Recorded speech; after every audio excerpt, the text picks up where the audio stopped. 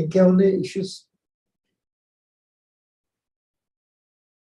అది పోనీయండి. ఓకే, నాకు టైం లేదు. ఇంకా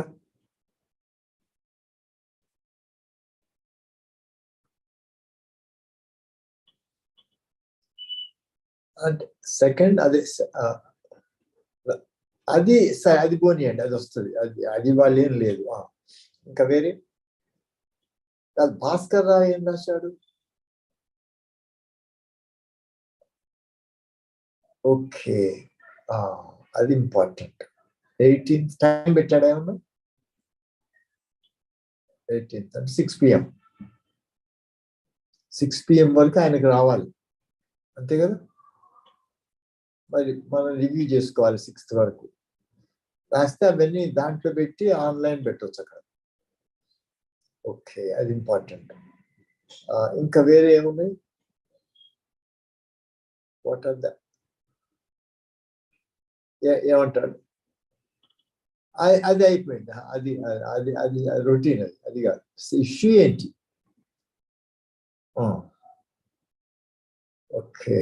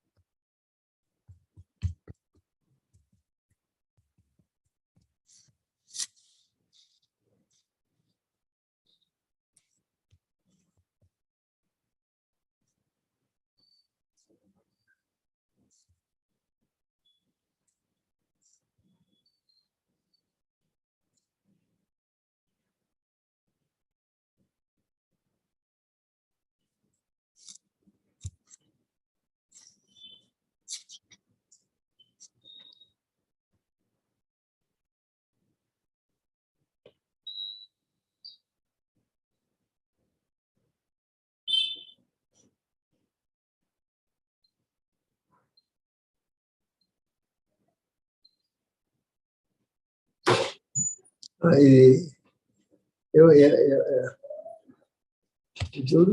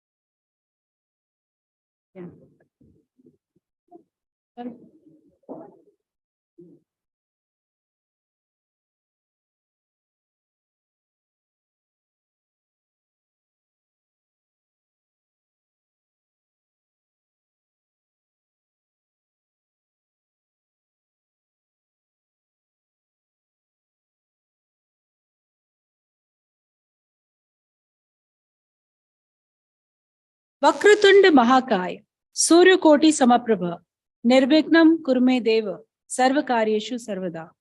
Thanks to Lord Ganesha who helped us in without Vighna conduction of day 1 of the Central Zone Vice Chancellors Conference being organized by Association of Indian Universities and proudly hosted by the Symbiosis University of Applied Sciences. I wish and pray to him that the day goes without Vighna today again. A warm welcome and good morning to all the guests, dignitaries, delegates for the day. Today we have gathered for the second day of the Central Zone Vice Chancellors Meet 2023 on the title Curriculum for a Holistic and Multidisciplinary Transformative Higher Education. It's the time to begin the technical session 3, the knowledge sharing on outcome-based learning. For the technical session 3, I request the chairperson of the technical session 3, Professor S.B. Tyagarajan, Sir, the Chancellor of the University and former Vice Chancellor, Madras University. Sir, I please request you to kindly take the seat on the dais. We welcome you, sir. I request Professor Dr. K.P. Mohanan, co-founder, Think Q, to kindly grace the dais with his kind presence. I request Dr. Basutakar J. Rao, Vice Chancellor, University of Hyderabad, to kindly come forward and grace the dais with your kind presence.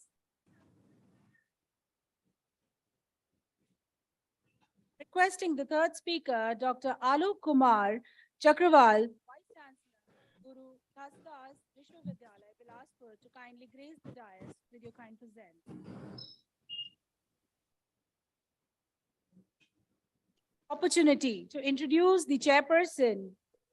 Professor S.P. Tyagarajan is a DSc in medical microbiology in addition to his PhD and MD degrees, and is a fellow title including those by National Academy of Science and National Academy of Medical Sciences. He has put in 50 years of teaching and research. He has till date completed 60 research projects funded by national and international funding agencies, also has published 359 research papers and 22 books. He is the recipient of 42 national, international, and state awards in recognition of his scientific and academic contribution. He has collaborated with international scientists, clinicians from 26 countries. It's an honor to welcome you, sir.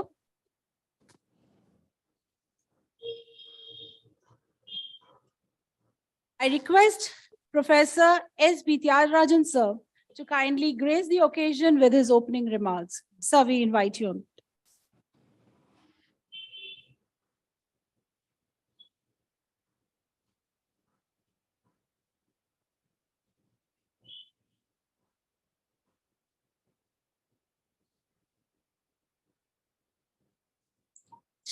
Have the slides, please.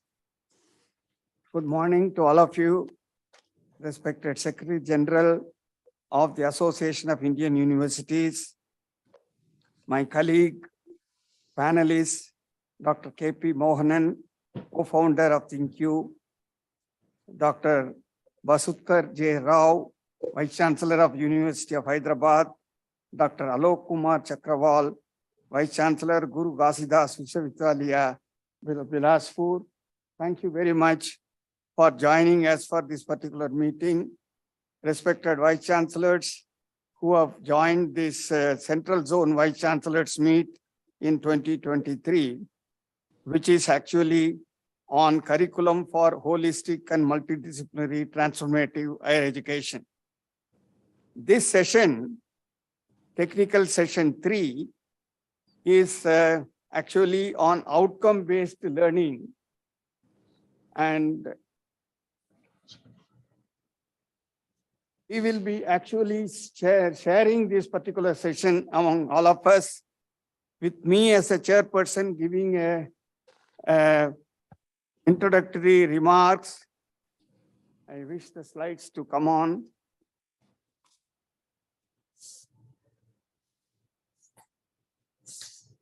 I'm only going to say some basics of the outcome-based learning to set the stage and to see that my colleague panelists are able to provide a good overview of the intricacies of outcome-based learning.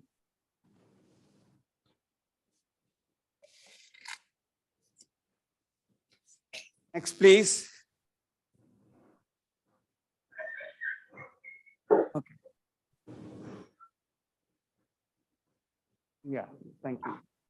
So what I am trying to convey to you, whether it is outcome-based education as it has been conventionally called, or the outcome-based learning as it is now being christened, has got two expectations: the outcome and the output. What is the difference between the two can be better elucidated when we understand the other speakers also. What we are trying to say today is that learning will result only in qualifications, a degree, which is a measurable quantity of knowledge. But however, what is insisted upon in outcome-based learning is the outcome, which means the competencies and abilities and the quality of knowledge that has been imparted to them. If you look at the competencies, it is defined as the ability acquired by the students to meet educational demands of society, It is to carry out a task successfully based on defined assessments of the outcomes, and it has both cognitive and non-cognitive dimensions. We will have our speakers elaborating on both cognitive and non-cognitive dimensions. Since I tell you that the outcome has also been a combination of the qualification and the competencies, and then of knowledge versus utilization of the knowledge, whether the students so qualified are able to utilize the knowledge fully well through various outcomes. The knowledge synergy with skill inculcation has come as another dimension of the entire thing. We all are now getting used to these terminologies of the learning outcome-based education, where we are now with courses which are as a defined theory or practical or theory come practical in a semester. We are all used to that, but however, these are the new terms that have come in now, which are essential components of the outcome-based learnings, because for each of the course, we have a course outcome that needs to be a very specific, essential learning component with a minimum of 3 to 4 course outcomes to be specified for them. And then the program is defined. What we were calling earlier as a course, BA degree course, now it is called as a BA program. And then you do have like course outcome, you also have program outcomes, which are almost the clear outcome statements which are expected to be able to generate at the time of graduation. The program educational objectives are those which are expected out of the successful students who are coming out, and then program specific outcomes, all of them resulting in graduation attributes. These graduation attributes, which can be any number, but usually it is 12 in number, are exemplars of the attributes expected of a graduate from an accredited program.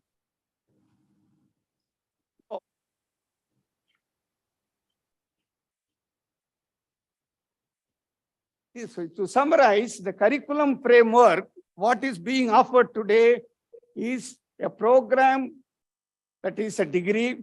The courses, which were earlier called as papers, they are to be modular and unitized with a clear learning objectives, unitized syllabi, and you have to provide further reading as textbooks, references, e-resources, etc., and end up with learning outcomes and outcome-based assessment processes.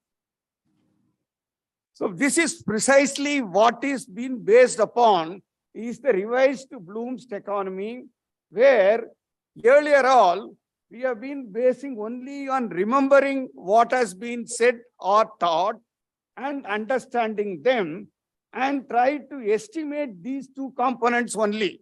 Whereas in the outcome-based education or learning processes, we try to see whether the student is able to apply that particular knowledge, analyze that particular knowledge, evaluate that particular knowledge, and also create some innovations out of them, creativity component. Thus, you just look at remembering and understanding as a recall from memory of previously learned material, which explains the ideas and concepts.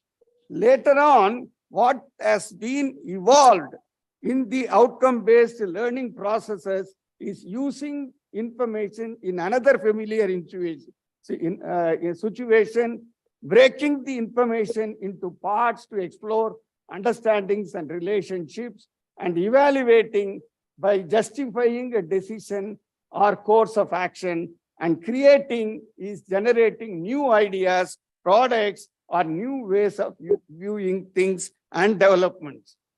So this is where I would like to stop here as an introductory part of it. And I would now request Dr. K.P. Mohanan, who will be talking on recognition, cognition of the outcome-based learning component, to start with. Each of the speakers I would request them to restrict themselves within 15 minutes so that we will have a good floor participation as well at the end of the whole session. Thank you all. Let me invite Dr. K.P. Mohanan, the co-founder of ThinkU, to take up this particular session. You would like?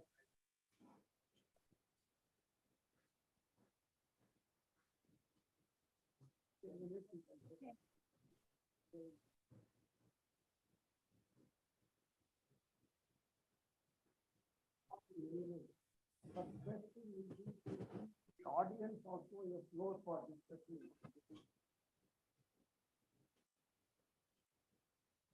It is left to your decision, sir.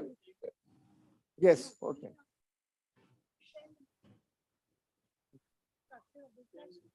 Ten minutes for speakers.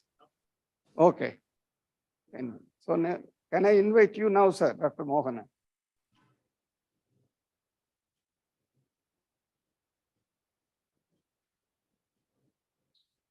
Introducing Dr. K.P. Mohan. He's a co-founder of Think Tank. He did PhD in linguistics from MIT and has taught at the University of Texas, Austin, MIT, Stanford University, and at the National University of Singapore, NUS.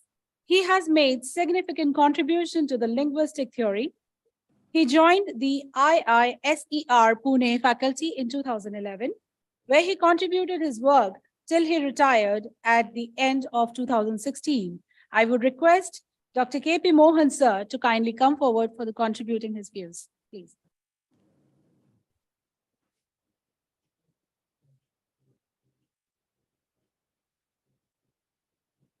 Thank you. What I'm going to do is to stop at the end of 10 minutes, no matter where I am.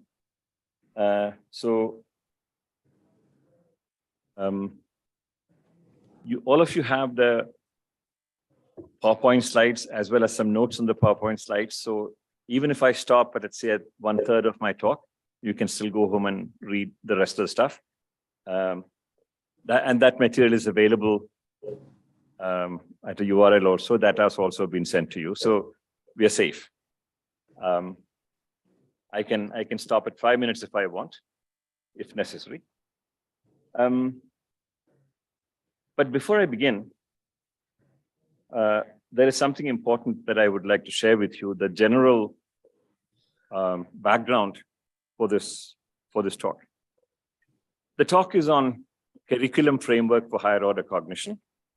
And to place that in perspective, what I would like to do is to share my dream of a university that pursues what my colleague and partner Tara Mohanan call Think Education. This is a dream that extends to school education as well. So all the way from class 1 to PhD programs and maybe even postdoc. So what is Think Education?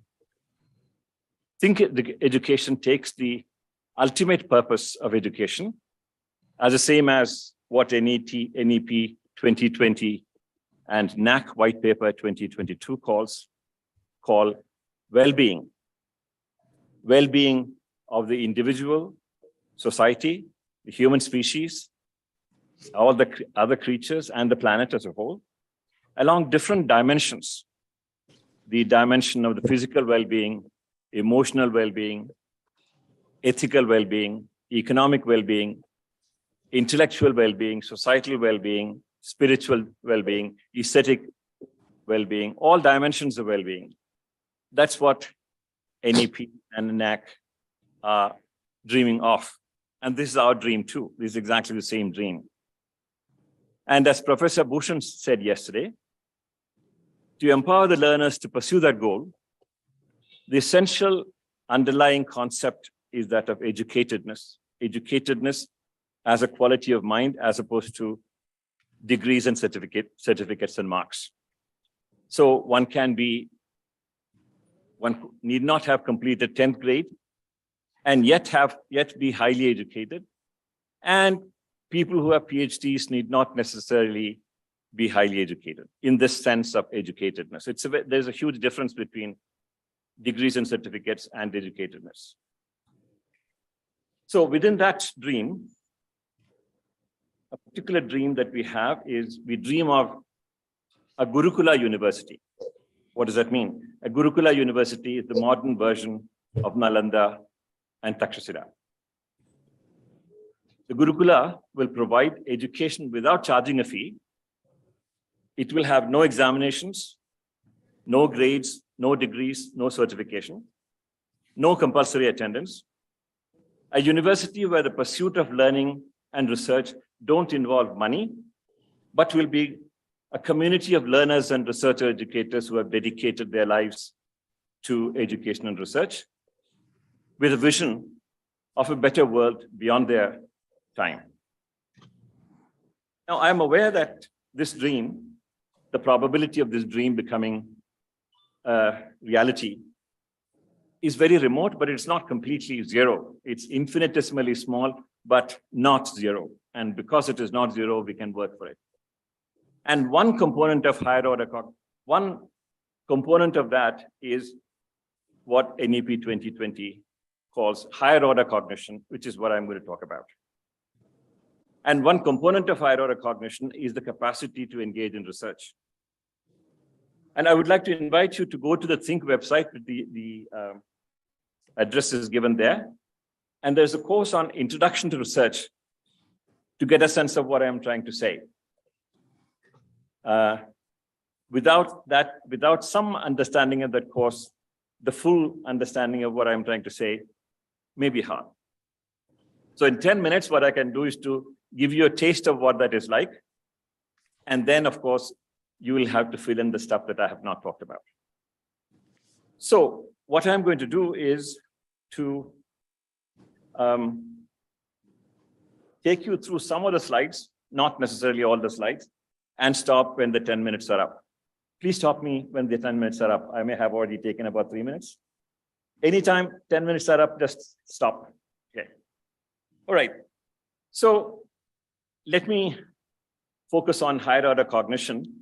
And to get a sense of what that is, I'm going to take you through some of the possible exam questions for master students as an illustration.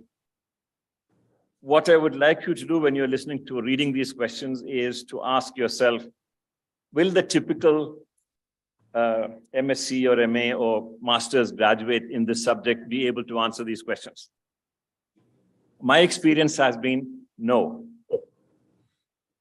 But can students for the 8th grade and 9th grade, if they're taken through a different kind of education, will they be able to answer the questions? And my answer, coming from my own experience, is yes. So how do you adjust this? How do you cope with this gap? So the first question is this.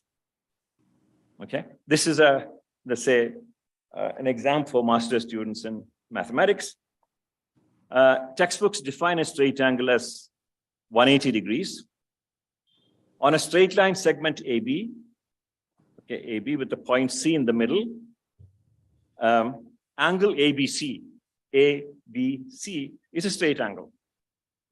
A triangle is composed of 3 straight lines, 3 straight line segments, and there are infinitely many points on any straight line segment. So there are infinitely many straight angles. So it couldn't be the case that the angle sum theorem that says the sum of angles in a triangle is 180 degrees. The result of reasoning from one set of premises is that a triangle sum of angles is infinitely many, and the other one is 180. So is the theorem wrong? And provide, the question is not say just right or wrong, but provide reasons. And when I give this question to master's students in mathematics, master's graduates in mathematics, they're stuck, they have no idea. That's a sad story.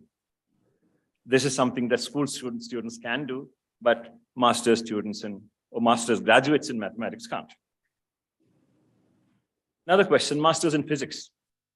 And these are quite often students who have done extremely well in their JEE and, for example, IISA students who have been the so-called cream of India's science population. So Newton's theory of gravity uses the concept of gravitational force. Einstein's theory of gravity uses the concept of gravitational field. Does that mean that the concept of force is unnecessary in a theory of motion in relativity theory? Provide reasons in support of your answer. Again, my students at ISA can't answer that question. And that's embarrassing. Okay? It's not their fault.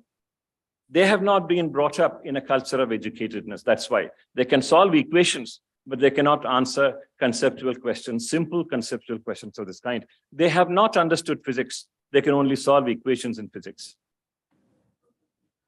My third question, masters in biology. Okay, here's a question. Sexual reproduction is found in both plants and animals. Given Darwin's theory of biological evolution that explains shared properties of two taxa is categories, in terms of common descent, this means that there is a sexually reproducing taxon that is common to plants and animals, but not other things. And they have come from that taxon. That's the only way you can explain sexual reproduction in both plants and animals. But not all plants have sexual reproduction, incidentally. This conclusion is inconsistent with the textbook trees of life. So there is one that comes from the reasoning, the other one that is stated in the textbooks. They can't both be right. Should the textbook trees of life be revised? Again, provide reasons. None of the biology students and master's graduates that I have talked to have been able to solve this problem. It's not a problem, it's simply a matter of conceptual understanding of biological evolution. Masters in economics. There's a restaurant called Noma, rated New York's best restaurant, and that is closing because given the post-COVID environment, the model is, this is what the newspaper report says, no longer sustainable. They're doing something else. They are evolving into a food laboratory instead of restaurant. If you accept the definition of sustainability as the ability to maintain or support an entity or process over time, sustainability is the same as Darwin's survivability in biological species. And it is closely related to evolvability. If a system cannot survive, that evolves in a different direction. Construct a theory of sustainability and evolvability that applies to both economics and biology. Again, this is a little more challenging, but by and large, master's students in economics can't do that. So my last example is masters in history. Textbooks treat the Egyptian civilization as a great civilization, even though the empire depended upon conquest and brutal treatment of slaves. Great civilization, ancient civilizations. They refer to the conqueror Alexander as Alexander the Great. And what was his greatness? Conquest. Should the epithet great be applied to such instances in history textbooks? Provide reasons in support of your answer. Again, if you haven't had experience of master's students, I recommend that you give these questions to your master's students and find out for yourself if my experience is consistent with yours. I'm not asking you to take my word for it, try it out with your students. And if you realize, if you see that master's students can't cope with these questions, then you have to seriously ask, what is our education doing? What should our education aim at? And the kind of Gurukula education that I suggested is a solution for that problem. 10 minutes up? Okay. My 10 minutes are up, but you have all the PowerPoint slides and the write-up, and you can read all those things and contact me or ask me questions now or later. Thank you.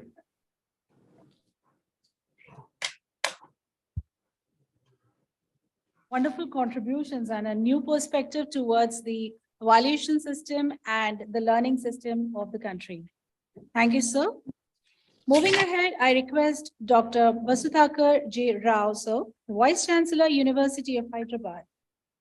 Sir is a senior professor, chair of biology, Dean Faculty at the Indian Institute of Science, Education and Research, IISER, Tirupati, Andhra Pradesh.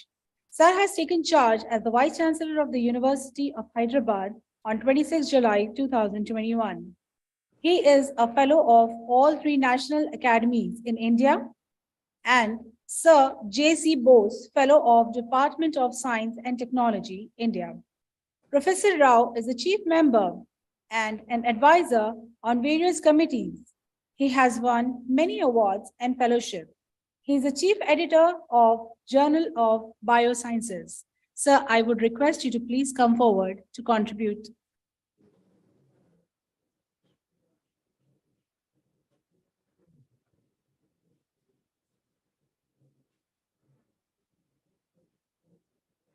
Next slide.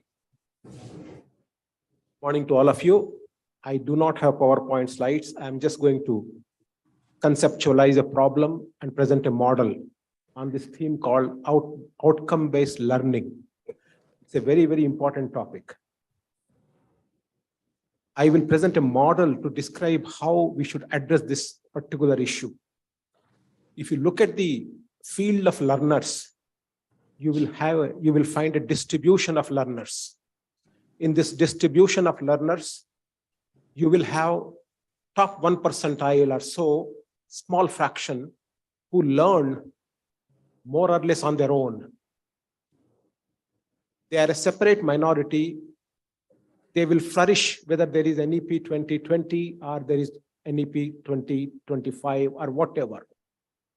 But in the distribution, you have a bulk mass, which largely requires a structured framework called education, called curriculum, called degrees. In this large mass, which requires a structured framework, we do what is called education, which we intend to give as a toolkit for learning.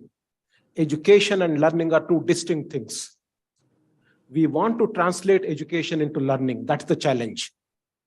And when we do learning, when we impart learning, the next challenge that we are dealing with today in this session is how do we measure the outcome of learning?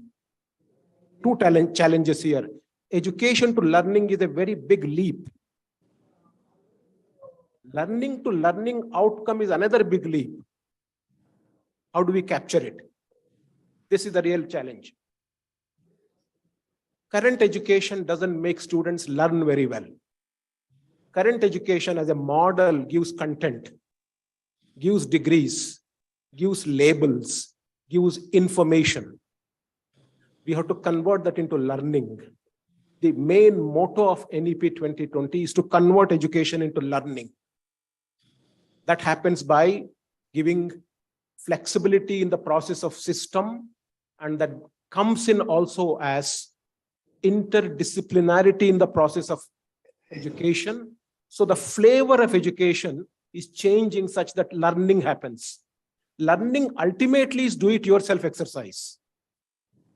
Whether you are in a classroom, whether you are outside the classroom, whether you are reading a book or whether you are thinking, ultimately is do-it-yourself exercise. It is you how to do it. So when you have to do it, what is that you need to know from outside? You need to know some information. You need to know the context of that information. You need to know the value of that education, that information, and you need to process it inside you. This processing skill is what we have to give in the process of education that ultimately converts into learning. Learning by nature is a diffusive process, directionless process. So through education, we need to create an ecosystem where students get the content, but get interested in the nature of the content so that they can educate themselves, they can learn themselves. Sometimes they need teachers, sometimes actually they do not need teachers. Sometimes teacher comes in the way of learning.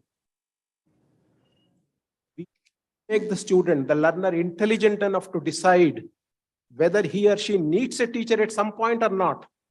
This is a question of how to make the learner intelligent. When you make the student intelligent through your discourse, through your hand-holding, through your classroom teachings, through outside the classroom teachings, then you are educating the child, the student. Then the learning process starts in the student, whether the teacher is there or not. So the real challenge of NEP 2020 is to create that inquisitive, intelligent mind in the student. Do whichever way you want it. Sometimes you need to use the curriculum. Sometimes you have to go out of the curriculum, come back again. Sometimes you have to do exams. Sometimes you do not have to do exams. So you have to be dynamic enough, flexible enough, so that you create certain interest, certain passion for education, so that the learning starts. This is an interesting but a dynamic model. NEP 2020 adds the dynamics to the system. Earlier models were very static. Once the learning starts in the student, understanding begins. And when understanding deepens, insights come out. When the student gets insights, that is when the student is learning. Teachers have to innovate themselves to devise methods to convey the insights, conceptual insights. Books help sometimes, books do not help sometimes. Experiments help sometimes, experiments do not help sometimes. Contexts help. Real world situations help. Apple fall for Newton was a context. Light bending in Einstein's mind was a context. So we need to provide those intelligent contexts to the student by the teacher. Therefore, teacher also has to learn a lot. So the student has to become a teacher, and the teacher has to become a student all the time. It's an interesting feed-forward cycle that we all have to be part of. NEP 2020 has the ingredients to set up this interesting loop, cyclic loop. Once we do that successfully, the student starts learning. Student starts understanding. When understanding and learning happens, skills naturally come up. You don't have to do anything very special for skill training. When the understanding happens in the mind, skills get generated. Now you need to set up an ecosystem where the students can come and do some experiments on his own, fail multiple times, and then succeed. He should get bitten by that success, fail again. That's the ecosystem we create, which gives rise to what is called the skill, quote unquote. Ability to do things correctly, ability to do difficult things correctly, ability to do complicated things correctly. That is the skill. That requires an ecosystem where people constantly interact, ask questions, learn, relearn, unlearn. Unlearning should be an important part of our process. So therefore, that kind of skill happens. So these are all the models as teachers. As teachers, we all have to devise on our own. No book prescribes, no curriculum prescribes. Dynamically, you have to do it on a day-to-day basis. It depends on the flavor of teaching you are doing. If you are teaching physics, it's a different flavor. If you are teaching management, it's a very different flavor. If you are teaching pure mathematics, it's a very different flavor. So depending upon the flavor that you are teaching, you need to design your own methods of innovation. And nobody tells us how to innovate, because innovation is such a beast. You have to do it yourself.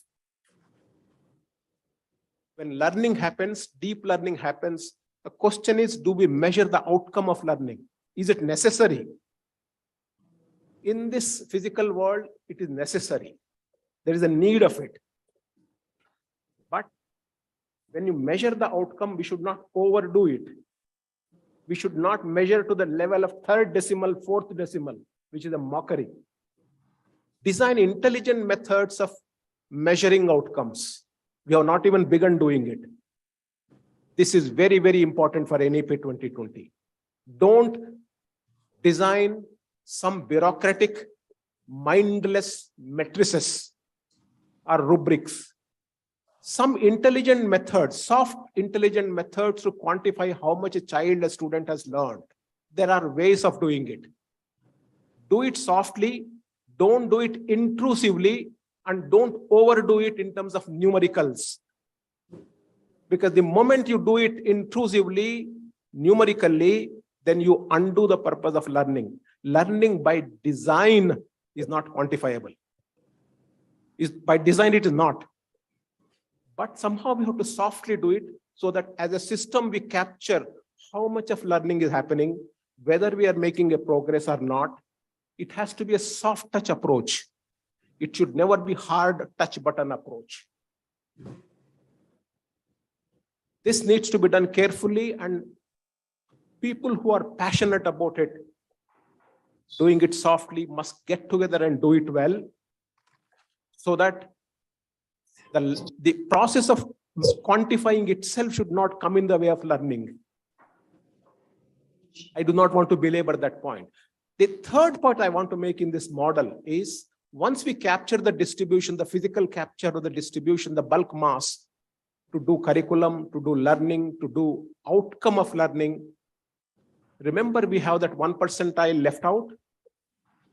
Those who innovate, those who push the envelope, those who invent, those are the Einsteins, or Bill Gates, Michael Faradays, Mahatma Gandhis.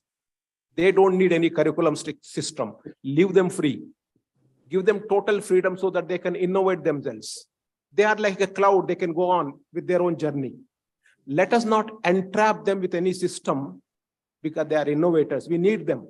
In any system, unless there is 1 percentile innovators, real innovators, 99% all of us as engine parts do not sustain.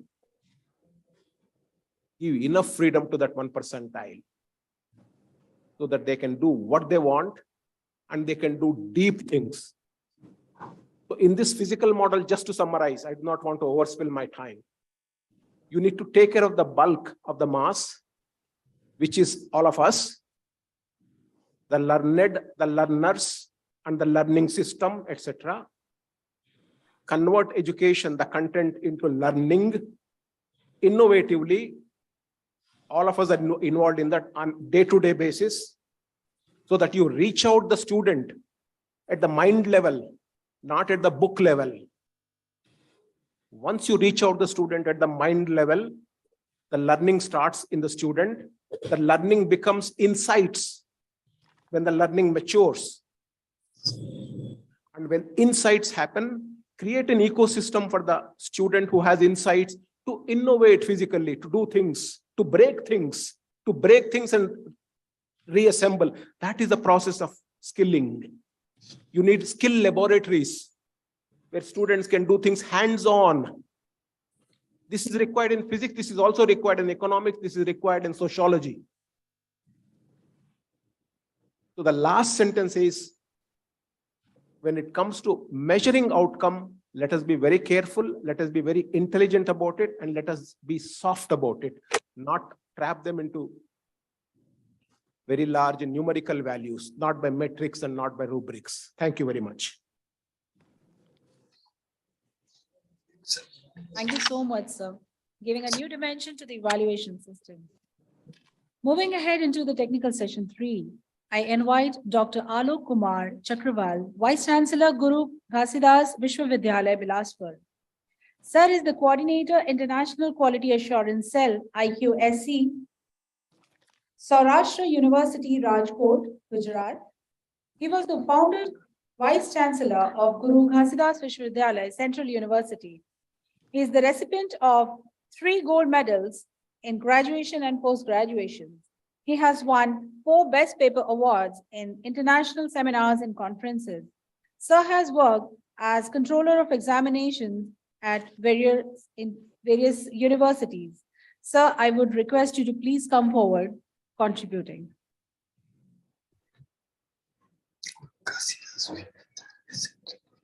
Thank you for inviting me here. Most Honorable Secretary General of Association of Indian Universities, Dr. Pankaj Mittal ji, Vice President of AIU, Professor G.D. Sharma ji, Chairman of this technical session, Professor H.P. Tyagarajan ji, my co-speaker, Dr. K.P. Mohanan, Professor B.J. Rao sir. This is a great opportunity to share with you my thoughts on outcome-based learning. And I hope everybody understands Hindi. I love speaking in Hindi, so I'll be switching over to that. If you are not comfortable, jargons will certainly be in English, so you need not to worry about that. So what is outcome-based learning? We keep on talking, and board of studies, and then academic council, and lot of mind-boggling exercises, and hardly people care about it. Talk and talk, have dinners and lunches, breakfast and teas, and Prithvi sir, I forgot to take your name. You are also in the audience. So what is outcome-based learning? In fact, I did a project with the British Council. There's a program going on, TESTA, T-E-S-T-A, TESTA, you might be. In 2013, I was with them. And I visited a university called Bath and Spa University, where they don't believe in summative assessment. जिसे हम सारांशित मूल्यांकन कहते हैं, we call it summative assessment, and they are doing this formative assessment, means रचनात्मक मूल्यांकन. So what is formative and what is, I mean, see, what is outcome based learning? अगर एक बच्चे को आप LLB पढ़ा रहे हैं तो he should be able to understand things after 15 days or in a month or 3 months, and that everything is being recorded. उनका जो assessor है, that assesses कि क्या सीखा इस बच्चे ने. LLB करके बच्चा निकलता है, he is not able to write a well application. ये हम outcome based learning दे रहे हैं. BA करके बच्चा निकल रहा है, he is not able to teach in the classroom. So we are lacking somewhere. Bloom's taxonomy की बहुत बातें करते हैं, पता नहीं क्या हम उसको घोल के पी जाते हैं. We are not doing any justice to that. मैं आपको एक छोटा सा एग्जाम्पल दे रहा हूँ. एक हमारे मित्र हैं, उनका नाम है, नाम लेना भी, दामजी बाई कोरिया, गुजरात के रहने वाले हैं, मगर पर्थ में आजकल वो सेटल्ड हैं, ऑस्ट्रेलिया में, and very well of family. और उन्होंने मुझे बताया कि आलोक जी, मेरा काम दर्जी का है, मैं दर्जी हूँ, not tailor. When we call it tailor, it sounds very good. When we talk in Hindi, darji, then, oh, darji छोटा आदमी होगा. So this is the kind of mindset we are carrying. Tailor is a good man, but darji is somewhat smaller. तो मैंने उनसे पूछा कि how do you train your, trainees? उन्होंने कहा ऐसा है, आलोक जी, मेरा बड़ा सीधा सा फंडा है. मैं किसी भी नए आदमी को 3 साल तक अपने यहाँ रखता हूँ, उसको 1 रुपया नहीं देता हूँ, मगर अपने घर में ही खिलाता हूँ, उससे कटिंग कराता हूँ, स्टिचिंग कराता हूँ, बकरम कटवाता हूँ, इंटरलॉकिंग कराता हूँ, और 3 साल में वो ट्रेंड हो जाता है और जा करके अपना बिजनेस अच्छे से करता है और सेटल्ड है. मेरे देश में कम से कम 50 हमारे सिखाए हुए टेलर्स होंगे जो अच्छा काम कर रहा है. So this is how is outcome based learning going on. अब इसी के साथ एक सर्टिफिकेट को इंटीग्रेट कर देने की जरूरत है. कैन वी डू इट और वी कांट डू इट? यहां बैठ करके हम चाहे जितनी बातें कर लें. ऑफ डिमांड की एक बात मैं बता दूं, अभी जो कोका कोला आप पीते हैं उसमें जो कंसंट्रेट आता है वो दुनिया भर को नहीं बताते. आप सर पटक के फोड़ जाइए. और हमारे अकाउंटिंग में एक टर्म आता है ट्रांसफर, उसमें ट्रांसफर प्राइसिंग का एक मुद्दा आता है. तो वो ट्रांसफर प्राइसिंग के नाम पर अरबों खरबों रुपया यहां से ले जाते केवल वो कंसंट्रेट लाने ले जाने का, और वो फार्मूला किसी को नहीं बता रहे. मगर टुंडे का कबाब आप देख लीजिए, फार्मूला आपको पता चल जाएगा लखनऊ में. वो मैकडोनाल्ड में आप लोग सभी लोग जाते हैं, पेरी पेरी करके एक चीज आती है, कभी फार्मूला पूछ के देखिए, बताएंगे नहीं आपको. ये है डिमांड एंड सप्लाई का किस्सा. तो जब मैं यूनिवर्सिटी, ये बाथ एंड स्पा यूनिवर्सिटी में था, तो एक स्टूडेंट से मिलने का मौका मिला. She was pursuing her teachers degree for 6 years. Why she was not able to? There was no final examinations kind of thing. There were assessors, and they will assess if you are capable of teaching or not. and only you will be getting your degree. तो outcome based learning का सीधा सा मतलब है कि आप क्या सीख रहे हैं, खाली किताबी बातें ये वो फलाना ढिकना, nothing doing. You tell me are you able to do it और not able to do it. मैं कई बार, मैं इंटरव्यू सिलेक्शन कमिटी चल रहा था, I am sharing with you. मैंने एक बार प्रश्न पूछा, लॉ का इंटरव्यू चल रहा था, मैंने पूछा tell me who was Brahmadatta in Mohori Bibee versus Dhandas Ghosh. यहाँ काफी सारे लॉ के प्रोफेसर बैठे होंगे. बेसिक चीज है, 10 में से 8 लोग नहीं बता पाए कि ब्रह्मदत्त कौन था. I am not a man of law. Simple सी चीज है, जनरल बातें हैं. मैंने एक केमिस्ट्री वाले से पूछा, बताओ O2 में से O3 बनाना है, कैसे बनाओगे? सर हमको नहीं पता. See, this is the kind of learning going on. अगर हम यही करते रहेंगे और केवल किताबी डिग्री के साथ हम चीजों को चलाते रहेंगे, हम फॉरगेट अबाउट दिस. अभी पता नहीं कितना समय लगेगा. मैं एक छोटा सा एग्जांपल बताऊं आपको, डिमांड एंड सप्लाई का एग्जांपल. एक हकीम साहब थे. अब हकीम जो दवाएं बताता है वो सारी बाजार में मिल जाती हैं. तो किसी का मन हुआ 10 रुपया दिया, किसी ने 5 रुपया दिया. और वो हकीम साहब गरीब के गरीब ही थे. उनका एक शागिर्द था, अल्लू करके, एक दरी पे बैठे रहते थे.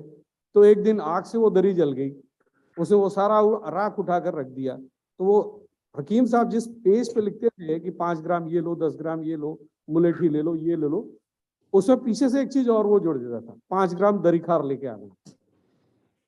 और वो बंदा जाए पूरे शहर में ढूंढ के आया, कहीं दरीखार नहीं मिलता था. तो फिर उनका लल्लू जो था वो कहता था कि मैं दरीखार दे रहा हूँ, लाओ 50 रुपए. पता चला धीमे धीमे हकीम साहब की अमीरी बढ़ने लगी.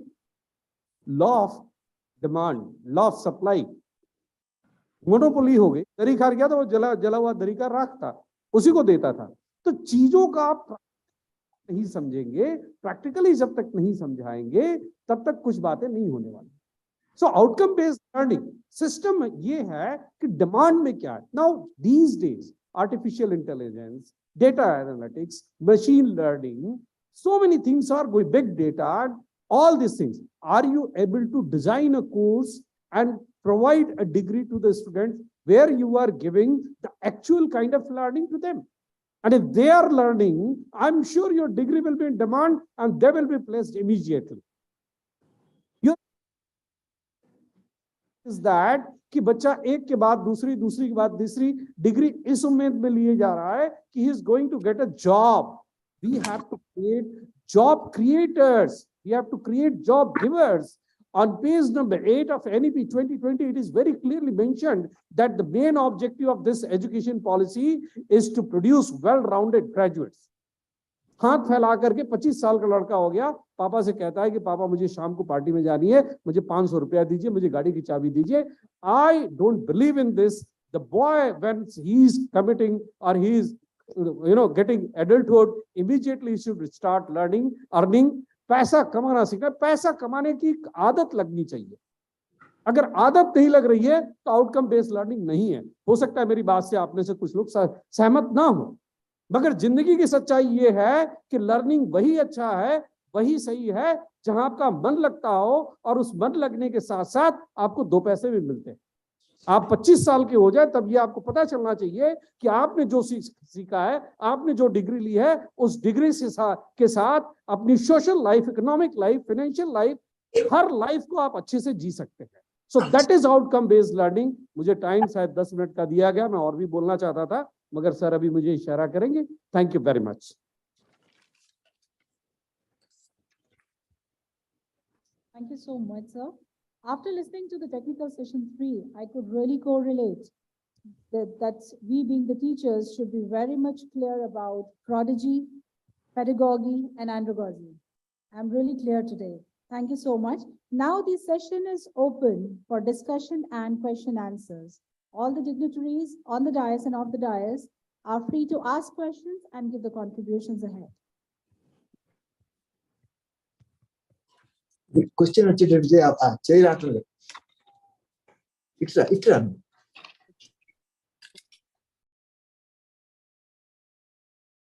The summary of this session, which has communicated very effectively the various components of the outcome-based learning. In my introductory talk, I just only gave glimpses of the basics of the outcome-based education versus outcome-based learning, wherein how it is different from outcome and output, which actually determines not only just the qualification as degree, but also the competencies. Not to have, based upon the NEP 2020, the structure of the programs that are to be conducted, it must be going along with hand-in-hand outcomes based upon the learning outcome-based curriculum framework, for which the revised Bloom taxonomy will go beyond recollection from the memory to analyze, apply, and to have creativity. Then, as very clearly outlined that NEP 2020 and the NAC White Paper 2022 emphasize the need to incorporate higher order cognitive capacities Hand as raising on. core component of curricula. Yeah, he has also outlined the goals and needs. What are the learning outcomes that the design of a curriculum for higher order cognition should aim at, and what pedagogical strategies should a curriculum employ to achieve the learning outcome it chooses to aim at, for which he has given a structure as well as some sample analysis.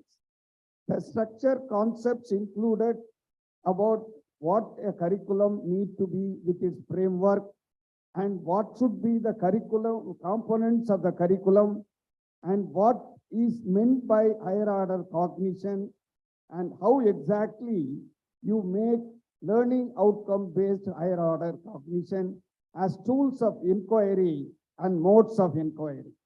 He has given some samples for masters in mathematics, masters in physics, masters in biology, masters in economics, and masters in history.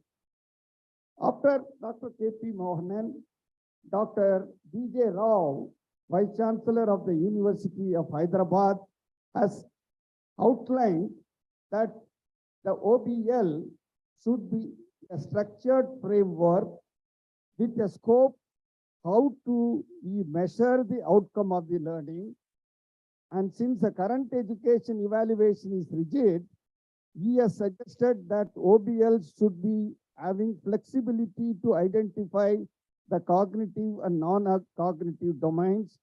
The anticipation of OBL is to assess the student's performance both in the classroom and outside the classroom. The ways of learning need to be matching with its evaluation was his thought. And NEP 2020 requires contextual real-time experience estimation, and the way contents are provided to the students is to provide opportunity to the students to incorporate the skill inculcation as well as the skill estimation as components of evaluation. Designing methods for evaluation need to be not a rigid kind of a methodology, but it should be in a flexible mode and innovative to measure the outcome of such a outcome-based learning. There need not be any bureaucratic mindset kind of a methodology that should be adopted, and it had to be innovative and flexible. That is what he concluded. Our next speaker, Dr. Alok Kumar Chakrawal, the Vice Chancellor of Guru Ghasidas Vishwavidyalaya, Bilaspur, has outlined the outcome-based education as a tool of holistic progress toward the learning outcome-based curriculum framework has to be the basis for such a kind of a holistic progress of the student development. Therein, the skill building component has to be an important inclusion into it, and the whole education has to lead the students to become job creators and not job seekers. With this, I conclude the summary of the sessions, and now we have about half an hour's time And I request the floor to really put in the questions, and so that we will be able to precisely answer to the questions that are being asked for. I request you to kindly identify yourself and then put in the question specifically to any of the speakers or open to the panel as it is. I leave it to the revered vice chancellors who have joined. Can I ask a question, sir? Open session for interaction. Can I ask a question, sir? Sir, can I ask a question? I am Professor Mahendra Reddy. Am I audible? Am I audible? I am Professor Mahendra Reddy. Can I ask a question, So sir? that in the valedictory, we can prepare and present the report. Can I ask a question, sir? Vinayak Tiwari from Shivaji University, Gwalior, as Vice Chancellor.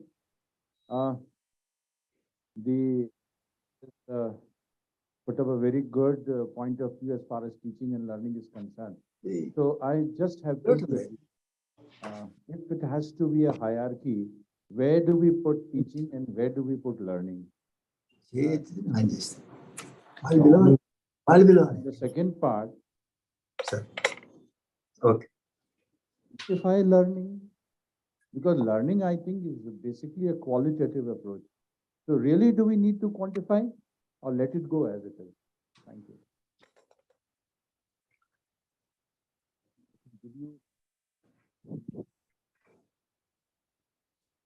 It does not represent any official positions.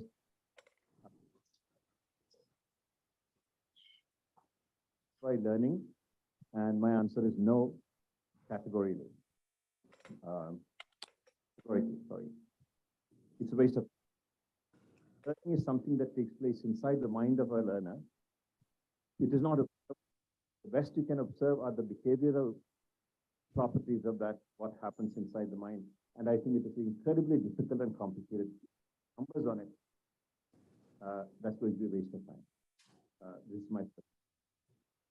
For which should come first, I think the highest priority is student learning.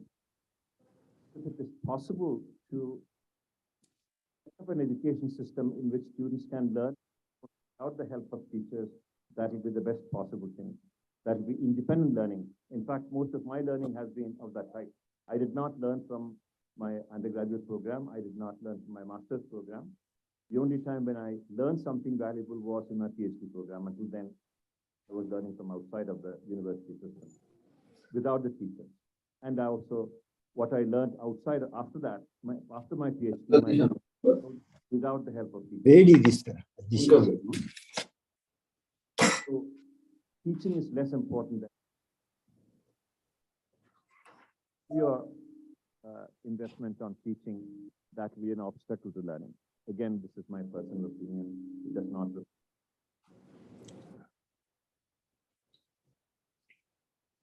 Sir, can I ask a question? Sir, can I ask? Much above education and teaching.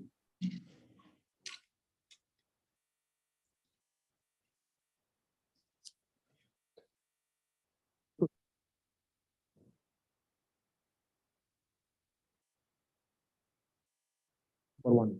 Number two, do we measure the outcome of learning? At a macro level, perhaps we need to design some method. It's not required. Learning cannot be quantified, but at a macro level, so that as a system, we know we are making progress. Outcome measurement we have to design at a macro level. To give my thought on this, even though the ideal way, what Dr. Mohanan says, I join with Dr. Rao in saying that we need to have a kind of quantitative, not absolute 100% quantitative, but there is what is called as a relative grading methodology, which has been put in for the outcome-based learning, wherein both the quality of learning and quantity of learning are put together, and you are able to have a more or less holistic kind of an assessment that may be suitable for today's learning-based curricular framework methodology.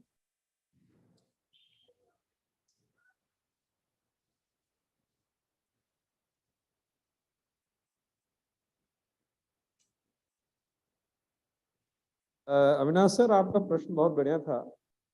मैं समझता हूँ इसको अलग नहीं कर सकते, दोनों साथ साथ चलता है।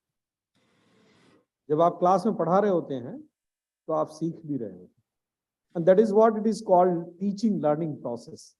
अगर एक शिक्षक क्लास से नहीं सीखता है तो वो पढ़ा नहीं, कुछ मोनोटोनस काम कर रहा है। और कई लोग कहते हैं कि मैंने अपना सिलेबस पूरा कर दिया है, और जो शिक्षक ये कहता है कि उसने सिलेबस पूरा कर दिया है वो शिक्षक कहलाने के काबिल नहीं। यू आर 7 टीचर, और टीचर हर वक्त सीखता है, हर क्षण सीखता है, हर क्लास में सीखता है, हर बार सीखता है। ये नहीं कह सकता कि हम नहीं सीखता है, इसलिए टीचिंग लर्निंग हमेशा साथ में चलता है। और दूसरा आपका एक क्वेश्चन कुछ और था, क्वांटिफाइंग। देखिए ऐसा है कि लिकर्ट स्केल क्यों बना, आप कहते हैं ना बताइए 5 पॉइंट स्केलिंग पे बताइए। आज आपका नैक असेसमेंट होता है, क्वालिटी असेसमेंट होता है ना, अभी उन्होंने चेंज किया 10 फरवरी से एक नया मैथोलॉजी लागू होने जा रहा है, जिसमें यूनिवर्सिटीज को करीब 34% उन्होंने क्वालिटेटिव तो असेसमेंट तो हो रहा है। भाई आम कितना मीठा लगा, आप उसको कहिए बहुत मीठा लगा, तो टी टेस्टर बैठे रहते हैं आसाम के जंगलों में, कई लाख रुपए की सैलरी होती है, क्वांटिफाई कर रहे हैं कि नहीं कर रहे हैं? So education is also needs to be quantified. This is why what I personally, sorry sir, you don't take it otherwise, हाँ? इसको क्वांटिफाई करना पड़ता है आपको। आखिर ये बताइए कि आज एक्स यूनिवर्सिटी के लोग पीछे क्यों भाग रहे हैं? वाई कहते हैं कि यहाँ नहीं जाना है, माता पिता आते कहते हैं हमारे यहाँ अगर ये टीचर है तो हमारे छोटे बच्चों को किंडर गार्डन में, मैं बताइए बच्चों केजी में आप बच्चे को पूछे टीचर कौन है, उसका ट्रेनिंग हुआ कि नहीं हुआ, उसकी क्वालिटी क्या है, उसकी रेटिंग क्या है। एजुकेशन में भी ये सारा करना पड़ेगा, और नहीं करेंगे तो आप पीछे रह जाएंगे। बाकी तो ठीक है, बातें चाहे जितनी करें। Thank you very much. Question there. Can I ask a question? I am online. Hello.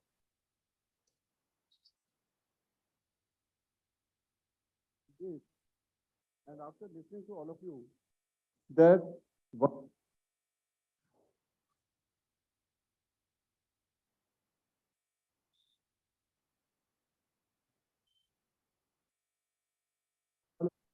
Sir, I am Lieutenant General V.K. Sharma, Vice Chancellor, MIT University, Gwalior.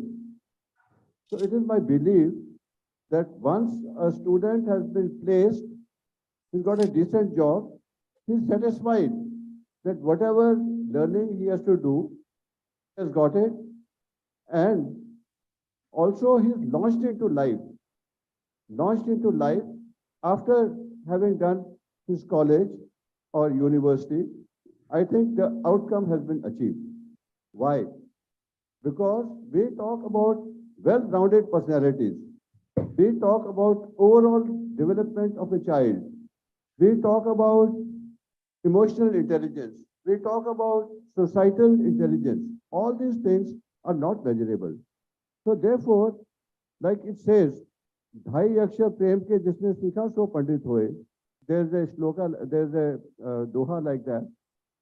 So what it means is that these learnings which are there in the brain cannot be quantified. The life processes which are there, the art of living which is there, those things not quantifiable. And those students have to learn from the teacher, teachers have to learn from the students have to learn from the peers as well.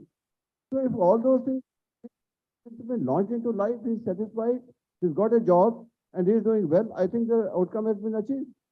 That's it. It's just a comment, my views.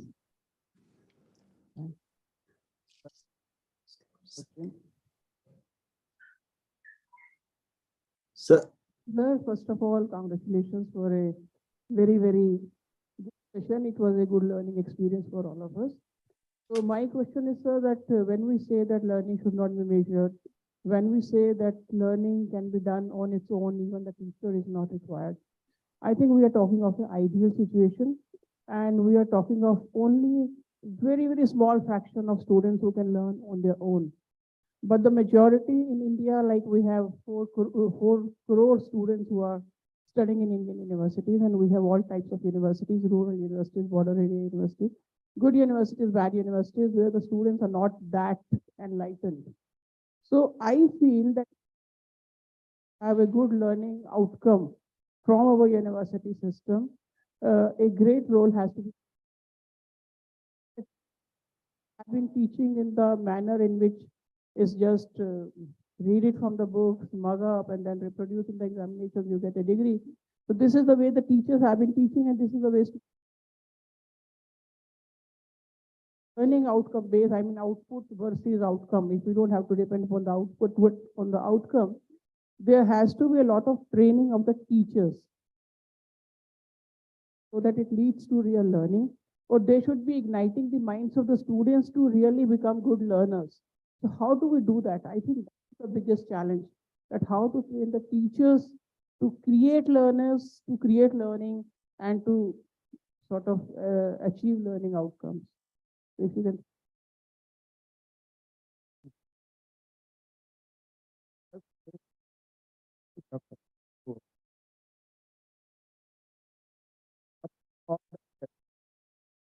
That has been evolved now,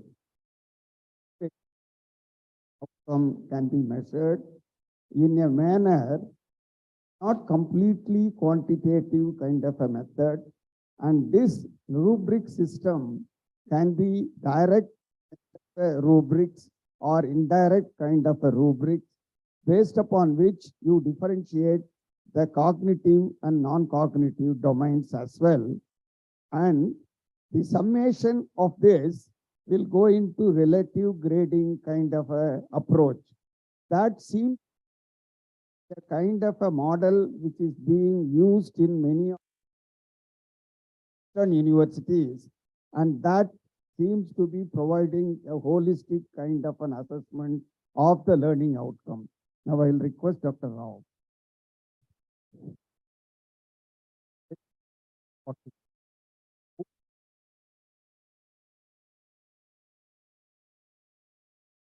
Not content conveyors. This is an issue. Classroom is one-way information flow, typical classroom. We have to create classrooms which is much more interactive. Questions in the minds of the students. So it should be an interactive session.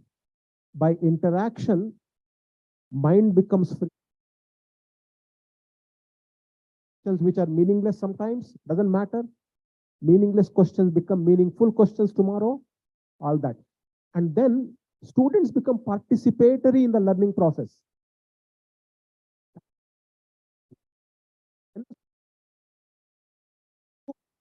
Let me go and read on my own without the teacher.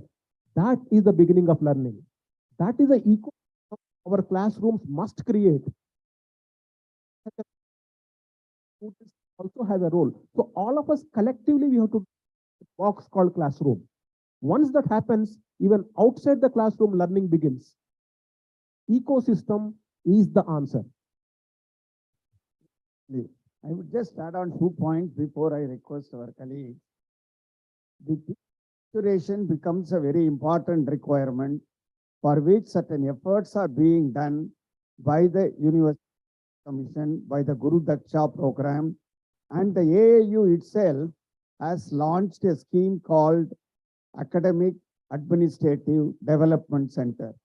This particular center is primarily intended for bringing in capacity building for teachers as well as the administrative echelon of the institution, so that whatever reform that we are able to bring about will be able to facilitate it through capacity building by utilizing this particular center.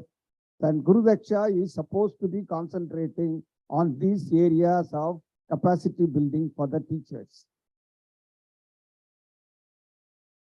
This is your question at one is undergraduate education, the other is school education. Assume for the moment that our undergraduate students are capable of reading on their own and learning on their own. This is not, I know this is not reality, because most undergraduate students that I have seen are incapable of reading. They're illiterate as far as reading is concerned, reading and understanding is concerned. But let's assume that situation exists. If so, suppose you change the idea of teacher to learning facilitator, and the teacher's role would be to point to things from which students can learn on their own. Let me give you 3 examples. There is a fantastic course on Classical Mechanics by Walter Lewin, available on YouTube by MIT Professor Walter Lewin. I have not seen a better course on classical mechanics than this one. And what a physics teacher can do is to say, go learn from Walter Lewin, and I will help you solve your problems, things that you cannot ask Walter Lewin, we will discuss and figure out. There's an excellent course on psychology, Introduction to Psychology by Paul Bloom at Yale. Again, I don't think I have seen a better course, Introduction to Psychology. So the teacher's role would be to say, go to Paul Bloom and learn, then I will provide supplementary materials. Likewise, there's an outstanding course by Robert Sapolsky from Stanford on the behavioral biology of human behavior.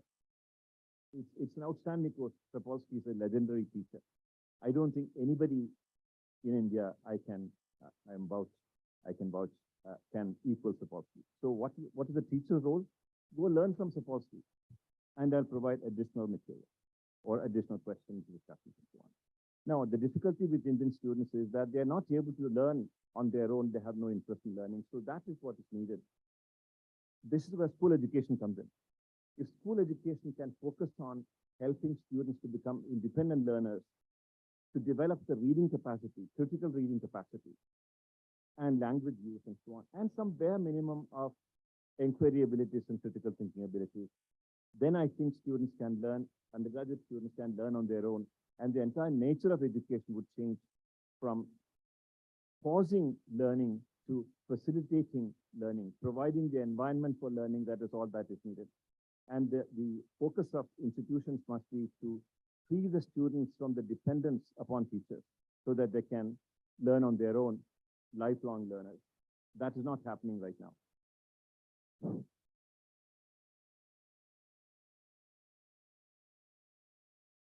Well, we need to understand what Pankaj ma'am asked. There are two things. One is tangible and the other one is intangible. So knowledge is intangible, and we always use outcome for knowledge progression. If anything is getting materialized in terms of intangible, then we use this terminology. And for tangible things, of course, we know output.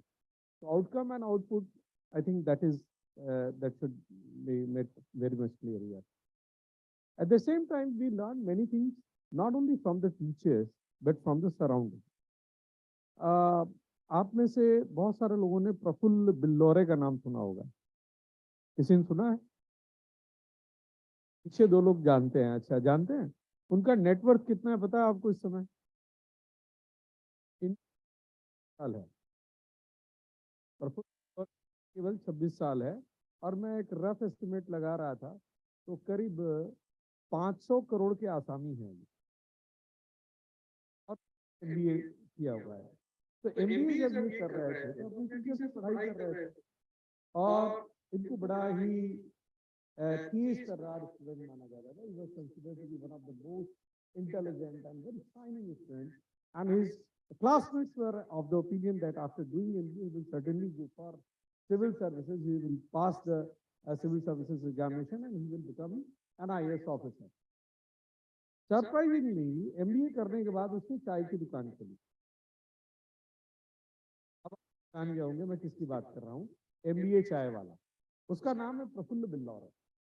अब उसे बताइए चाय की दुकान खोलनी है, ये साफ काम करना है, मान लीजिए फाइनेंस पढ़ा होगा, मार्केटिंग पढ़ा होगा, HR पढ़ा होगा, है स्ट्रैटेजिक मैनेजमेंट पढ़ा होगा, OB पढ़ा होगा, ये सारी चीजें उसने पढ़ी होंगी, मगर बाकी चीजें कहाँ से सीखी? आज वो वेंचर कैपिटल में है, आज वो ट्रांसपोर्टेशन में है, टी गार्डन्स में है, केवल चाय नहीं बेचता है, मेडिसिन में है, बहुत सारी चीजें हैं। तो जो लर्निंग हमारी होती है वो केवल क्लासरूम में नहीं होती। Learning is taking place from the surrounding also, and there are hundreds and thousands of examples. Of course, हमारे एमिटी वाले वाइस चांसलर साहब ने कहा कि जहां उसका प्लेसमेंट हुआ, लर्निंग आउटकम का काम पूरा हो गया। एक छोटा सा एग्जांपल बता के मैं अपनी बात खत्म करूंगा। एक साहब थे, उन्होंने IIM कलकत्ता से PGDC किया। उस समय शायद उसको MBA की डिग्री नहीं बोलते थे, या शायद MBA का डिग्री लिया उन्होंने। करने के बाद वो एक बहुत बड़ी कंपनी में, एक बहुत बड़ी बैंकिंग ऑर्गेनाइजेशन में वाइस प्रेसिडेंट बन गए, और वाइस प्रेसिडेंट बन गए, शादी ब्याह हो गया, बच्चे हो गए, बड़े प्रसन्न हो गए। फिर एक नौकरी छोड़ दी, तो हालत खराब कि भाई नौकरी छोड़ के आ गया। वाइस प्रेसिडेंट तो बहुत बड़ी पोजीशन होती है। तो पत्नी ने पूछा क्या कर रहे हो, क्या करना चाहते हो? तो उन्होंने कहा मुझे किताबें लिखनी है। बड़ा मजाक है, घर के लोग काफी परेशान। Started writing novel. तो मेरी एक किताब है स्ट्रेस मैनेजमेंट के ऊपर। तो बॉम्बे एयरपोर्ट पे एक आपने देखा होगा क्रॉसवर्ड करके एक शॉप है, किताबों की दुकान। तो मेरी बुक वहां पे क्रॉसवर्ड पे लगी हुई थी, तो मैं बड़ा प्रसन्न हुआ। तो तब तक उसकी आज से करीब 5 साल पहले की बात बता रहा हूँ, तब तक मेरी उस किताब की करीब 25,000 कॉपियां बिक गई थी। तो मैं बड़ा कॉलर वगैरह ऊंचा कर रहा था, बड़ा खुश हुआ, 25,000 किताबें बिक गई, रॉयल्टी वाल्टी भी मिली थी, पैसा भी मिला था। तो ऑल ऑफ सडन जो वहां पे वॉलंटियर्स थे उनको पता चला कि ही इज द ऑथर। तो उन्होंने कहा सर आप अपना ऑटोग्राफ दे दीजिए, तो इससे हमारे किताब की वैल्यू बढ़ जाएगी। उन्होंने कहा ठीक है। मैं अपने आप को हीरो समझने लगा। ठीक है, ये सारी घटना हो रही थी। उसी के बगल में एक किताब पड़ी हुई थी, तो उसको उठा के, रूपा पब्लिकेशन की किताब थी वो, तो मैंने पीछे पलट के देखा, तो उस पर लिखा था more than 2.9 million copies sold. कितना? 29 लाख किताबें से ज्यादा किताबें बिक चुकी हैं। तो मैं आकाश से नीचे धड़ाम से गिरा। मैंने कहा ये इसने 29 लाख बेच दी, मेरे 25,000 बिक गए, तो मैं अपने आप को बहुत बड़ा तुर्रम समझ रहा हूँ। ये वही जन है जो वाइस प्रेसिडेंट का जॉब छोड़ के, और किताब का नाम था मेलुहा। अब सभी जानते हैं आप। तो बहुत तरह की लर्निंग होती है। मैं अमीश त्रिपाठी की बात कर रहा हूँ, आप सभी लोग जानते हैं। तो बहुत तरह की लर्निंग, जो आउटकम बेस्ड लर्निंग की हम बात कर रहे हैं, आप अपने एनवायरनमेंट से भी सीखते हैं। और वो जो सीखना है वो ज्यादा इसलिए इंस्टीट्यूशनल जो क्लाइमेट है, इंस्टीट्यूशनल एनवायरनमेंट है, वो भी काफी मायने रखता है। I hope I have satisfied your queries. Thank you very much. Question for the session. Sir, I am Dr. S.R. Chaudhary, ITM Nagpur University, Vice Chancellor. Since yesterday, in the context of NEP, we are talking about all multidisciplinary and now today outcome-based education. So whatever examples till now quoted, they all were the entrepreneurs. And in India, the education is on mass scale, not for individual or 1% or 5%. And teacher's role is major role. And that's why in the group of 60 students, the quantification is required, and teacher has to define some device or mechanism to quantify the learning. Because the teacher who is available now in the colleges came from the old system of education. And that time the education only was to get the job. Now the NAP expects the entrepreneurs. So here outcome-based education, when delivered to the student, then teachers are also to be assessed with some parameters. Till today, teachers are being assessed and evaluated with output base. So will there be any change in the assessment and evaluation of the progress of a teacher? Because it is important, otherwise the link will be not completed, or circuit will not be completed. I'm not a big believer of assessments. Too much of assessments in a system is counterproductive. I believe teachers' role is very, very important, very paramount to create an ecosystem where teachers are also getting trained constantly. They're learning.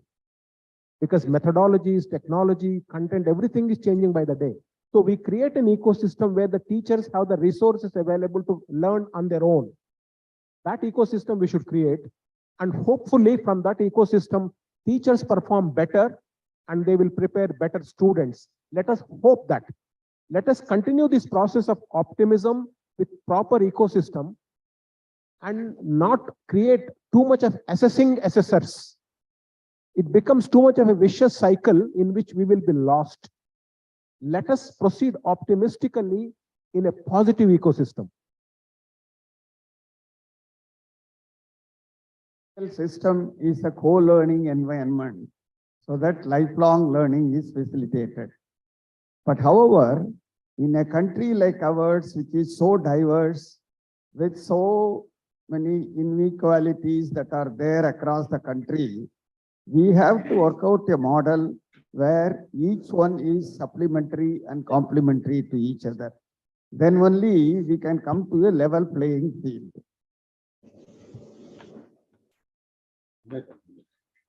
I'll just give you my personal experience. When I was admitted to the PhD program at MIT, they did not ask for my mark list. They didn't care. I did not even know what GRE was. And I had done very badly in all my exams, my bachelor's exams, my master's exams. And if they had gone by those things, I would not have been admitted. And they did have some kind of grading system. So if they give you an A grade, and if you get a B grade, that's an indication that you are not learning. That's all.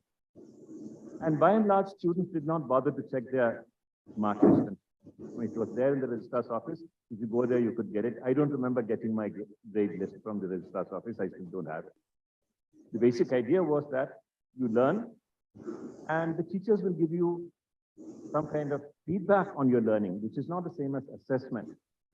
So I still remember at the end of my second year, my professor told me, you seem to be doing well quite in phonology. You don't have to worry about phonology. It's one of the subjects.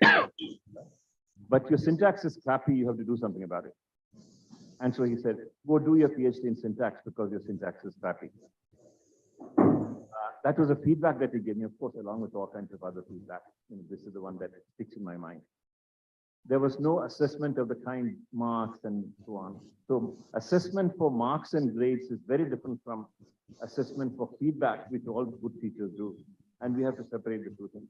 Feedback is for further learning, improved learning.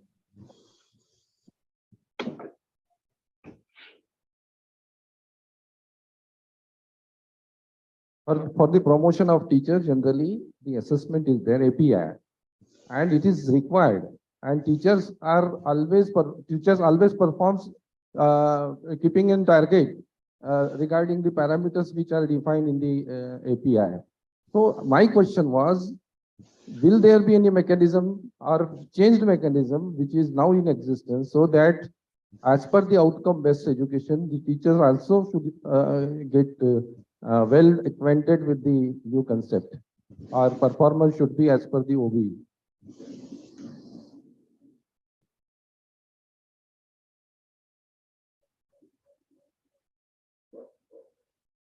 Thank you, Professor, for asking a very tricky question. And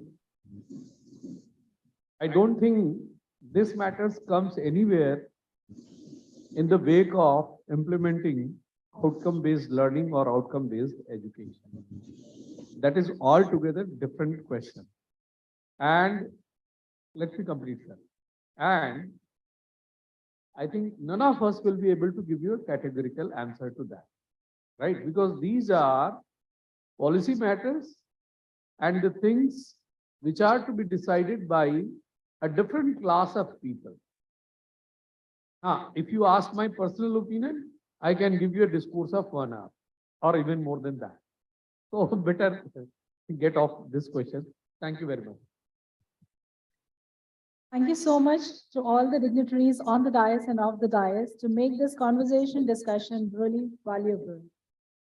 Moving towards honoring the contributions, I invite Dr. Mrs. Pankaj Mittal Ma'am, Secretary General, AIU, to put forward to honor the contributions from the chairperson of the session 3, Professor S.P. Tyagarajan, Chancellor, Avinash Lingam University, and former Vice Chancellor, Madras University.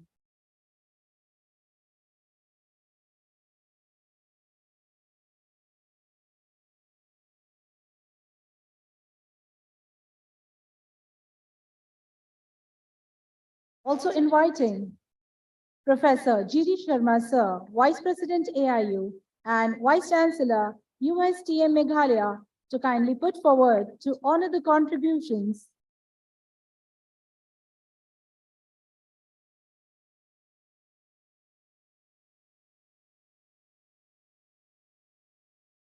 you so much, sir. I request Professor G.D. Sharma, sir, to kindly honor the contributions of Speaker Dr. K.P. Mohanan, sir, co-founder, Think Cube.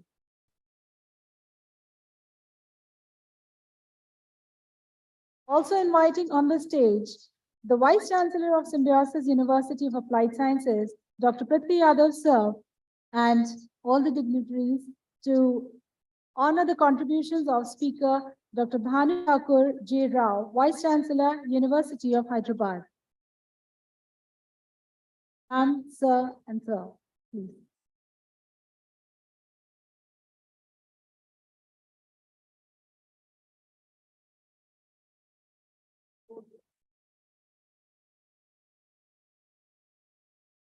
Also requesting to honor the contributions of Dr. Alok Kumar Chakraval, sir, Vice Chancellor, Guru Kasidas Vishwavidyalaya, Bilaspur.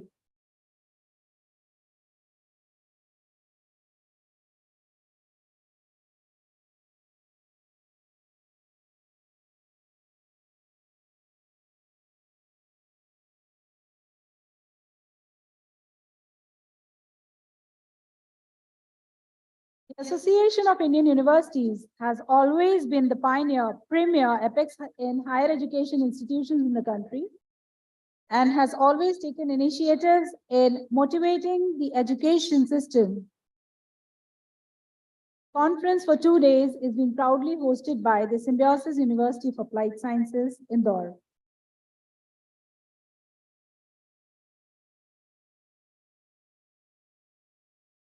Thank you all the dignitaries of the dais.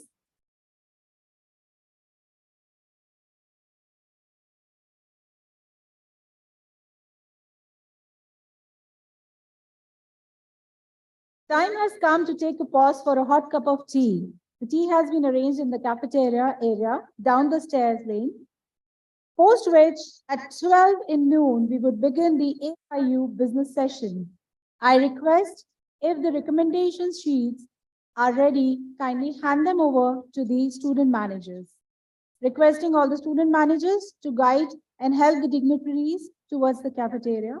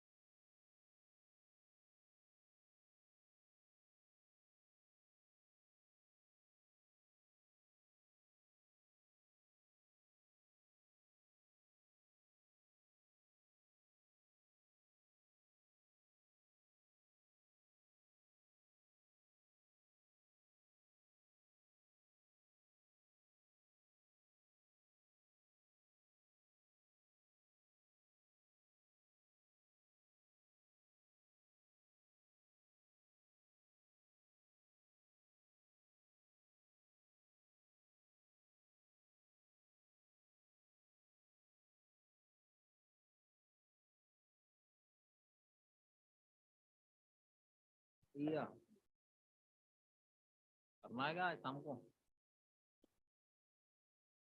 कर देंगे 4 बजे 4 बजे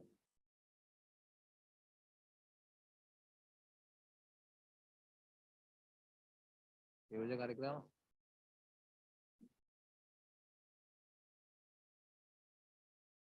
चलो जल्दी कर लो ना यार, कार्यक्रम तो कुछ है नहीं तब।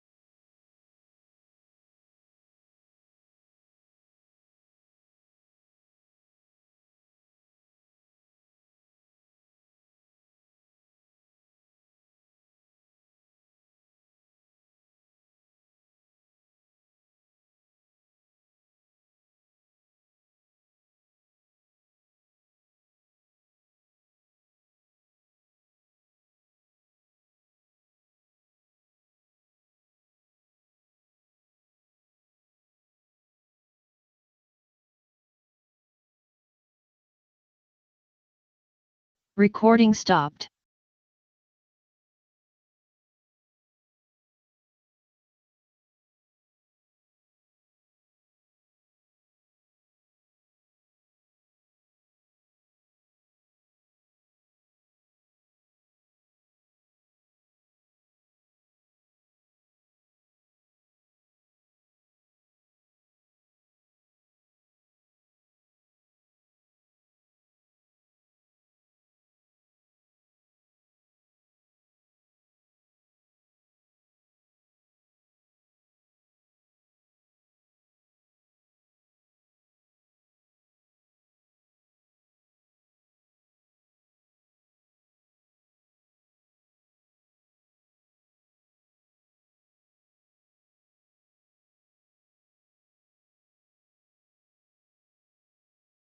थोड़ा नाश्ते का दिखा मुझे दिखा दिया।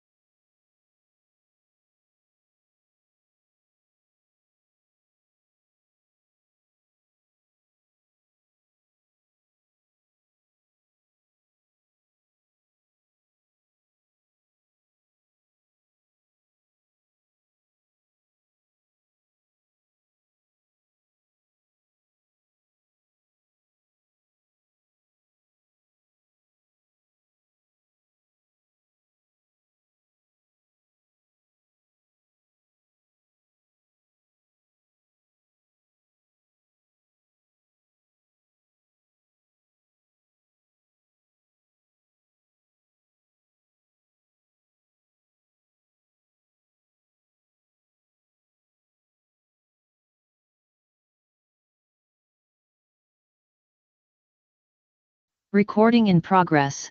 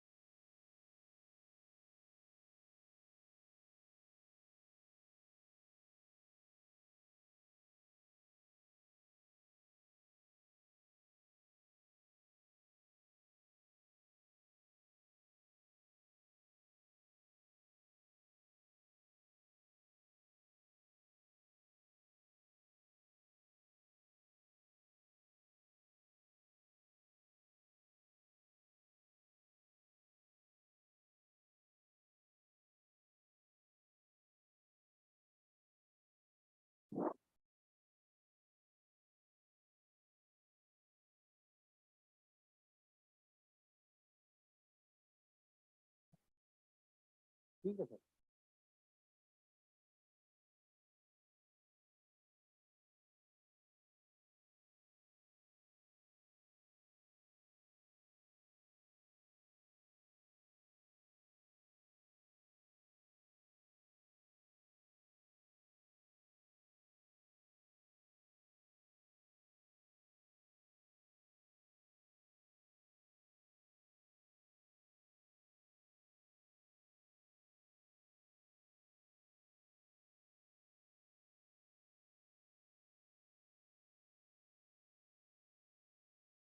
आप किधर है?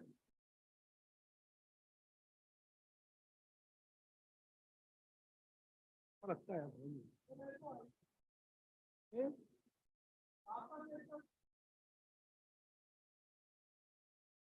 उधर जब तक आ जाएगा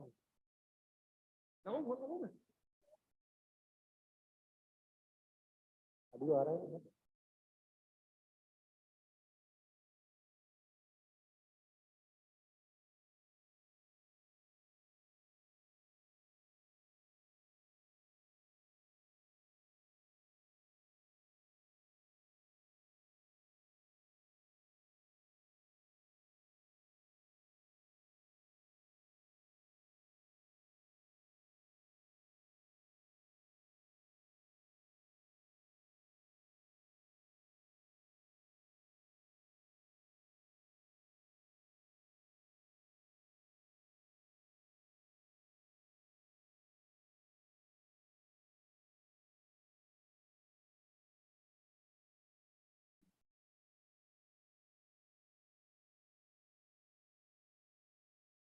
हो गया बोला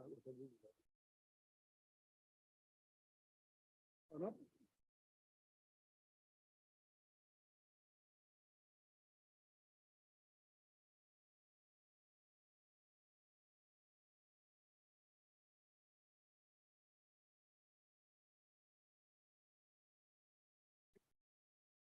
Time has come to open the House for Business session. Requesting Dr. Pankaj Mittal, Secretary General, Association of Indian University, and Professor G.D. Sharma, Vice President, Association of Indian Universities, Vice Chancellor, USTM, to please grace the dais with their presence.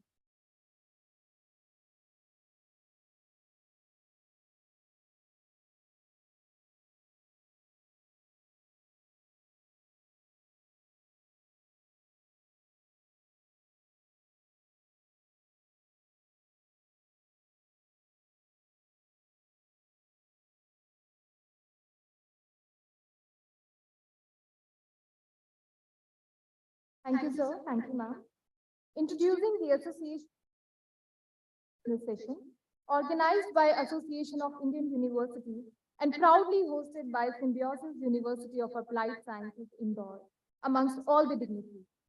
During the session, member university vice chancellors may put forth the concerns, suggestions, and recommendations faced at both regional or national level, faced individually by the vice chancellor in the discharge of their duties, and be solved by the collective wisdom or collective effort of all the member vice chancellors.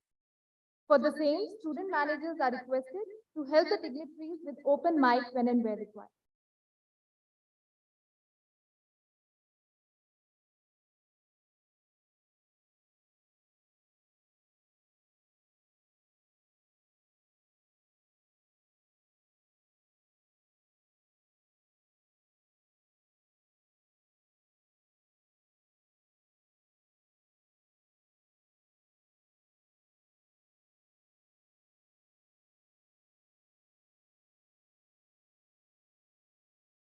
Honorable Vice President of AIU, Professor G.D. Sharma ji, the esteemed Vice Chancellors who are here, although the number is very less. 70 were supposed to be here as per our records, and I don't see more than 15, 20. So nevertheless, this AIU business session is specially crafted for the Vice Chancellors for the universities. It has nothing to do with the theme of the conference. This is basically to apprise you sort of a stock taking of what the AIU has been doing in the past 1 year, what new we have done.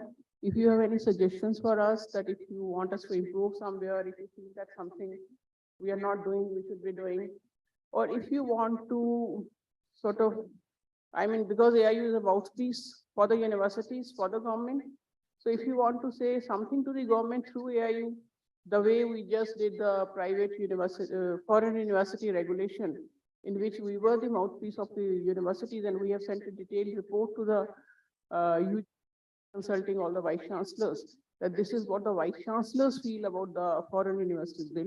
Similarly, if there is any other issue, if you want to take it up, or if you want us to take it up with the government, we are here. So first, a short presentation. I won't take more than 10 minutes. And in that presentation, I'll be telling you what all we have been doing so far, and especially in the last 1 year, what new things we have done. And after that, the floor will be open for the vice chancellors if they want to suggest anything. And the summarizing will be done by Professor G.D. Sharma, who is the Vice President of AIU and the Vice Chancellor of USTM University, Shillong. So let me begin with the presentation. Who slides? So please. Next. So as you all know, AIU came into existence in 1925 as an inter-university board, and we'll be celebrating our centenary in 3 years. And this is a body, I mean, that inter-university board became a registered society in 1967, known as Association of Indian Universities. And because it was established on 23rd of March, 1925, so from last 3 years, we have decided to have a AIU Foundation Day lecture on 23rd. That is why the dates of our annual conference are always fixed, 23rd to 25th March, because we want to begin it with the AIU Foundation Day. And those 3 days we have kept for the AIU conference, whatever are the days, but this is the dates for the AIU National Conference. And you know that the stature of AIU is known by the work we do, plus the stalwarts who were the vice presidents of AIU in the past, like Dr. Sarvapalli Radhakrishnan ji, Dr. Zakir Hussain, Dr. Mudalia, Dr. Shrimali, Dr. Shyama Prasad Mukherjee. So these were the stalwarts who were the presidents of AIU in the past. Next. So right now we have 924 universities as our members. And this is the distribution of the universities. You can see that all types of universities are the members of AIU. And out of around 1,050 universities in the country, around 924 are members, means more than 90%. So that means that AIU membership is sought after. It is voluntary, it is not mandatory, but still universities are opting. That means they see some benefit in it, they see value in it.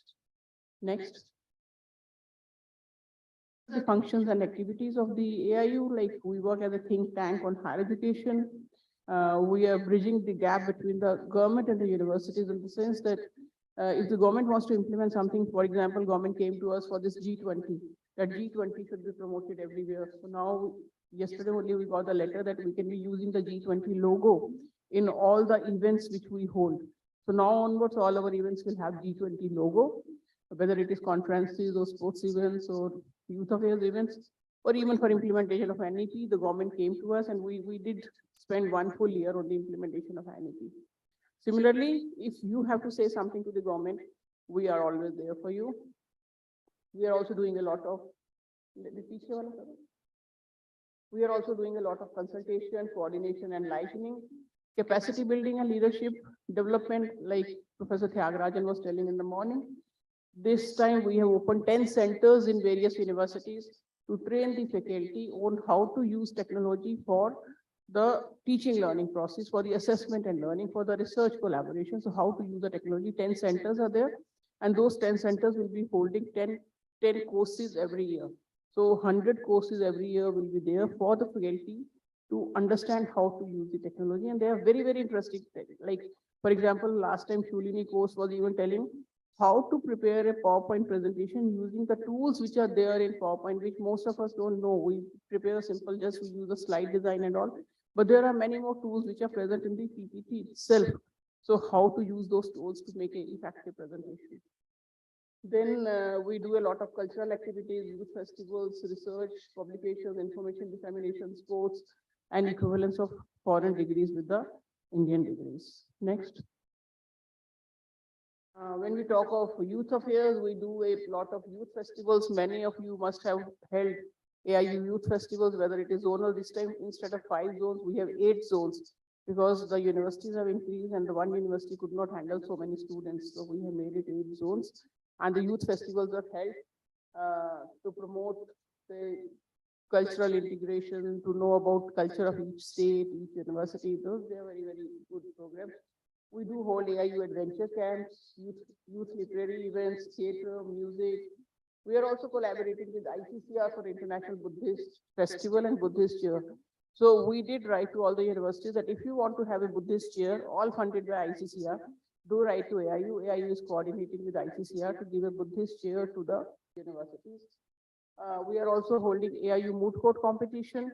Last time it was held in National Law University, Patiala. This time it will be held in Sister Nivedita University. And we are also holding AIU Women Youth Parliament. So this time it will be held in Hari Singh Gaur University, Sagar. Next. Sports, you know that sports, we are doing many, many activities, and many Olympians are going from the AIU youth, AIU sports events. 42 Olympians in Tokyo Olympics, they went from AIU events.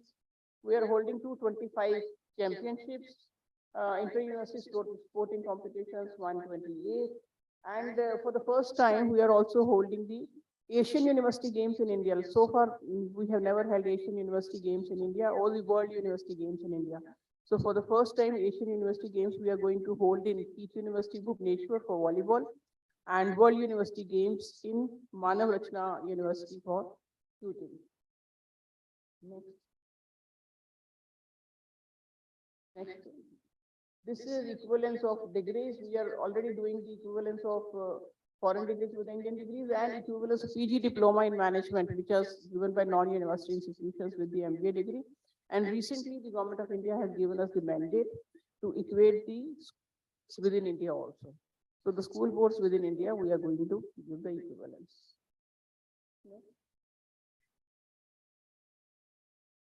Next, sir. So these are the 5 zonal meets of this year. 2 we have already held in Galgotia and ITFA University. 3rd one is being held in Symbiosis University. The theme has been transformative higher education for Atmanirbhar Bharat. And these are the 5 sub-themes of the five conferences. First one was on internationalization. Second was for technologies, pedagogy. It was basically in pedagogy for transformative higher education using technology. Third is on curriculum for a holistic and multidisciplinary transformative higher education. Fourth, which is in Andhra, in the end of January, would be on excellence, research and excellence. And the last one in the Marathwada University will be on valuation reforms for transformative higher education.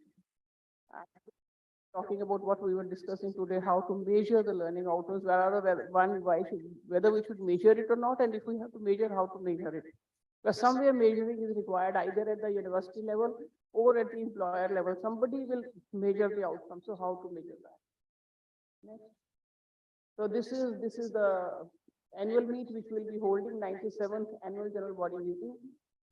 So this will be held at USTM University from 23rd to 25th March 2023. So my request to all of you will be that please block your diaries.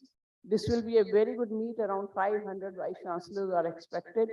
And we have requested the Honorable President of India to inaugurate.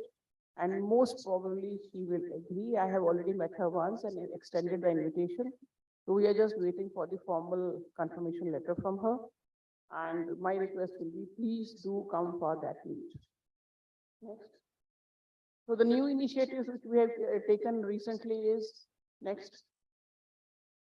We've done the complete computerization of AIU. So when I joined AIU around 3.5 years back, it was mostly done on a manual basis, but now we have almost completed the computerization. Every university has to register on the AIU portal. So every university is given a login ID and password by the AIU. Out of 924 universities, 9 and 10 universities have already registered on the portal, but some are filling up the information, some are not. Only the registration has been done.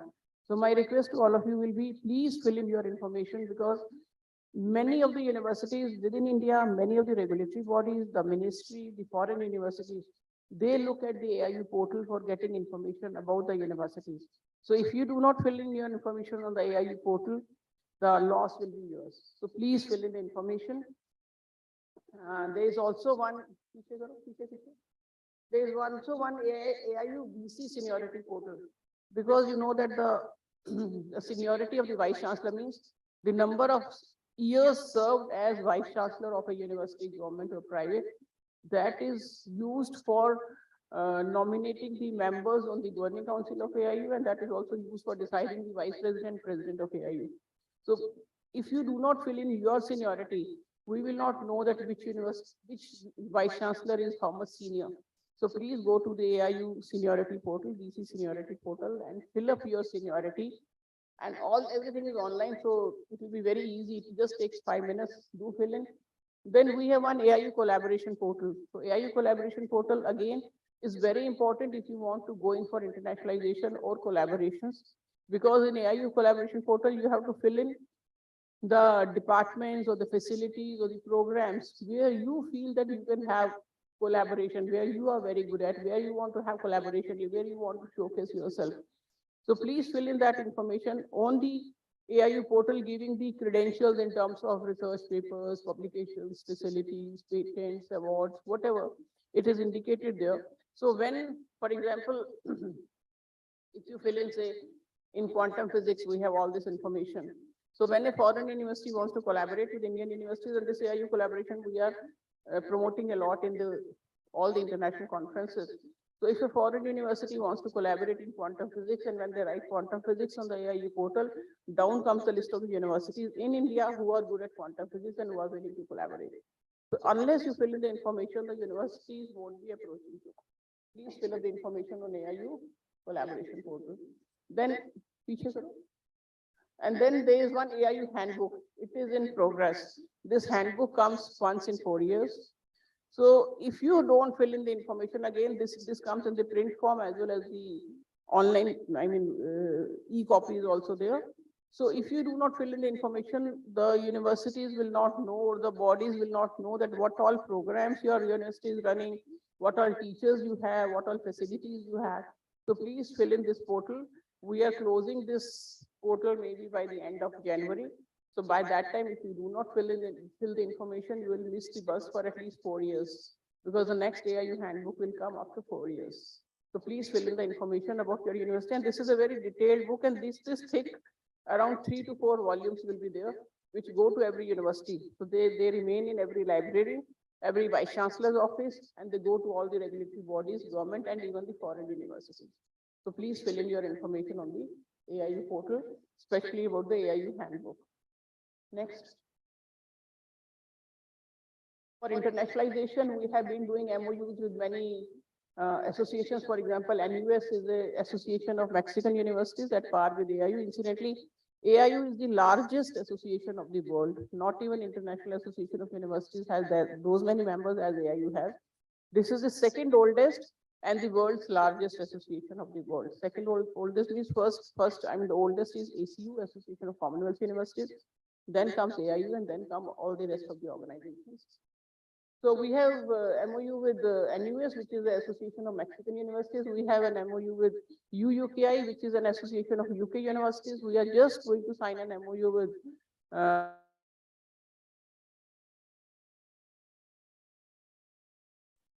this is with the purpose of promoting collaboration between Indian universities and universities of these associations. We have also opened a network called Indian Network of International Higher Education. So far, India being such a large country, we did not have a network. Even the small countries are having a network for international higher education. So in this network, our intention is to help the universities. For example, many of the vice chancellors, when we talk to them, they say that we want to internationalize, but we don't know how to start internationalization, which university to talk to, how to talk to these universities, how do we know that which universities are ready to collaborate, how to attract foreign students, how to attract foreign faculty. So this network is precisely for helping those universities who have an intent to internationalize but don't know how to do it. So this is a helping hand which will be given to all the universities. We have also signed in this year only a MOU with American Institute of Indian Studies, and we are also having ties with British Council, Australian High Commission for foreign boards in India. Okay. So things, for example, we had 10 national consultative meetings for 3rd UNESCO World Higher Education. So this World Higher Education Conference, which was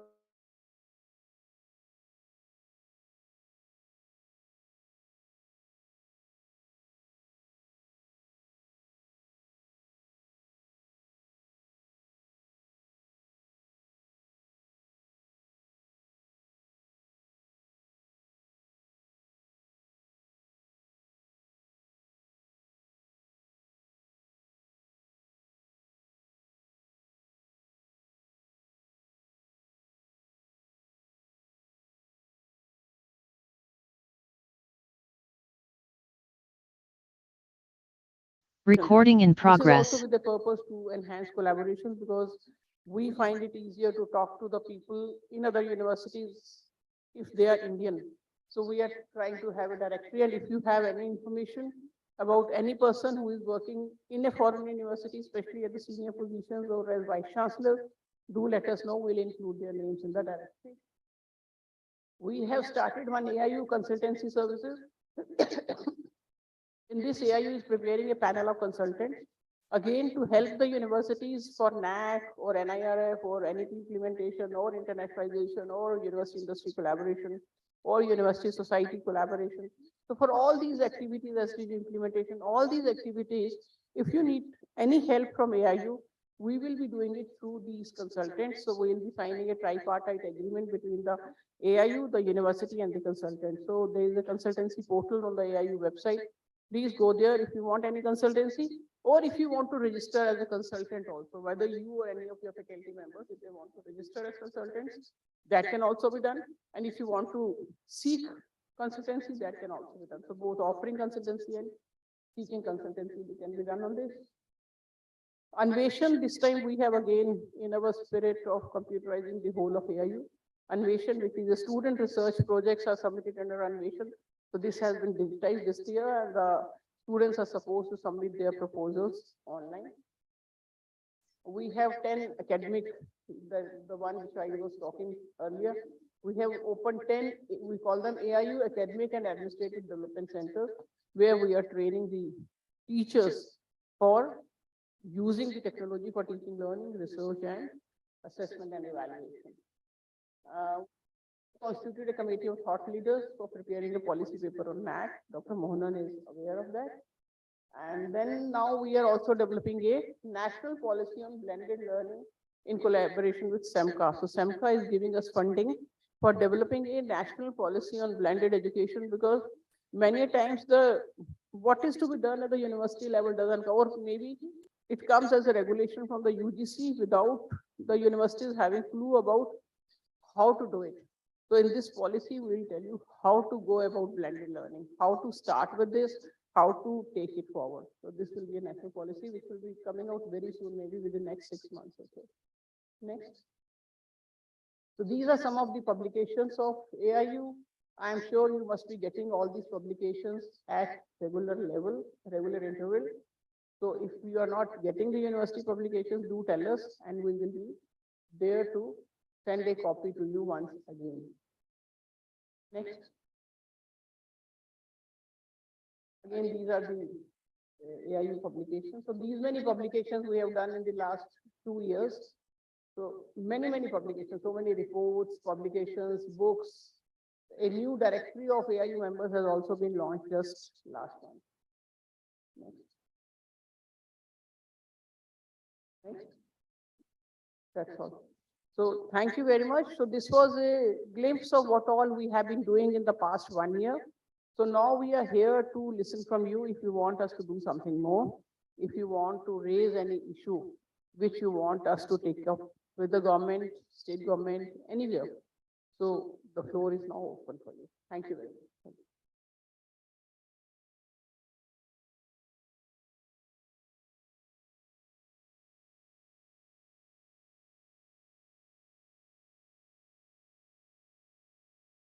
Good evening, everyone. I just came a little late. One of the presentation where it was.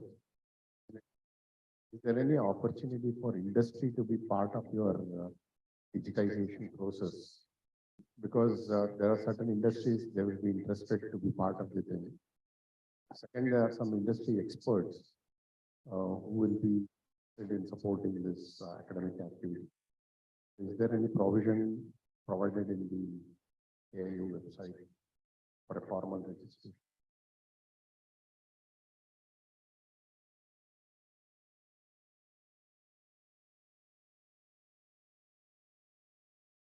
Coming, no, voice is coming.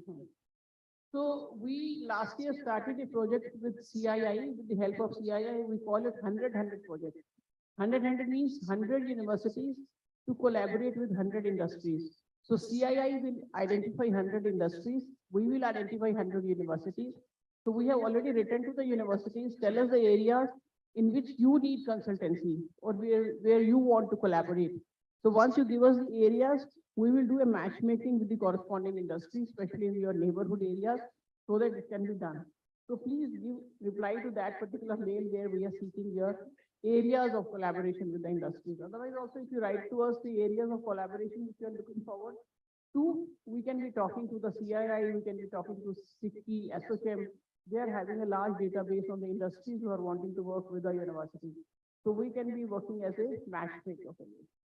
Yeah, that's a good thing, but what happens at CII level, it never flowed down to industry completely. I know it is not your area, but second thing is there are some industry experts who want to support in academia. Can they do directly like in your website and keep their names there and those kind of things? So you must be knowing about the professors of practice, which has been launched by the UGC just 2-3 months back. And under that, you can appoint the industry people as the professors in your university. No formal qualification is required. So they can be appointed as professors of practice and they can be helping the universities in taking up the industry collaboration projects or getting the industry learning into academic learning.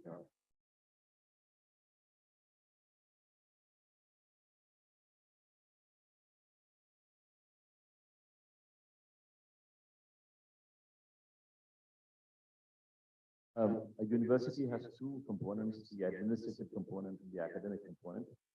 And some of us are inclined towards the academic part and have very little competence in the administration. And, some of the people who are highly skilled in administration may not be interested in the academic leadership. So there are two kinds of leadership. Would it be possible to have some kind of camp for academic leaders discussing purely academic education issues?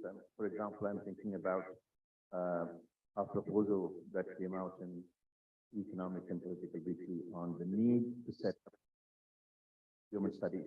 This is not an administrative, of course, administration will come in later, but initially you have to settle the academic issues, learning outcomes, and what kinds of things would go into that. So is it possible to have academic educator camps under AIU?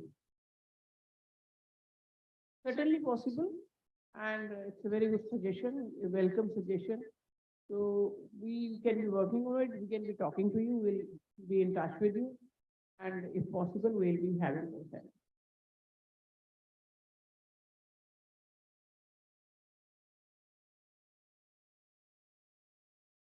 Anyone else?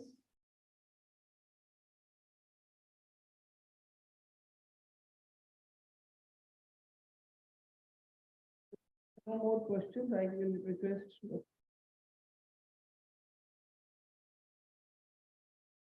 Just something. Sir, एक minute ले लूं मैं. This is Professor Alok Chakwal. We have been talking much about implementation of NEP 2020. And whenever we try to talk to some other institution, they always say we have implemented it in complete manner. We are the first university. We have done it in the best possible way, whatever. Need not to say reality is known to everyone. My suggestion and submission is that, is there any possibility that AIU should take the onus and create a group of very dedicated and serious executors, and they should identify some universities, or the universities come on their own for complete implementation of NEP 2020. Like we have done many things. I will talk very high of what we have done in terms of experiential learning, academic bank of credit, and multiple entry, exit, very much exhaustive syllabus and all that. But the thing is that especially the government-run universities have their own bottlenecks and all that. Private universities have their freedom in terms of academic council and board of studies and executive council. So my submission is that or is it possible that AIU should take an initiative and dedicate a task force for, kind of turnkey project that they are going and completely implementing it over a span of 3 months or 6 months. And they may be, the hospitality should be provided by the host institution, and every logistics and support is there, and they are agreeing upon that. This was the submission. Thank you very much. Thank you, Professor Chakraval. A very good suggestion, and this is required, and that is why AIU is soon publishing a book on best practices. So, for example, we had a best practice on policies which were followed by the universities post-COVID or during COVID to take care of the students, protecting the interest of the students during the COVID period. So that was published. Similarly, we have sent a letter to all the universities that if you have implemented NEP in letter and spirit, of course, the full NEP cannot be implemented because it has to be implemented in a phased manner. But whatever you have implemented, if you can share with us, we will be publishing a document called Best Practices in Implementing NEP, which work as a role model for all the other universities. So that we are, the only problem with us is we keep on writing letters, but we don't get that much encouraging response from the universities. So if the universities are really doing good work, they should showcase also, because sometimes the universities keep on doing many things within the universities and nobody comes to know. So this is one medium through which you come to know that what all good practices are being followed in a particular university for implementing the NEP. But the suggestion you are giving is that some universities to work as a role model universities, that, okay, this is a university which has implemented NAP in letter and spirit. So any university, if they want to see that how to implement NAP, go to this university. So this can be done provided we have a list of such universities. So the best practices which we have already sent, we will send a reminder. If you feel that will be better, we can send a reminder. So if we come to know the best practices, from there we can cull out the information about the role model universities, which can be sort of, this information can be shared with all the universities also. So that is certainly possible, and that is one of the mandates of AIU, to showcase the universities, to tell others to learn from the others' experience. So it is always learning by sharing the experiences. So best practices, NEP will be very, very glad to do it. And you also know that the 1 full year we devoted on implementing NEP. So that was done by way of 6 conferences. But these best practices we have sent, we want the universities to give us a reply so that we can tell everybody that how this university has implemented this particular aspect of NEP. So that will be a very welcome suggestion. Thank you very much. Thank you.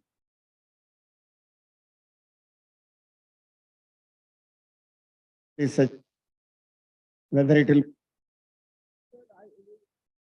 training courses, any 20 for teachers like OBL, multidisciplinary education, multidisciplinary research, development goals, etc. Because many of them really do not understand fully well to implement them at their institutional level. So when institutions are doing some training program, these digital interactive courses developed by using technologies as well as academicians may be very handy and helpful. Yes, sir. Very good suggestion. And in addition, just in reply to Professor Chakrawal's question, I told you about the AIU consultancy portal. So the consultants are also for implementing NEP in a particular university. So suppose Professor Chakrawal has implemented NEP very well in his or her institution, I mean, whichever vice chancellor. So they can also enroll as a consultant in AIU panel. So they can guide others on how to do the implementation of NEP. Similarly, the training centers or training, that is very, very important. So maybe we will do it in future, sir. Thank you.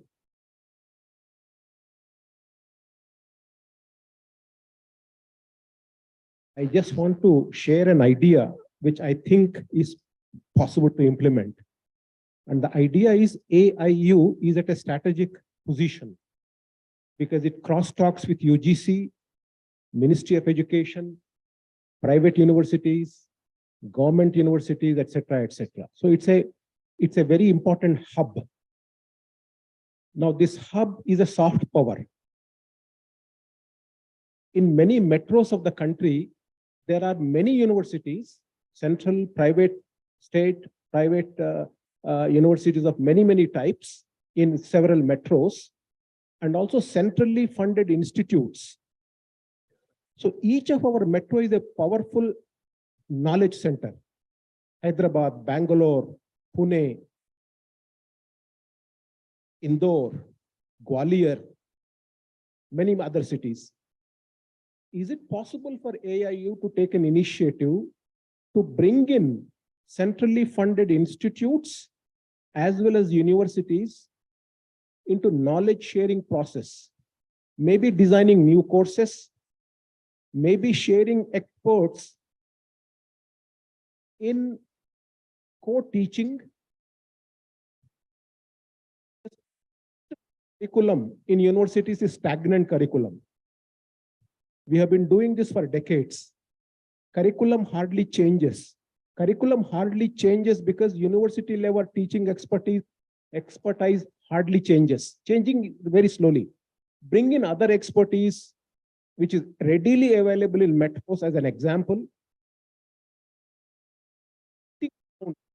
Facilitate AIU to think of novel courses in line with NEP 2020.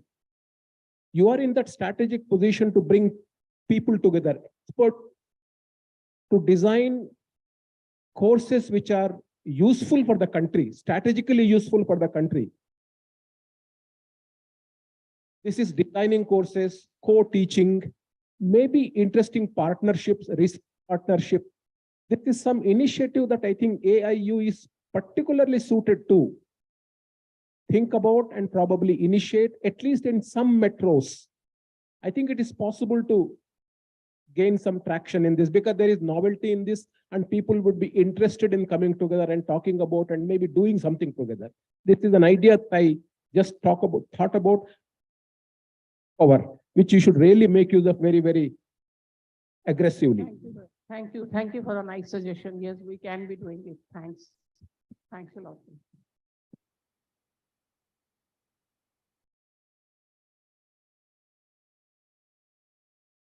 This is Dr. Krishnachalam from Oxford University, Hyderabad.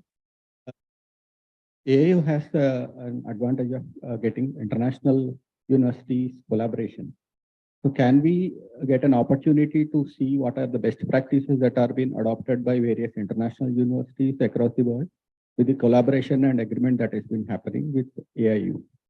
So that is one part where we can also think about faculty exchange programs with these international universities to learn about what kind of methods and models that they are following. That is I just wanted to do. The second point is the accreditation mechanisms and other things are mostly aligned with technology, business, and some of the other professional courses. But if you see the design, arts, and architecture, there are no proper mechanisms for the accreditation process. I think that is a gap area that we need to look out, and probably you can come into picture to start working on that. And the other part is a practice-based PhD, where professors of practice can be offered a practice-based PhD, and if we can draft a model guideline to offer PhDs for the faculty, the industry practicing professionals to get on that. And the next part is we are discussing more on outcome-based learning. Can we discuss on assurance of learning more than outcome-based learning? Because outcome-based learning metrics is very difficult that everybody has been discussing. Can we discuss on assurance of learning? So these are the few points that I just wanted to put up. Thank you. Thank you. Thanks for the suggestion. Regarding international universities, their practices, exchange programs, that is precisely for which we are establishing INHI. So do become a member of INHI and you will get all this, whatever you are wanting. So INHI, I mean, we have just started INHI slowly, because we are also evolving along with it. So slowly, INHI will become a platform where all these activities will be possible. Accreditation, I told you, like if you want some help in accreditation, we cannot be changing the accreditation process. That has to be decided by NAC. And Professor Bhushan Patwardhan is there, who is the chairman of EC NAC, and he is really working on the outcome-based accreditation process. But yes, we can help you in, say, working towards accreditation and doing the capacity building of the university for accreditation through our consultant. So that is why we have that scheme of consultancy. Regarding professors of practice, the UGC has already given a guideline. Those guidelines have to be followed for appointing professors of practice. But what we can do is we can again do the matchmaking in terms of we can find out the experts through our resources in CII, HICI and all. And those, I mean, we can generate a list of the industrial experts who are ready to work as professors of practice in various universities. So it becomes easy for the universities to identify that which person in which area can be appointed as a professor of practice. So if you want, I mean, that will be a big exercise, but we can certainly. The point is not about professor of practice, but a practice by PhD. Is by PhD, like PhD by practice, whatever. PhD by practice. Yeah.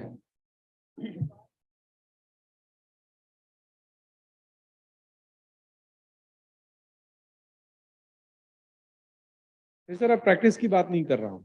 Professor of practice तो Haryana central university ने advertise भी कर दिया और हम लोग भी करने जा रहे हैं. इनका ये कहना है कि अगर एक आदमी ने कुछ अपनी एक्सपेरिमेंटल या कुछ एक्सपीरियंस जैसे फॉरेन में होता है और अगर उसके आधार पर वो पीएचडी डिग्री लेना चाहता है तो उसको पीएचडी डिग्री दे दी जाए. I think you are talking that. Yes, तो वो अभी हम लोग कैसे, Amended नहीं है, like हाँ, we cannot be. so doing I that. understand This is you are something, asking for that. UGC can be doing. Yeah, yeah. UGC can decide on that. Sorry, I could not get you. नहीं, because उसमें voice क्या was है not ना कि clear. आप honorary वाला provision में कुछ कर सकते हैं, करना चाहें तो ठीक है ना।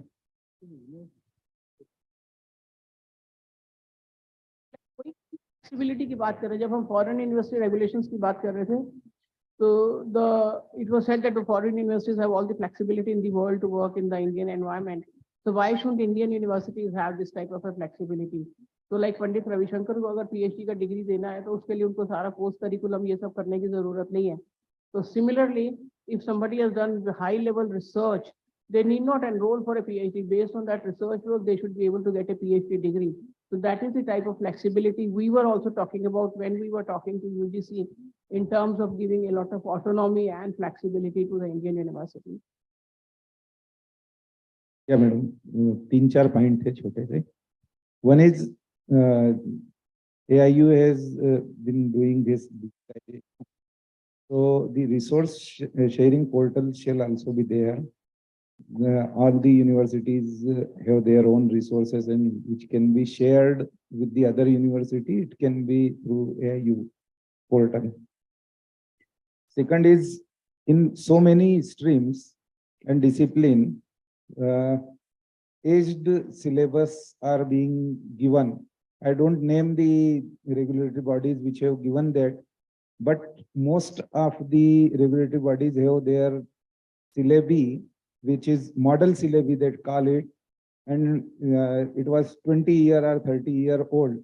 So AIU can have the model syllabus framed by the say experts in their field and put it on the website.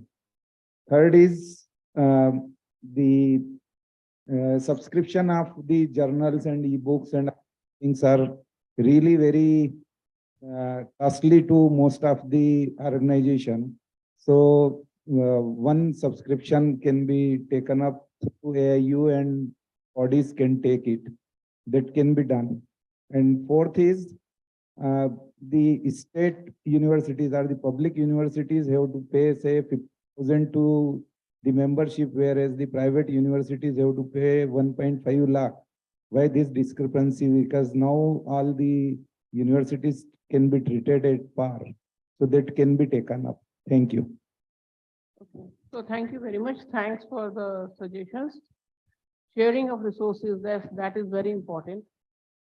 But what is happening actually is that what to talk of sharing of resources between the universities, within a university, different departments also don't share the resources. So it is very important that that culture of sharing should be there. So that culture has to come within, I mean, the universities should have that culture. What AIU can do is, we can, if you all feel that it is important, we can create an inventory. Like this university has these type of resources which can be shared. So a full inventory can be there, and then it is between the universities to share it amongst themselves, maybe by putting usage charges or something. But sharing is a culture which has yet to be evolved in the Indian university. I've seen many universities, when I was in UGC, they used to ask for some big equipments, and I used to say, this department in your university is having it. They used to say they don't allow us to use it, therefore we want our own equipment. So every department in the university wants to have their own equipment because the other department is not ready to share. But if the sharing culture comes, of course, it is welcome. So what we can be doing is, we can be asking all the universities that if you can tell us that what all inventory in terms of the good or big equipments which you have, which are not easy to replicate in every university, then that can be shared with each other, and then there can be a sharing of resources. Model syllabi, it will be initiated, definitely the people will use it. Sure. It has to be That can- initiated from that some can be source. done. Then model syllabi, of course, UGC, AICT, everybody is giving the model syllabi, and they also indicate that it is not sort of a something written on a stone that it cannot be changed. It is just a model. You can change 30-40% according to the local needs. Subscription of journals, again, UGC is doing. They are doing journals centrally, and they are also, I think, engaging an agency and fixing a rate which is much lower rate than the normal rate. so that the universities can subscribe to the journals through that. I think InfluMnet is doing that. Then another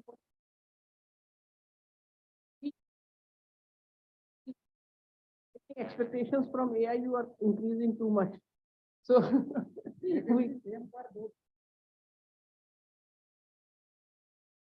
so what happens is, because AIU has to survive, AIU has to do all these things. So ideally it should be 1.5 for everybody. So 1.5 for everybody. Then many government universities, they say, we are not getting funding, we are not having money for even paying the salary. So it is becoming very difficult. So ideally speaking, of course, it should be 1.5 for everybody. We are working on. Let us see how much we get. Can I pass on to the Vice President, sir?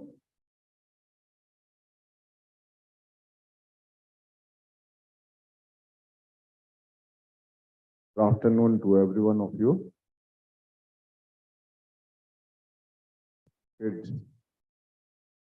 Secretary General, AIU, Dr. Pankaj Mittalji, all our respected learned chancellors, vice chancellors, faculty members who are there in this business session of the AIU.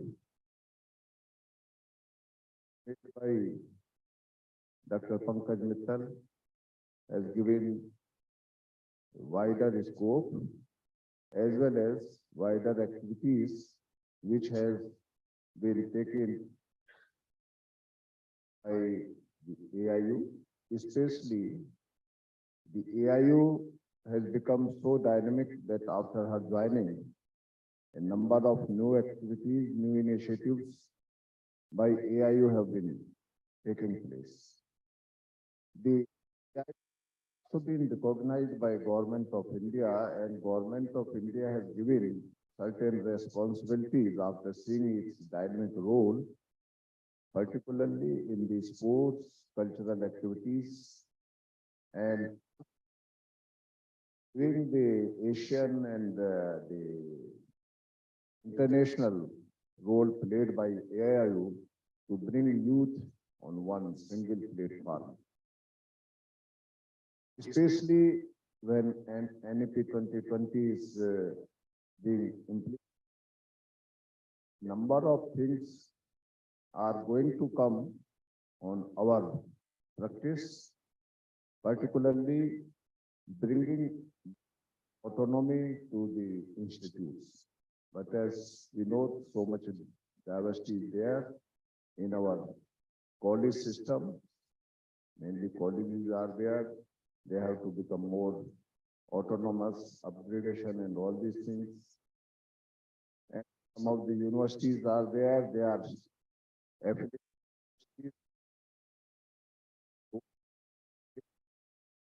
Those universities which are not having any affiliation, comparatively, they have much better opportunities to implement. Private universities, they have still much more opportunities and also to implement anything. But what we have seen in implementing anything, certain things do not require any additional funding. It only requires to change the mindset and also to train the faculty members and also bring awareness to our students. Even our students are not aware what so far we have done. We have programs for teachers, for college teachers and all, what is NEP 2020, but calculated to students at all. So therefore, the students' pressure is not coming that what are the choices, where the choices can be taken and all these things. What is required now, that student awareness is also required. Maybe what we feel as a number of suggestions, good suggestions have come, this will also be taken up. But if some of these activities which will help in implementing and can be organized by any university in collaboration and with the AIU will support. Similarly, to enhance the quality of research, AIU is already supporting by supporting the research workshop, research training, both for social science and sciences separately, as well as the new areas which are going to come for future. That also can be supported by area where the expertise is not available, as Madam has told, that consultancy have been initiated. This is simply for every field, whatever area university wants to have, and because of the lack of the expertise, they are not able to implement. The AIU will come forward to help to provide the consultant how they can, because this is the time for collaborative and sharing the resources. So mindset has to change. I still remember and I have seen that the instrument, very costly instruments purchased even under the project were kept nicely under this cover, and all these things were used only for that project, and later on no use, and these were not allowed on. So what many universities have started doing, bringing such costly equipment at a central place, appointing somebody who can handle these instruments and earning money by providing this service to this analysis and all. So certain initiatives can be taken up. What is more important is that AIU is trying to facilitate the policy which government is making, how it can percolate through our university system, to affiliating college systems, to the youths, so that youths are becoming partner of this NEP 2020. Only to some universities, to some area, then it will not be much helpful. As Professor Rao said, that only few percentage of learners, but masses are out of the learners. Similarly, few percentage in everything gets benefit when any new thing comes, and masses are left out. Our rural masses, rural colleges, they are still left out. They are not taking care what new thing is coming, how the technology can reach them.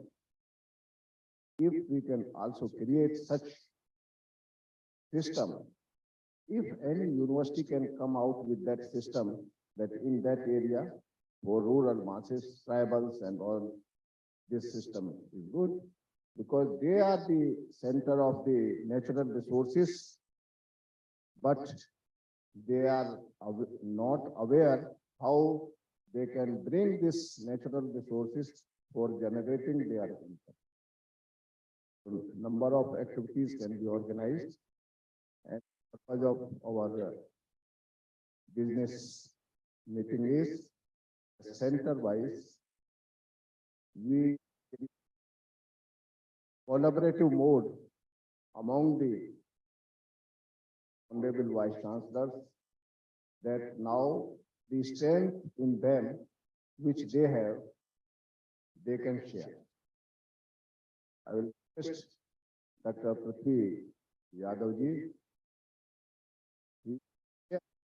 what Symbiosis will provide one or two strengths which can be shared by any university of this region. If we start from here, then naturally in due course of time, others will also come forward, and then AIU will have enough data also coming, and then we can provide for others also. So what happens actually, the letter which comes from AIU very frequently comes, including me.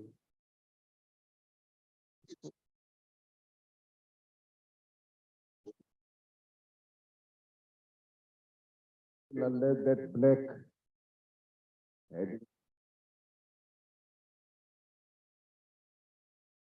That if somebody in the mind, okay. So time changing traditional society. Indians, they are traditional society. System of lahe lahe. In Assam, we call it lahe lahe. Go slow. Go slow.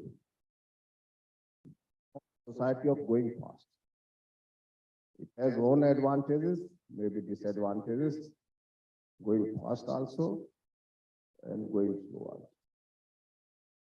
Sure that those who are going very fast, they come to later on circle.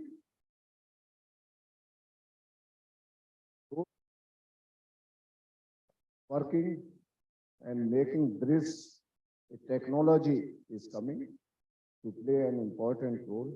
I will request if any university has created a technology which can be used to implement in a better way, please share with AIU so that it can be disseminated to other universities.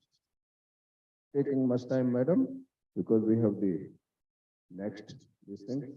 I thank each one of for making this business meeting effective, and so many suggestions have come up. I thank Madam for taking AIU to a very, very high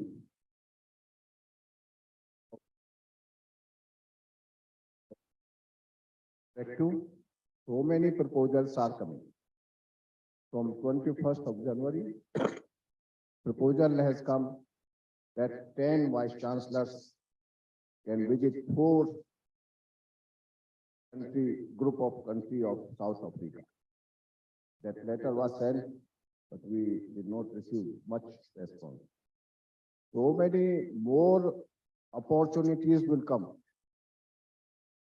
to go, see and visit and bring the experiences of the world level and how much we can implement within our resources.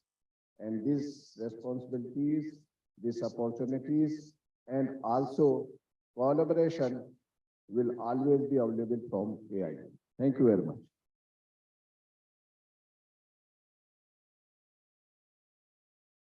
Thank you, sir. Thank you, ma'am. Association of Indian University conducted Central Zone Vice Chancellor's meet, proudly hosted by Symbiosis University for Applied Sciences Indore. As the session has valuably and fruitfully come to the pause, so now we are going to begin with the valedictory session. Once again, good afternoon to one and all. Requesting the guest of honor, Dr. Bhagat Singh Sir, Chairman Madhya Pradesh Private Universities Regulatory Commission Bhopal, and Dr. Prithvi Yadav, Vice Chancellor, Symbiosis University of Applied Sciences Indore, to please grace the dais with their presence. We welcome you, sir.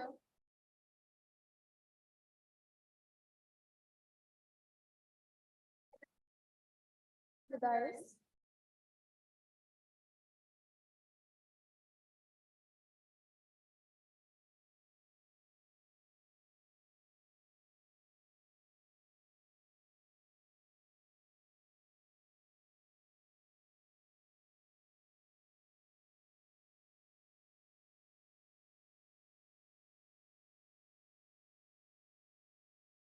Sir, thank you, ma'am.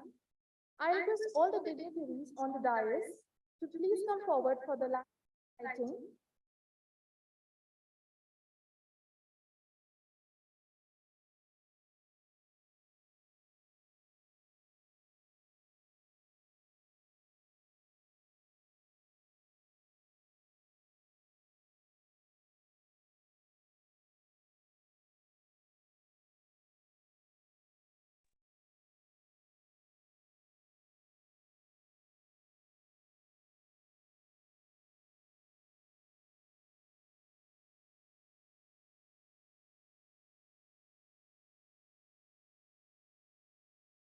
I also invite Shri Vishwas Sarang Sir, Honorable Minister, Medical Education, Government of Madhya Pradesh, to join us virtually, lighting of lamp.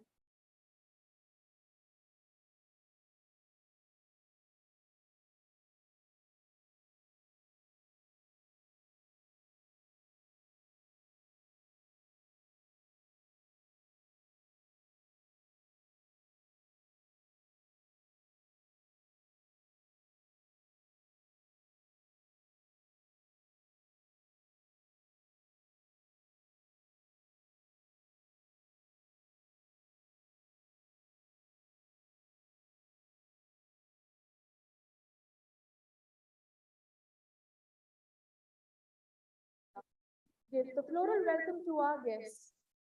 I request the Symbiosis University of Applied Sciences Indore to give the floral welcome virtually to Shri Vishwas Sarang Sir, Honorable Minister, Medical Education, Government of Madhya Pradesh.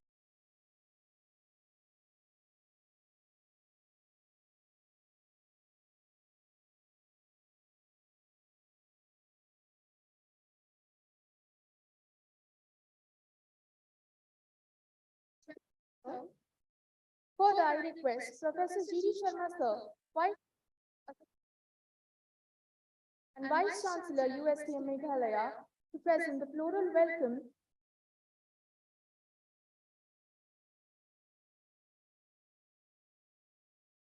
I am mistaken.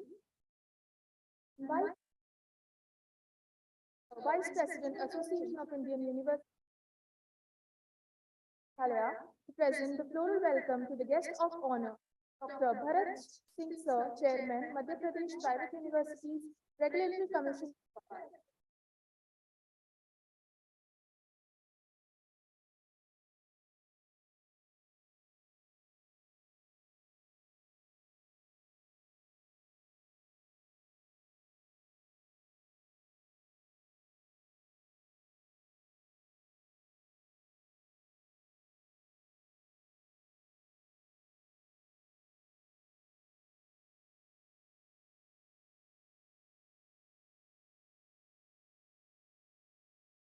Apologies. Further requesting Dr. Charul Jain, Head of School of Interdisciplinary Studies, Dean Student Welfare, Symbiosis University of Applied Sciences Indore, for presentation of report.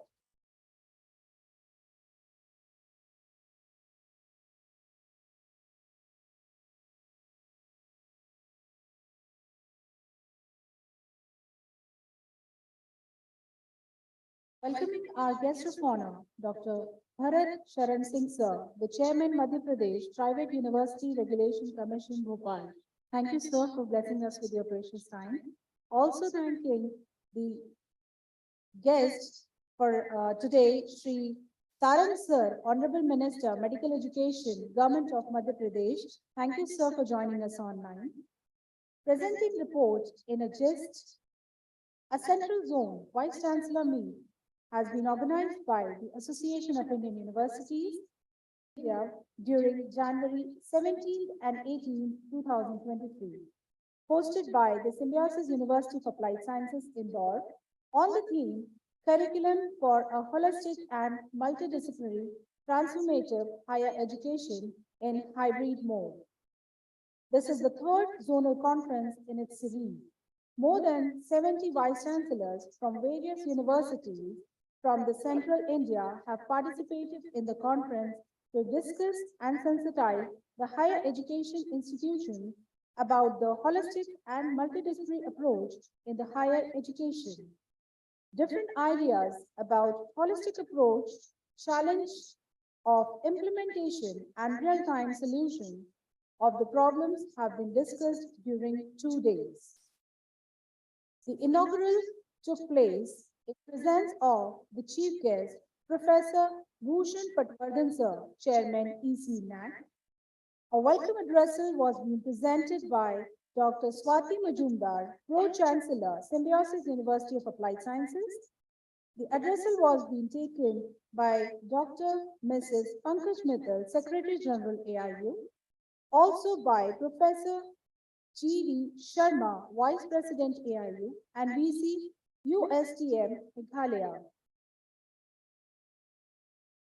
Addressal was being done by Professor Dr. Ranveer Singh, former President AIU and Chancellor IILM University, Gurugram. A release of university news was being done.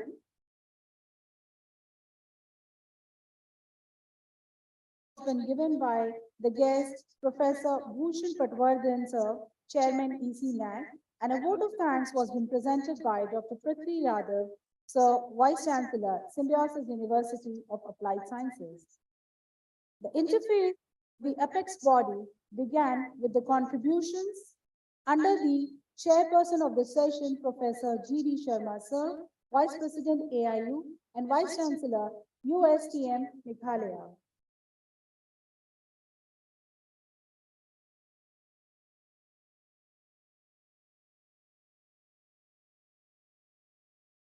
By Dr. Mrs. Pankaj Mittal, ma'am, Secretary General, AIU. The session speakers were Professor Dr. T.G. Sitaraman, sir, Chairman, AICT, Dr. Nirmala Jeet Singh Kalsi, sir, retired IAS Chairman, National Council for Vocational Education and Training, Dr. Mrs. Sujata P. Shanbag, Advisor, NAC, Dr. S. Srinivasa, Deputy Advisor, NAC, and Dr. R.C. Agrawal, Deputy Director General, ICAR. The major recommendations from the inaugural and apex body session were: the higher education should play an important role changing the mindset of the people as the mythology of modern development is leading towards consumerization and materialism. Should also incorporate the curriculum of the higher education system. The higher education institutions should play a role in going beyond the areas of education to the well-being of all the sections of the society, as the focus currently has been moved on access to education only. Professor Dr. T.G. Sitaraman, Chairman, AICT, presented his views on the growth of technical education and the role of AICTE in transforming the education and technical education. He stated about the various initiatives taken by AICTE to improve the teaching and learning and bringing out the outcome-based education system. He too pointed out that research should not be only based on research paper orientation. Instead, it should be outcome-based oriented. Dr. Nirmala Jeet Singh Kalsi, retired IAS Chairman, National Council for Vocational and Education, presented on various aspects of National Education Policy 2020 that propagates holistic and multidisciplinary transformative higher education. He proposed of 13 mega trends to perform transformative themes, which are connectivity, convergence, cognitive era, bricks and clicks, and many more. He too explained about the NCRF Academic Bank of Credits, ABC, for schools, undergraduates, postgraduates, and PhD level, enabling the credit system for all learning components. Dr. Mrs. Sujata P. Shanbag, Advisor, NAC, and Mr. Srinivasa, Deputy Advisor, NAC, presented the features of economy, flexibility, upgradation and deployment of technology, IKL, environment and sustainability.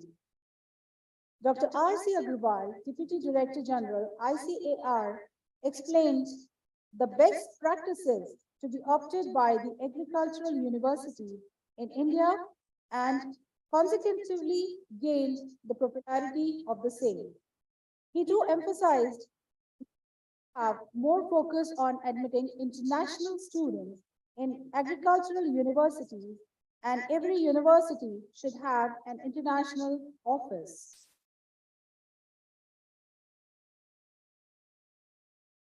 was being held on the theme Integrated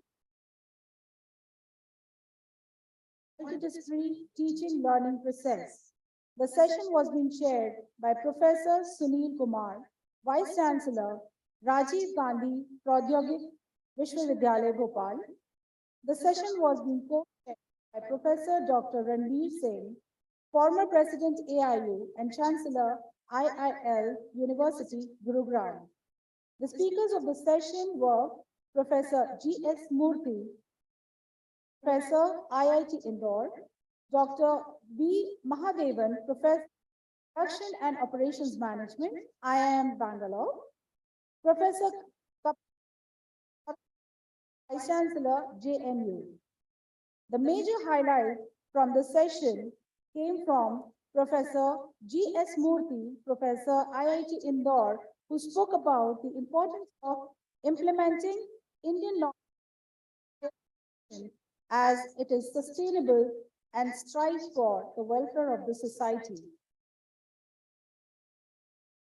Dr. B. Mahadevan, Professor, Production and Operations Management, IIM Bangalore, emphasized upon filing more IPRs on Indian knowledge system. Also, Ranveer Singh, former President AIU and Chancellor IILM University Gurugram, recommended to develop the ecosystem which will promote research in Indian knowledge system.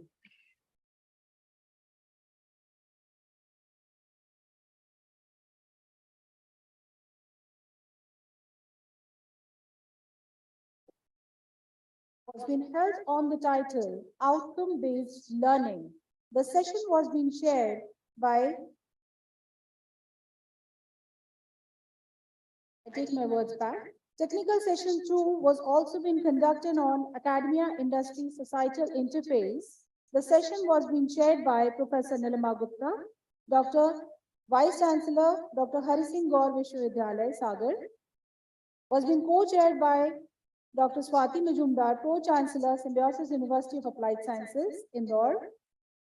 The speakers were Dr. Anil Kumar Ramesh, Fellow, Industrial TE Connectivity, Dr. Rajesh Tandon, Founder President of PRIA and UNESCO Co-Chair in Community-Based Research and Societal Responsibility in Higher Education, and Dr. S.S. Mantha, former Chairman, AICTE. Held on outcome-based learning, being chaired by Professor S.P. Tyagarajan, Chancellor of Avinash Lingam University and former Vice Chancellor, Madras University. The session was being, the speakers contributed to the session were Dr. K.P. Mohanan, Dr. Basu Thakurji Rao, Vice Chancellor, University of Hyderabad, Dr. Alok Kumar Chakrawal, Vice Chancellor, Guru Ghasiram Vishwavidyalaya, Bilaspur. The major contributions and recommendations from the technical session 3 were to have the outcome-based learning and teaching pedagogy in the education system in the higher education. Alongside the Association of Indian Universities business session was being held, in which the major discussion was done over the evaluation pattern, the policy and the framework.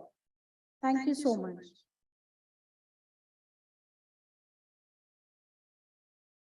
Thank you, ma'am.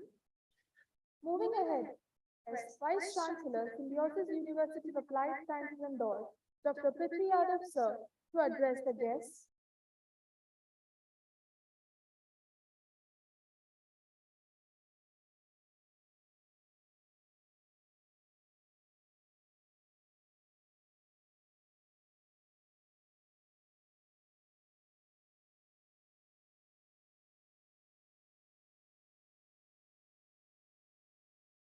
Shri Vishwas Sarang Ji, Honorable Minister, Medical Education, Government of Madhya Pradesh. Dr. Bharat Saran Singh Ji, Chairman, Madhya Pradesh Private Universities Regulatory Commission, Bhopal. Professor G.D. Sharma, Dr. Pankaj Mittal,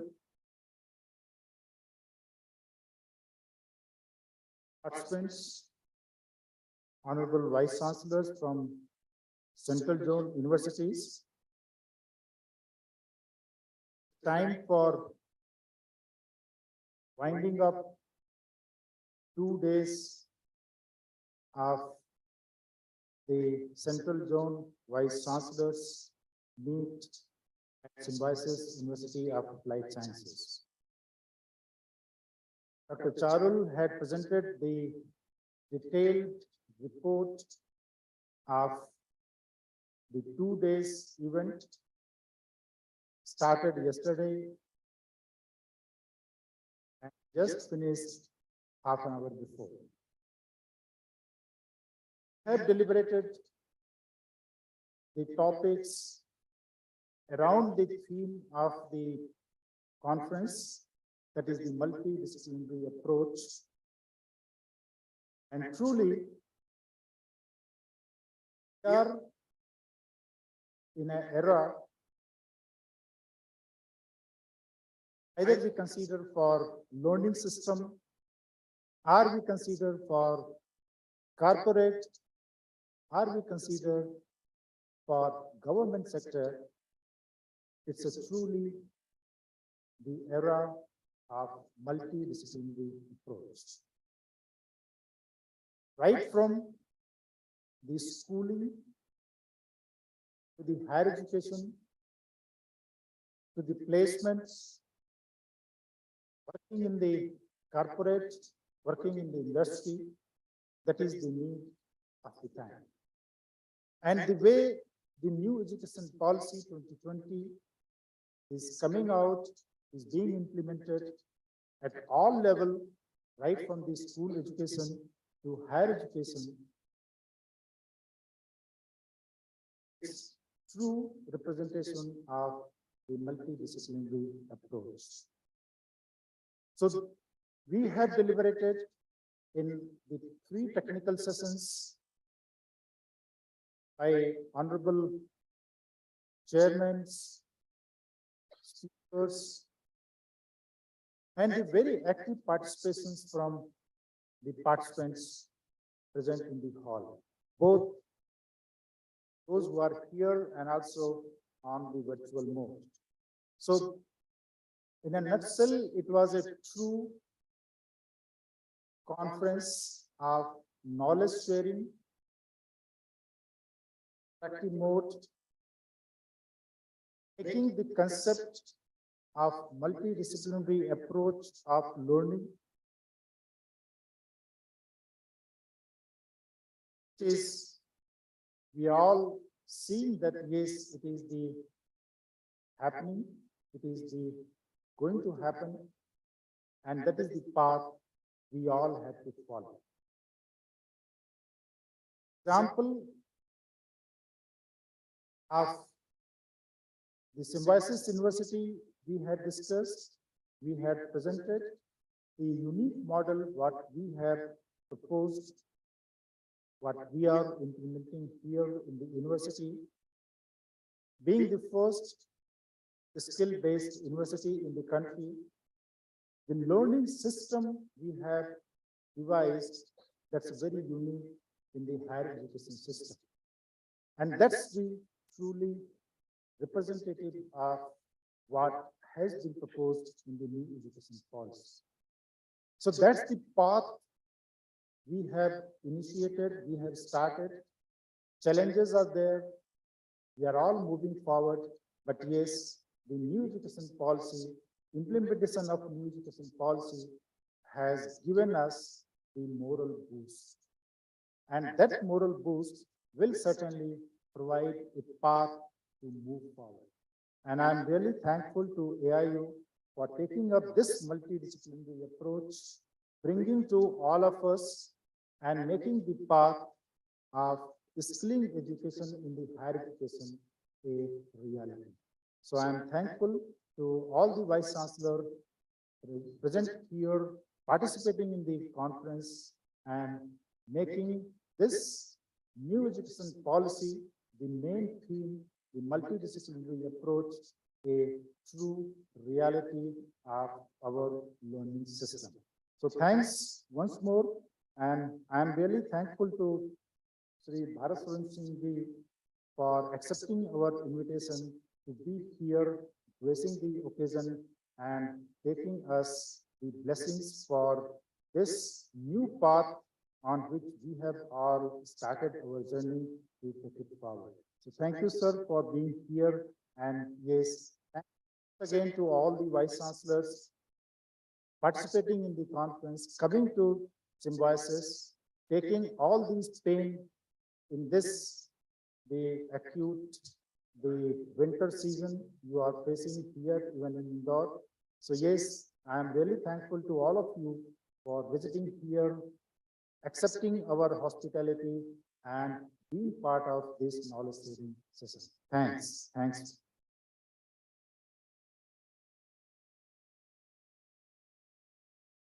Thank you, sir. Further request Association of Indian University, Dr. Pankaj Mittal ma'am, for the address.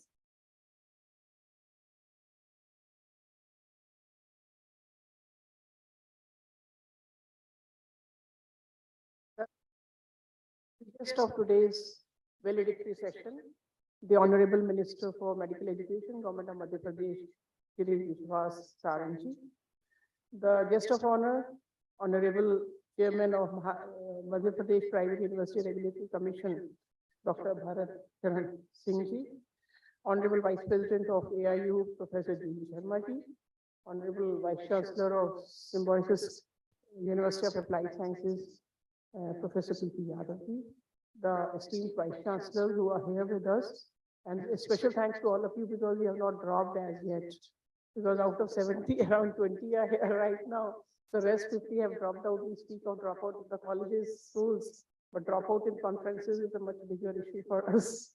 So thanks to all of you for being here till the valedictory session. Faculty members from Symbiosis who are here, the students, if some of the students are here, ladies and gentlemen, a very warm welcome to the valedictory session of the 2 days conference of the AIU Central Zone Vice Chancellors. It has been a very, very good experience. And I would also like to thank the Vice Chancellor, the Pro-Chancellor of the University, Dr. Swati Majumdar, for providing hospitality, excellent hospitality. I don't think any of us faced any type of trouble during this.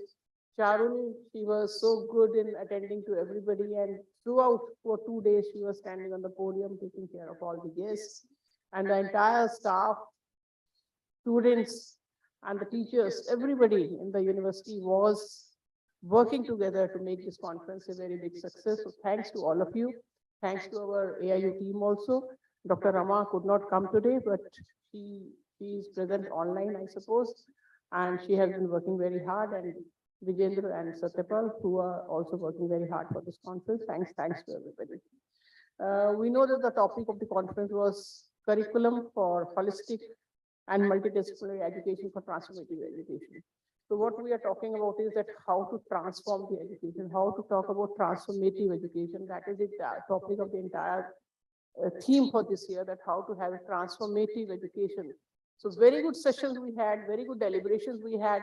For example, in the session on integrating Indian knowledge systems, we were talking and then how to integrate, and then ultimately it came out that, of course, every student should be knowing about Indian knowledge system. So we should be proud of Indian knowledge system. Rather, we should be creating a grand Indian narrative. Because nowadays, if you ask some student that as an Indian, what are you proud of? He'll say, what am I proud of? He'll think and then say maybe cricket or at the most Bollywood. But they will not know about the rich Indian tradition, rich Indian culture, rich Indian knowledge system. So the mistake is not theirs, mistake is ours, because we are not teaching them. So instead of having a separate course, which many of the vice chancellors pointed out that they may not be wanting to learn, I mean, they may find it boring, that why should I learn it? It is not going to help me in the employment, so why should I learn it? So instead of that, if we can integrate it in every course, so every course in like when you talk of case studies or examples, if the examples can be from the Indian knowledge system, so that can be very well interwoven within the curriculum. So that will be the right way of integrating Indian knowledge systems with the curriculum. Second session was on university, industry, society interface. Everybody did agree that this type of an interface is required. University industry is common, but university society is still not very common. So UGC has also come out with many regulations for the community engagement, fostering community engagement, because we also realize that the university, when they are established, and incidentally, the first university in the world was established in India, Takshila. So the main purpose of the university was that because of the university, the society around the university should develop. But slowly, we are forgetting this purpose, and the universities and the society work in silos. Rather, universities are in the ivory tower, and they feel that anybody outside the university is a lesser motor. So there is a need to connect the two, society and the community, and the bridges are required so that the universities and community connect with each other. So that was very much evident from the session yesterday. And today's session was a great learning experience where we talked about outcome-based learning, what is the difference between output and outcome, how to do outcome-based learning, how to train teachers for outcome-based learning, how to create students who are themselves good learners, how to shift the focus from teaching to sort of creating learners who can learn on their own, how to measure the outcome, whether to measure or not to measure, and who will measure, whether universities will measure or employers will measure. So very good discussions were held on outcome-based learning. So thanks to all the speakers and all the experts for such wonderful deliberations and very good suggestions. And all these will go in the form of a report, because if all the 5 zonal conferences and the national conference will be making a report and submitting it to the government, UGC, AICT, all the regulatory bodies. So I certainly feel that they'll pick up some of the recommendations and translate them into the policy initiatives which are being issued by the universities and the colleges. So let us hope that the education does transform and we go in for a transformative education. So with this, thank you very much. Thanks for being here. Thanks to people in the dais. Thanks to people in the audience, and thanks for being there with AIU, and AIU with you is with you and for you always. Thank you very much. Thank you.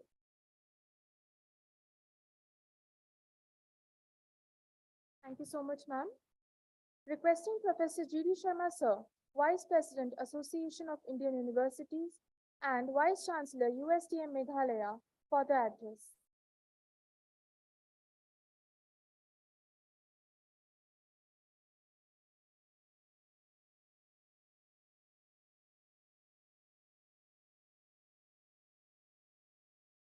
Good afternoon to every one of you.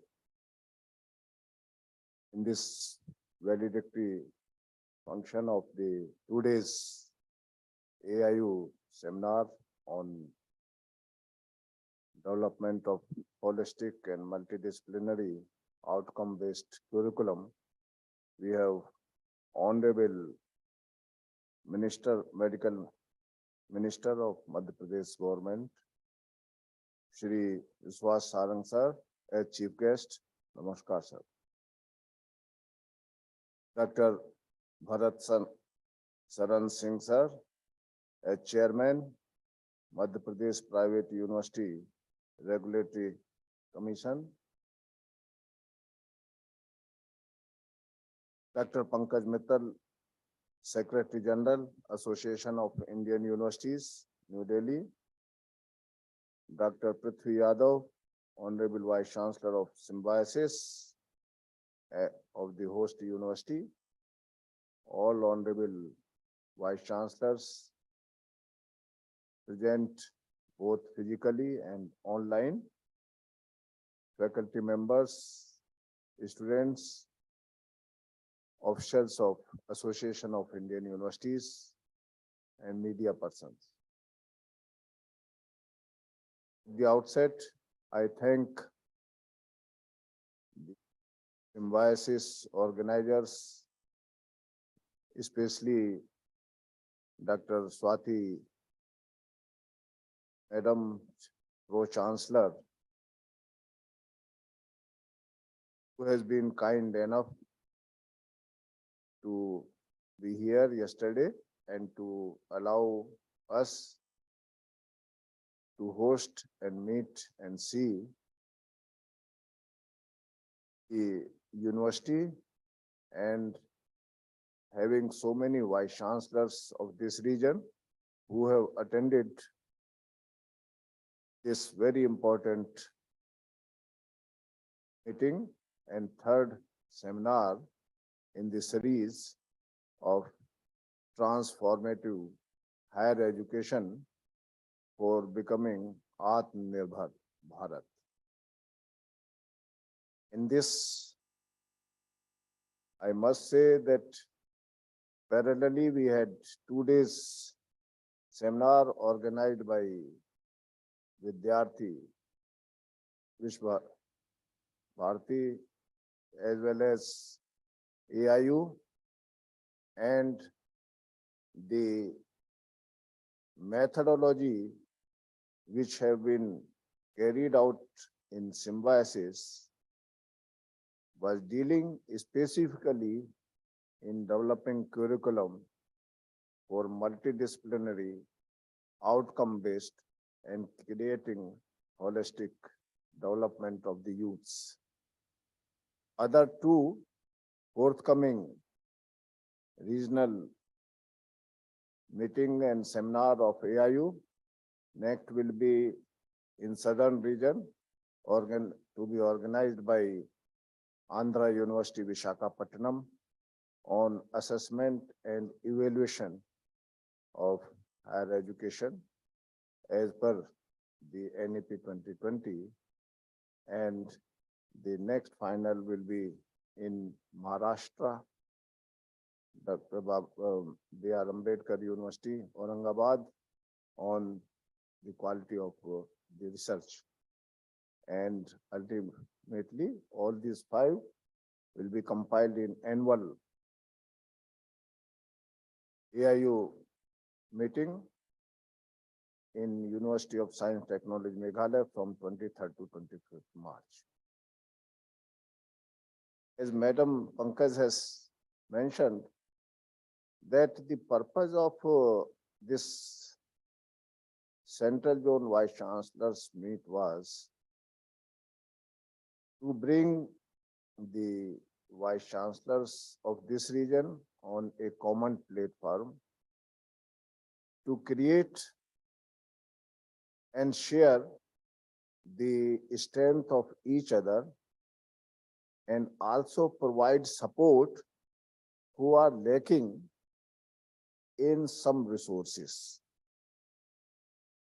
What we have seen through a very, very eloquent lectures and discussions held, so nicely the speakers have made presentations that so much strength lies in our university system. Some of the universities in this region have gone ahead, much ahead. They have already implemented NEP 2020, but some of them, particularly where this affiliation system is there, because the diversity of colleges, location of colleges and the students, and also socio-economic factors, they are also taking into all these factors into consideration so that this becomes most successful. But one thing we have seen, that everyone wants to implement. That is the very positive things.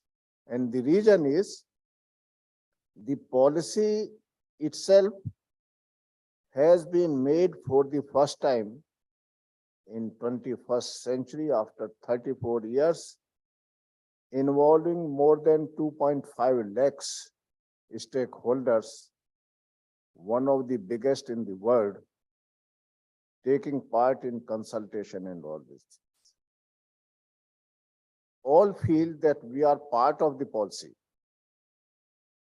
And therefore, when it is coming for implementation, so many workshops, seminars, symposia have been organized by taking initiative by the colleges, by the universities, and also learning what are the limitations, what are the challenges, how we can overcome to implement And some of the universities which have made some models after incorporating and coming out of the regulations from the UGC, they have seen that this is going to provide much more opportunities to our youth.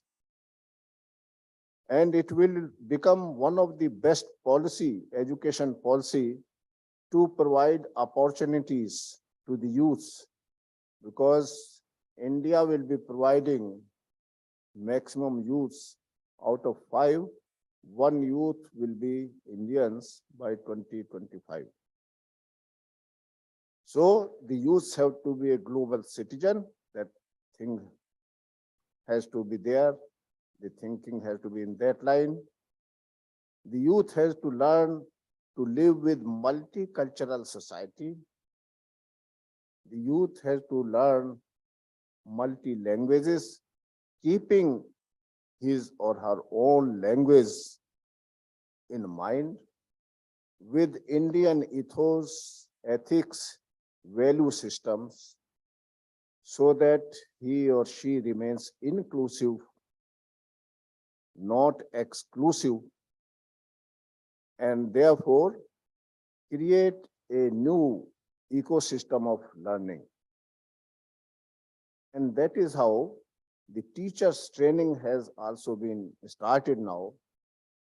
A number of universities, especially AIU, has also thought last year and given 10 centers initially to 10 universities to organize continuously such trainings for the teachers as faculty development program, how they can facilitate and become one of the key trainers in imparting knowledge and creating better way in sharing the resources. We have seen for the first time the concept of bridging industries and universities. The first time from our mindset, the things are going that a person having PhD, this specialization, super specialization will be professor. Along with this now, UGC has also issued guidelines and regulations that industries who are having expertise due to their knowledge, and also some of the experts who have created new environment in industry by their own innovations, can join as a professor, and for that these guidelines are going to help the universities to appoint them. A lot of new concepts have been coming to university systems for the first time, where these are giving more opportunities and also experimental orientation for the universities, whether it can work or not. Also, to convert non-formal activities into formal activities. Number of colleges, universities, they do a lot of social activities, societies activities, working with society. But now all these activities can be converted into credit form, that is into the formal education, so that students get assessed and feel that they have done something innovative contribution. They can choose to make careers, as Professor Chakwaral Sahab gave example in morning, that a person getting degree from the best institute in our country, IIM, not choosing to join job, but getting into the new input into the business and now becoming a unicorn. Another example from Northeast, similar one, a student from IIM got job, did job for 2-3 years. He has started now blended wild tea. The wild tea nobody is using. He is collecting, blending with different flavors, and he has earned nearly 100 crores. So he has signed with MOU with our university, and what he has done, the next is Momo. You might have heard this is one of the food.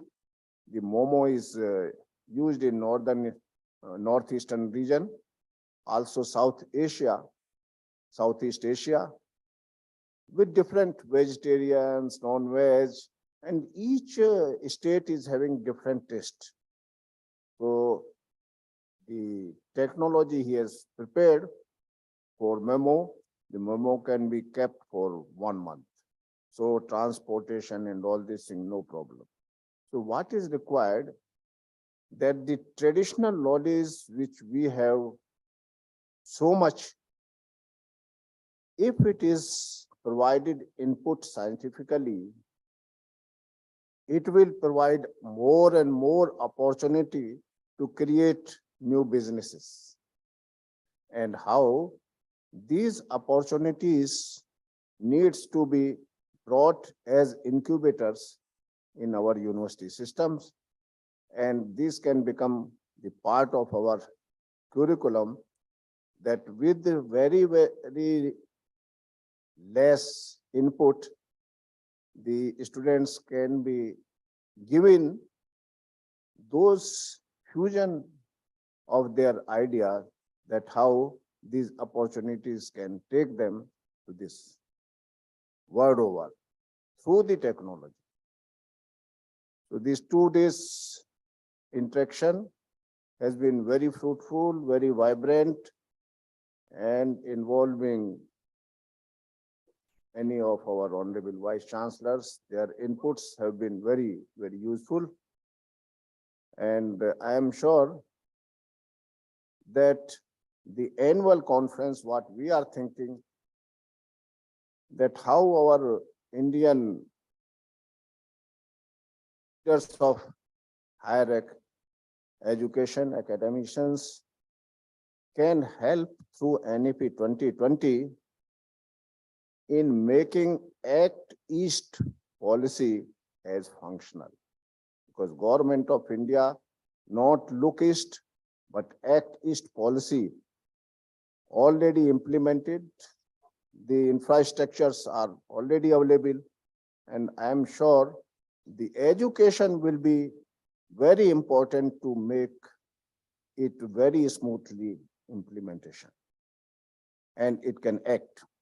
From AIU, the proposal has already been submitted for G20 meeting to the Minister of Education, that similarly University 20 can also be taken as one of the forum to work interaction, and also what India can give them, not exactly U20.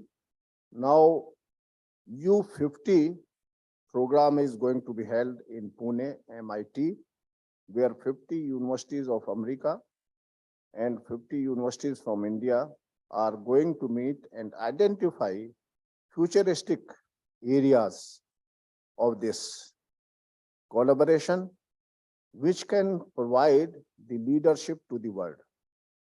So AIU has been invited there.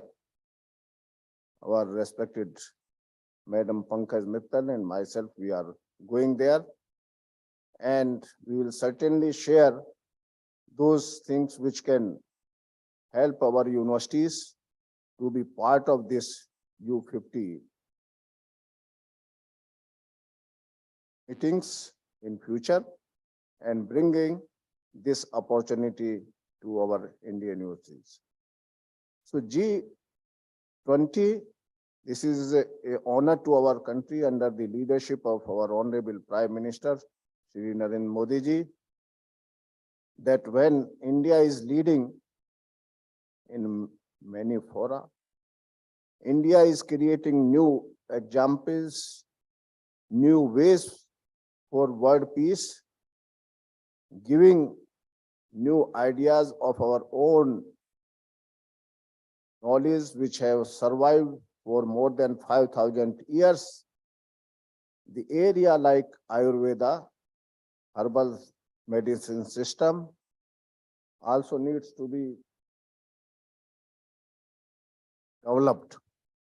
And by 2047, as it is envisaged, can be worked out to become as Vishwaguru for this knowledge and wisdom giving. Not taking much time, I thank each one of you for taking this trouble to join in physical mode as well as online mode for this 2 days program hosted by the Symbiosis and the good facilities provided by Symbiosis. On behalf of the AIU, I thank Dr.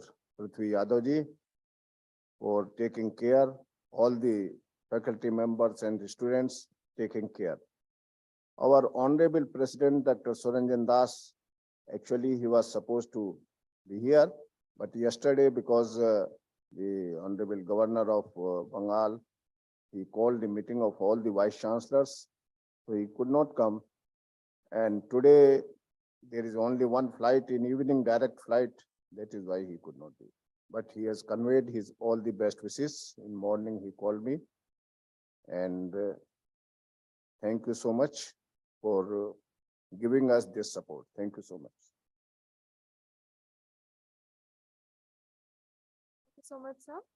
Now requesting the guest of honor for the valedictory session, Dr. Bharat Singh Sir, Chairman, Madhya Pradesh Private Universities and Regulatory Commission, Bhopal. Sir, I request you to please kindly come forward and grace us with your kind words.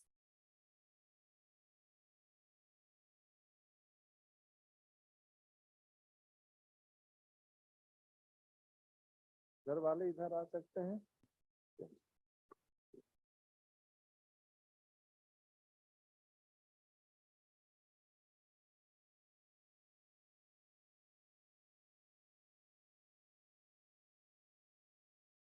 मंच पर virtual mode पर हम सबके बीच उपस्थित श्री विश्वास सारा,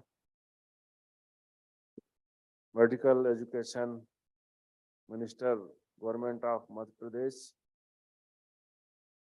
AIU के vice president professor GD Sharma ji, secretary general Pankaj Mittal ji, कुलपति doctor पृथ्वी यादव जी एवं यहाँ पर उपस्थित सभी सम्मानीय कुलपति गण। अभी मैं जब सिम्बायोसिस यूनिवर्सिटी में प्रवेश कर रहा था तो ध्यान में आया कि सिम्बायोसिस तो लाइफ साइंस के लिए बहुत ही कॉमन वर्ड है, और मैं भी एक लाइफ साइंस का स्टूडेंट होने के नाते कई बार हमारे पाठ्यक्रमों में भी सिम्बायोसिस वर्ड आता है, और जब उसको हमने कोरिलेट किया NEP से तो ये लगा कि सिम्बायोसिस तो अपने आप में एक मल्टी डिसिप्लिनरी का सबसे बड़ा एग्जाम्पल है, क्योंकि समुद्र में सी एनिमोन वो भोजन तो पकड़ सकता है लेकिन चल नहीं सकता। स्नेल बहुत धीमी गति से चलता है लेकिन एक प्लेटफॉर्म दे सकता है, और क्रैब वो थोड़ा सा तेज गति से चल सकता है। तो ऐसे तीनों मिल करके स्नेल के सेल के ऊपर सी एनिमोन चिपक जाता है, खड़ा हो जाता है, और स्नेल के अंदर जो नोच होती है उसके अंदर हर्मिट क्रैब जो है बैठ जाता है, और क्रैब तेजी गति से जब भोजन देखता है तो तेज गति से दौड़ता है। तो इस प्रकार से सी एनीमोन उस भोजन को पकड़ लेता है। तो इस प्रकार से जो चल नहीं सकता, जो पकड़ नहीं सकता, जो तेज गति से चलता है, ऐसे तीनों एक दूसरे से कोऑपरेट करके मल्टीडिसिप्लिनरी एक्शन के माध्यम से और अपना एक बड़ा से बड़ा अचीवमेंट प्राप्त करते हैं। NEP 2020 लागू हुई। कई बार लर्निंग शब्द आता है, learning by error, learning by repetition, mistake, repetition. तो इस प्रकार से लर्निंग जब हम इसको लागू करेंगे तो कई चीजें हमारे सामने आएंगी और उनको हम कहीं ना कहीं रिकवर करेंगे। ऐसे ही है कि आप किसी को पुश करके और पानी में उसको ढोस दीजिए, वो हाथ पैर चलाएगा और हाथ पैर चलाते चलाते तैरना सीख लेगा। हाँ, एक केयर टेकर वहां होना चाहिए, डूबने की स्थिति में उस पोजीशन में उसको हेल्प करे। ये जो फोकल थीम है मल्टी डिसिप्लिनरी तो है ही, लेकिन साथ में होलिस्टिक और फिर ट्रांसफॉर्मेटिव। और जब हम ट्रांसफॉर्मेशन की बात करते हैं तो ये मल्टी डायमेंशनल वर्ड है, वो चाहे ह्यूमैनिटीज हो, साइंस हो, इकोनॉमिक, हिस्ट्री। अभी कुछ दिनों पूर्व अमित शाह जी ने एक संजीव सान्याल के द्वारा जो हिस्ट्री का लेखन हुआ है उसका विमोचन कर रहे थे। तो इस प्रकार से जो पिछले 75 वर्षों में कई मिसिंग कंपोनेंट हैं, उन मिसिंग कंपोनेंट को कैसे हम फिलअप कर सकते हैं, वह भी इस ट्रांसफॉर्मेशन से बाहर नहीं है। जब मैं हॉल में प्रवेश किया तो SDG सस्टेनेबल डेवलपमेंट गोल का ही बात चल रही थी। तो वो चाहे बायोडाइवर्सिटी का फील्ड हो, फॉरेस्ट कवर का फील्ड हो, इको फ्रेंडली टेक्नोलॉजी का फील्ड हो, और डिक्रीज पॉल्यूशन और बैलेंस पॉपुलेशन की बात हो। तो इस प्रकार से यह फील्ड भी हमारे पाठ्यक्रम से बाहर के नहीं है। तो ट्रांसफॉर्मेशन की बात, अभी DAV में भी एक बड़ा कार्यक्रम हुआ और आप में से बहुत लोग वहां भी रहे होंगे और वहां भी एक बड़ी संख्या में इंटेलेक्चुअल्स आए थे। जब हम ट्रांसफॉर्मेशन की बात करते हैं तो स्वाभाविक है transforming teachers transform students, transforming students transform India Motherland. तो इस प्रकार से हम ये जो ट्रांसफॉर्मेशन की बात है, आप किसी विद्यार्थी से पूछिए तुम्हारे जीवन का क्या लक्ष्य है, वह बताएगा डॉक्टर बनूंगा, इंजीनियर बनूंगा, बिजनेस में जाऊंगा, वकील बनूंगा। Why not good human being first, या कुछ क्रांतिकारी करने का एक मन में एक ऐसा विजन जो राष्ट्र से ओतप्रोत हो। तो पहले गुड ह्यूमन बीइंग बनने का लक्ष्य हमारा होना चाहिए, इसके बाद तो बाकी विकल्प खुले हुए हैं। और फिर हम चूंकि टीचिंग प्रोफेशन में है, हम यहाँ कुलपति हैं और एक पीठ के प्रभारी हैं, और जिस पीठ के प्रभारी हैं वह पीठ युवाओं का एक बहुत बड़ा कैंपस है, और इन युवाओं को किस प्रकार से हम एक अच्छी दिशा दे सकते हैं, तो हमें रामकृष्ण परमहंस की भूमिका में आना होगा कि हम एक बालक नरेंद्र को ट्रांसफॉर्म करें और स्वामी विवेकानंद बनाए। हमें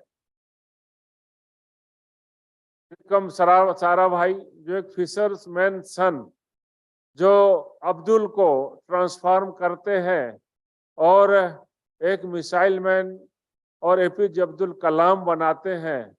जो IKS की बात हो, APJ अब्दुल कलाम हो, स्वामी विवेकानंद हो, ने प्राचीन काल से अपने पीरियड में IQS को किस प्रकार से उन्होंने वैश्विक संचार किया। और एक विष्णु गुप्त जो स्वयं ट्रांसफॉर्म होता है, चाणक्य बनता है और एक स्ट्रीट बॉय को ट्रांसफॉर्म करता है और चंद्रगुप्त बनाता है। और वही चंद्रगुप्त उस समय घनानंद एक साम्राज्य था, एक नेगेटिव एक्टिविटीज के साथ, तो वह पाटलिपुत्र में एक प्रकार से मानव मूल की व्यवस्थाओं को स्थापित करता है। कल्पना करिए, अभी स्वराज 75, अमृत महोत्सव 75 वर्ष, अभी जो लेफ्ट क्वार्टर सेंचुरी है, अगली 25 वर्ष यानी जो 2047 जब शताब्दी वर्ष होगा, सोचिए कि शताब्दी वर्ष यानी 2047 में भारत किन के हाथों में होगा, और जिनके हाथों में भारत होगा तो उनको हमको आज ट्रांसफॉर्म करने की दिशा में आगे बढ़ना है, वो हम कर ही रहे हैं। और वैसे भी कहा जाता है कि देश के भविष्य जानना हो, किसी भी देश का भविष्य कैसा होगा, तो वर्तमान की शिक्षा व्यवस्था का अध्ययन कर लीजिए। जिस प्रकार से वर्तमान की शिक्षा व्यवस्था होगी, उसी प्रकार से भविष्य का युवा होगा और उसी प्रकार से भविष्य का देश होगा। समय की सीमा है। माननीय मंत्री जी काफी देर से इंतजार कर रहे हैं, तो भी मैं 1-2 मिनट का समय उनकी अनुमति से लेना चाहूँगा। एक कहावत है, जैसी दृष्टि वैसी सृष्टि, कि हम एक बहुत ही नेक काम में लगे हुए हैं। वो कहते हैं एक बड़े क्षेत्र में निर्माण कार्य चल रहा था, काफी श्रमिक काम कर रहे थे, कुछ हमारे जैसे लोग उस क्षेत्र से निकले और जिज्ञासा हुई कि पता किया जाए यहाँ क्या हो रहा है। किसी ने पूछा, भाई क्या कर रहे हो? सामने वाले ने उत्तर दिया, अरे क्या कर रहे हैं, मजदूरी कर रहे हैं, गृहस्थी या परिवार चला रहे हैं। उत्तर मिला नहीं, वो आगे बढ़ गए और जिज्ञासा हुई, बोले एक बार फिर से पूछा जाए, भाई क्या कर रहे हो? उसने उत्तर दिया, मैं बाउंड्री वॉल बना रहा हूँ, दीवार जोड़ रहा हूँ। तो भी उत्तर मिला नहीं, आगे बढ़ गए। फिर उन्होंने कहा आखिरी बार फिर से पूछ लिया जाए, अरे भाई यहाँ क्या कर रहे हो? तो उसने उत्तर दिया, अरे मालूम नहीं, यहाँ एक भव्य मंदिर का निर्माण हो रहा है और उस निर्माण कार्य में मैं अपना योगदान दे रहा हूँ। तो इस प्रकार से काम तो सब वही कर रहे थे, लेकिन किसी के दृष्टि में मजदूरी करना था, किसी के दृष्टि में बाउंड्री वॉल दीवार बनाना था और किसी के दृष्टिकोण में भव्य इमारत का निर्माण करना था। तो ऐसा मानिए कि हमारा भी लक्ष्य वही है कि हम भी इस राष्ट्र रूपी मंदिर के भव्य निर्माण में अपनी भूमिका बना रहे हैं, अच्छे युवा यूथ तैयार करके। और एक अंतिम बात, make in India, self reliant की बात आप लोग कर ही रहे हैं। प्रधानमंत्री जी का आग्रह रहता है कि हमारे युवाओं को जॉब क्रिएटर बनना चाहिए, जॉब गिवर बनना चाहिए, नॉट जॉब सीकर। और जो एक ट्रेंड चला हुआ है भारतवर्ष में, अच्छा पढ़ लिख करके और हम वीजा बनवाते हैं और विदेश चले जाते हैं, उसके बाद जो बचते हैं वो मल्टीनेशनल में, फिर कॉर्पोरेट सेक्टर में, फिर इधर उधर की सेवाओं में। इसके बाद सोचते हैं जब 10-12 साल निकल चुका होता है कि अब हमको क्या करना है। तो ये 10-12 साल को अपन पहले ही प्लान कर लें, बचा लें। और राष्ट्रीय शिक्षा नीति में इस बात को प्रमुख जोर दिया गया है, ये जो बाद में सोचने की प्रक्रिया है वो पहले ही सोच लें और हमें किस दिशा में जाना है, अकॉर्डिंगली हम उसी प्रकार से अपने जीवन का प्लान करें। तो इस प्रकार से हम नौकरी के तरफ नहीं, तो हम स्वयं किस प्रकार से छोटे छोटे डिप्लॉयमेंट प्रारंभ कर सकते हैं, इंटरप्रेन्योर इस्टेब्लिश कर सकते हैं। और इन कामों में सेंट्रल गवर्नमेंट का भी एक पॉलिटिकल बिल है, कई प्रकार के पैकेज हैं, उन पैकेज को किस प्रकार से हम स्टूडेंट के बीच में कर सकते हैं, अवेयर कर सकते हैं और उनको भी इस बात में भी प्रमोट करें कि अब इधर इस दिशा में नहीं, इस दिशा में भी हमको आगे बढ़ना है। और ऐसा कर पाएंगे तो हम बहुत जल्दी इस देश को जो प्रधानमंत्री जी ने कहा कि हम कब तक डेवलपिंग रहेंगे, डेवलपिंग से डेवलप्ड की ओर जाना है। ये जो रेमिनेंट ऑफ स्लेवरी है उसको रिमूव करना है, कल्चरल के साथ आगे बढ़ना है। और कई बार भी इसे आता है कि इतना बड़ा टारगेट, इतना बड़ा टास्क है, हम इतने कम समय में कैसे पूरा कर पाएंगे, तो उसका भी एक सोल्यूशन है। मुझे एक संस्मरण ध्यान में आ रहा है, आधा मिनट में बात पूरी करूंगा। कलकत्ता में एक फ्रेंच लेडी किसी काम से आई और 10-12 दिन रुक गई, और जब उनका जाने का समय हुआ तो एक छोटा सा फेयरवेल कार्यक्रम रखा गया और काफी लोग इकट्ठा हुए। कुछ मीडिया के लोग वहां पर उपस्थित थे। कार्यक्रम के बाद कुछ मीडिया के लोग गए और उस फ्रेंच लेडी से पूछा कि आपको हमारे देश के लोग कैसे लगे? Very nice, very good. यहाँ के भोजन वगैरह कैसे लगा? Very nice, very good. यहाँ का कल्चर कैसा लगा? Very nice, very good. अंतिम उन्होंने पूछा कि हमारा कलकत्ता शहर कैसा लगा? उन्होंने कोई जवाब नहीं दिया। मैंने कहा मैडम हमारा कलकत्ता कैसा लगा? So nice nice. ऐसा लगा कि कुछ कमी है इसमें। नहीं मैडम आप बताइए हमारा ये कलकत्ता शहर कैसा लगा आपको? बोले कलकत्ता शहर काफी हद तक गंदगी भरा शहर है, काफी गंदगी है कलकत्ता शहर में। उस व्यक्ति को अच्छा नहीं लगा और उन्होंने थोड़ा सा तैस में आकर के, मैडम आप जानती हैं कलकत्ता शहर की आबादी 1 करोड़ है। 1 करोड़। तुरंत महिला ने उत्तर दिया, how much more people you need to Calcutta clean? Calcutta को साफ रखने के लिए 1 करोड़ कम है क्या? इससे और अधिक लोग चाहिए आपको। तो हमारी वाइब्रेंट डेमोग्राफी है, यदि चैलेंजेस बड़े हैं तो चैलेंजेस को सामना करने वाले भी कौन से कम हैं?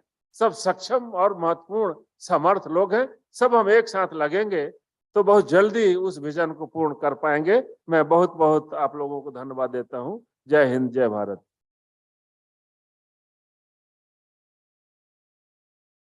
So much, sir. Now I request Shri Sarang sir, Honorable Minister, Medical Education, Government of Madhya Pradesh, and Youth Leader of Bharatiya Janata Party, sir, is well known to all the strata of people of Madhya Pradesh. Sir, I request you to please kindly grace us with your kind words. Government of Madhya नमस्कार। Pradesh, Youth Leader of Bharatiya Janata Party, sir, is well known to all the strata of people of Madhya Pradesh. Sir, I request you to please kindly grace us with your kind words. नमस्कार। Can you hear me?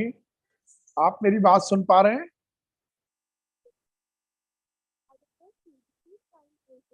Yes, sir, you are audible. जी नमस्कार। नमस्कार। आज के इस बहुत ही महत्वपूर्ण कार्यक्रम में हमारे बीच में उपस्थित आदरणीय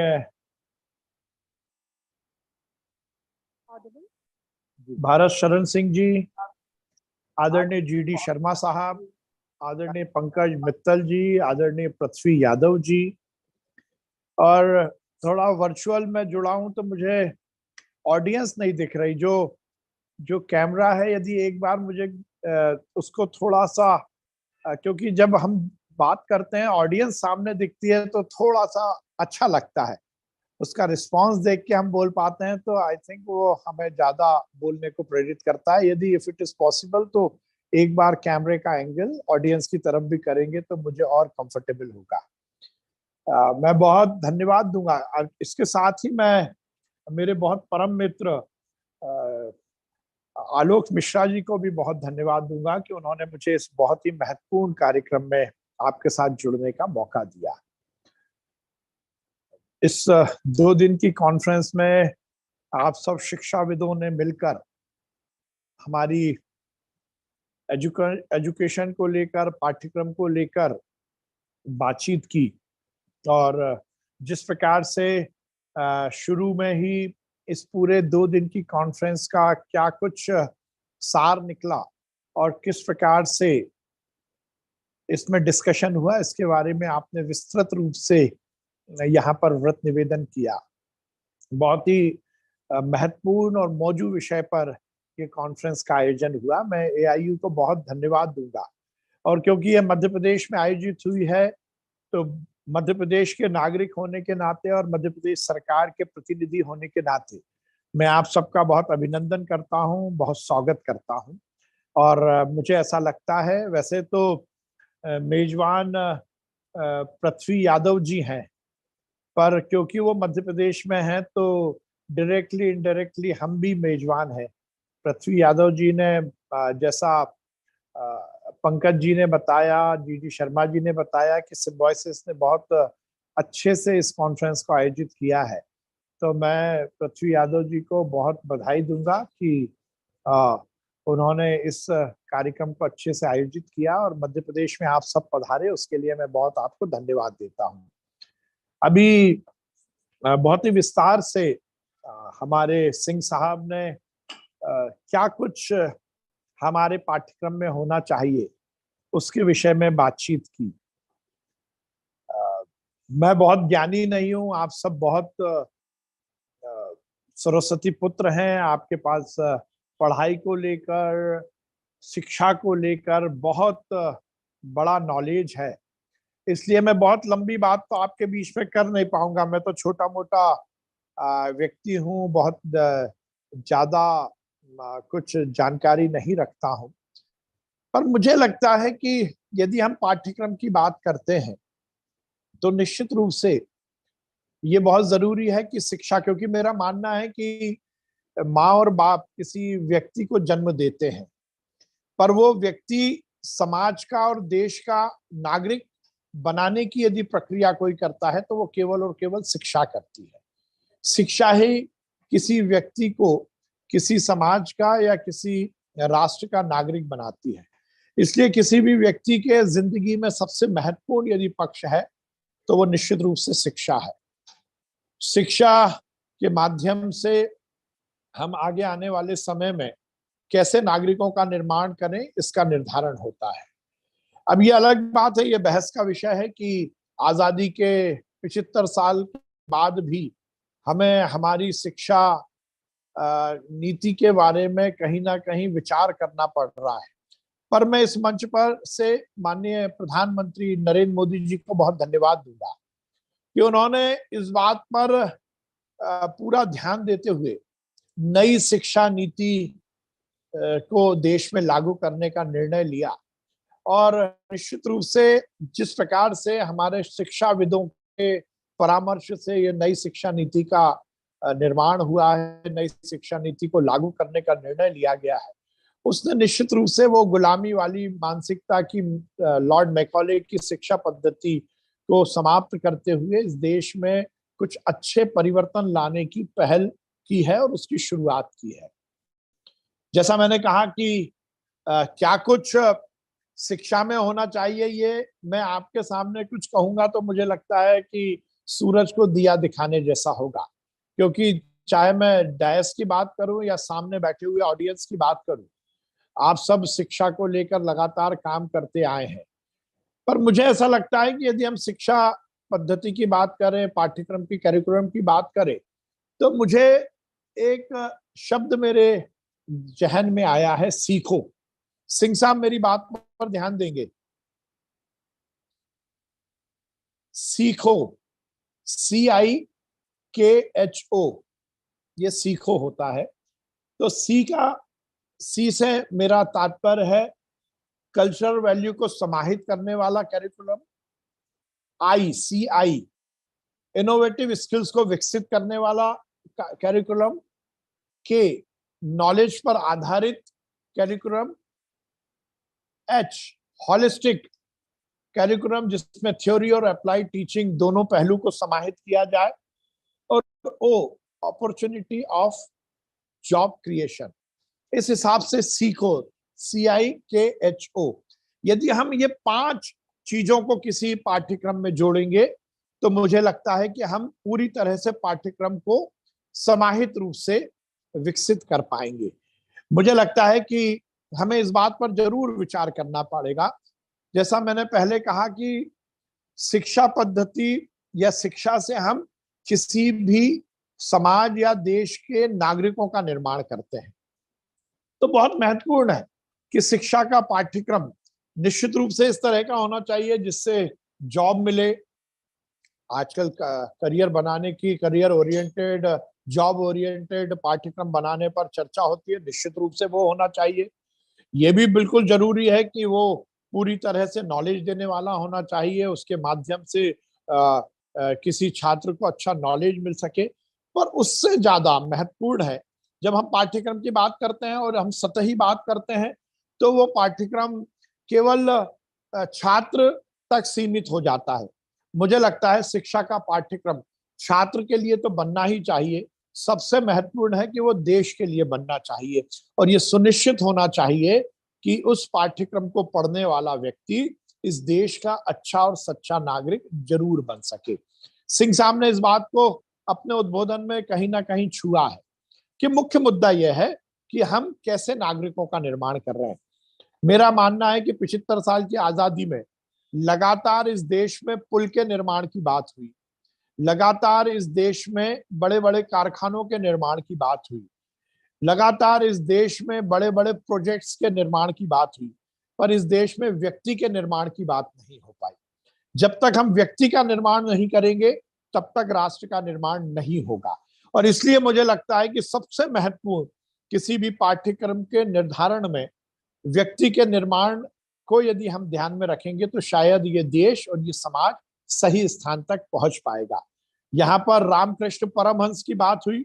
निश्चित रूप से इस देश का युवा, आज में मैं ताकत के साथ कहता हूं, अब मुझे जो कैमरा पर्सन है उसने अभी तक मुझे ऑडियंस के दर्शन नहीं कराए। मुझे लगता है कि ऑडियंस में निश्चित रूप से कुछ युवा जरूर बैठे होंगे, तो मुझे ऐसा विश्वास है कि इस देश का युवा आज भी विवेकानंद बनने को तैयार है। जरूरत है रामकृष्ण परमहंस की। यदि रामकृष्ण परमहंस इस देश को मिल जाए तो इस देश का युवा भी विवेकानंद बनने को तैयार है। कहने का तात्पर्य यह है कि हमें दिशा दिखाने वाला, हमें मार्ग प्रशस्त करने वाला कोई ना कोई व्यक्ति जरूर मिलना चाहिए। मैं फिर रिपीट करूंगा कि इस देश में नरेंद्र मोदी जी ने हर विषय में समाहित रूप से विचार किया, चाहे इस देश की फॉरेन पॉलिसी की बात हो, चाहे इस देश की इंटरनल सिक्योरिटी की बात हो, चाहे इस देश की फाइनेंशियल कंडीशन और फाइनेंस की बात हो, अर्थनीति की बात हो, या शिक्षा नीति की बात हो। नरेंद्र मोदी जी ने यह स्थापित किया कि हम इस देश के यदि निर्माण की बात करते हैं तो निश्चित रूप से हम हर विषय पर समाहित रूप से विचार करेंगे।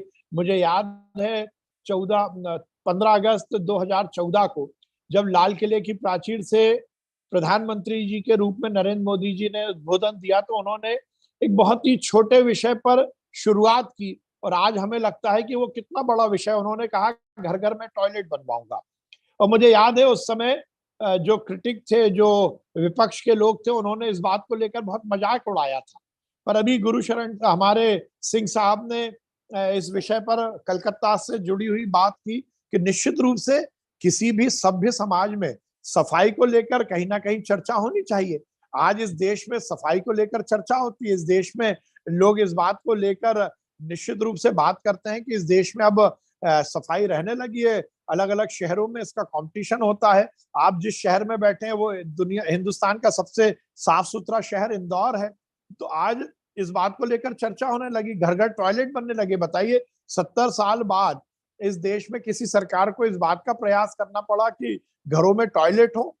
ये सभ्य समाज की शायद निशानी नहीं थी, परंतु आज इस देश के प्रधानमंत्री जी ने एक समेकित विकास, एक समावेशी विकास पर काम किया है, और उसमें सबसे महत्वपूर्ण बात यही है कि सड़क, पानी, बिजली, नाली का उपयोग करने वाले मानव मात्र के विकास के बारे में भी सरकार ने सोचा है, और वो निश्चित रूप से शिक्षा के माध्यम से ही संभव है।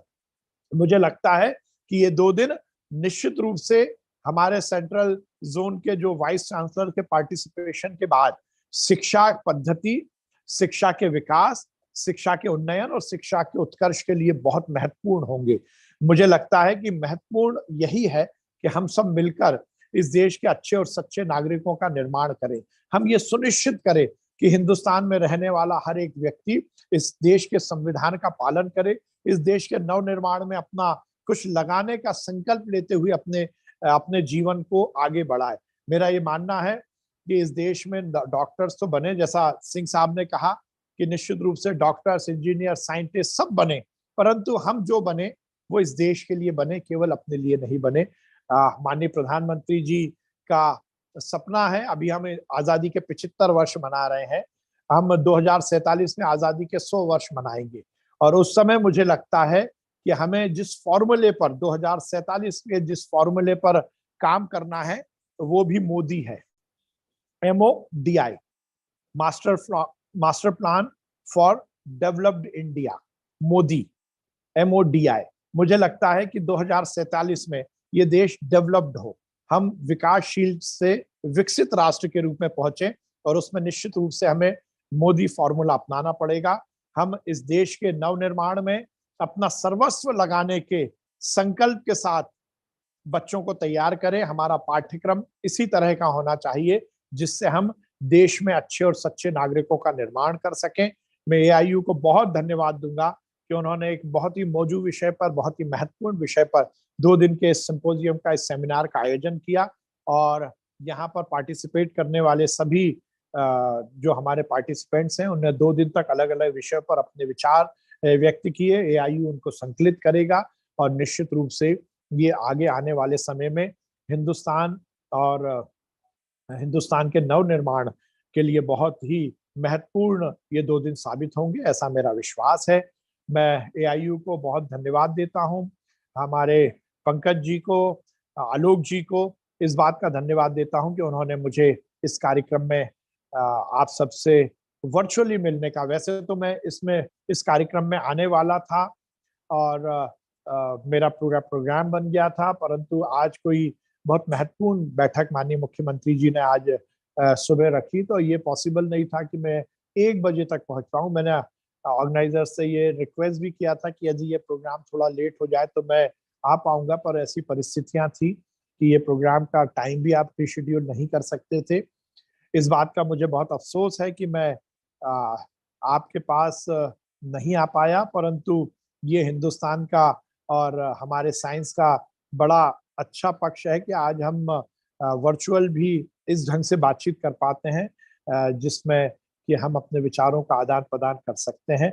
मुझे इस बात का जरूर अफसोस है कि मैं स्वयं वहां पर उपस्थित नहीं हो पाया, पर मैं बहुत शुभकामनाएं और बधाई देता हूं इस बहुत ही महत्वपूर्ण कार्यक्रम के आयोजन की।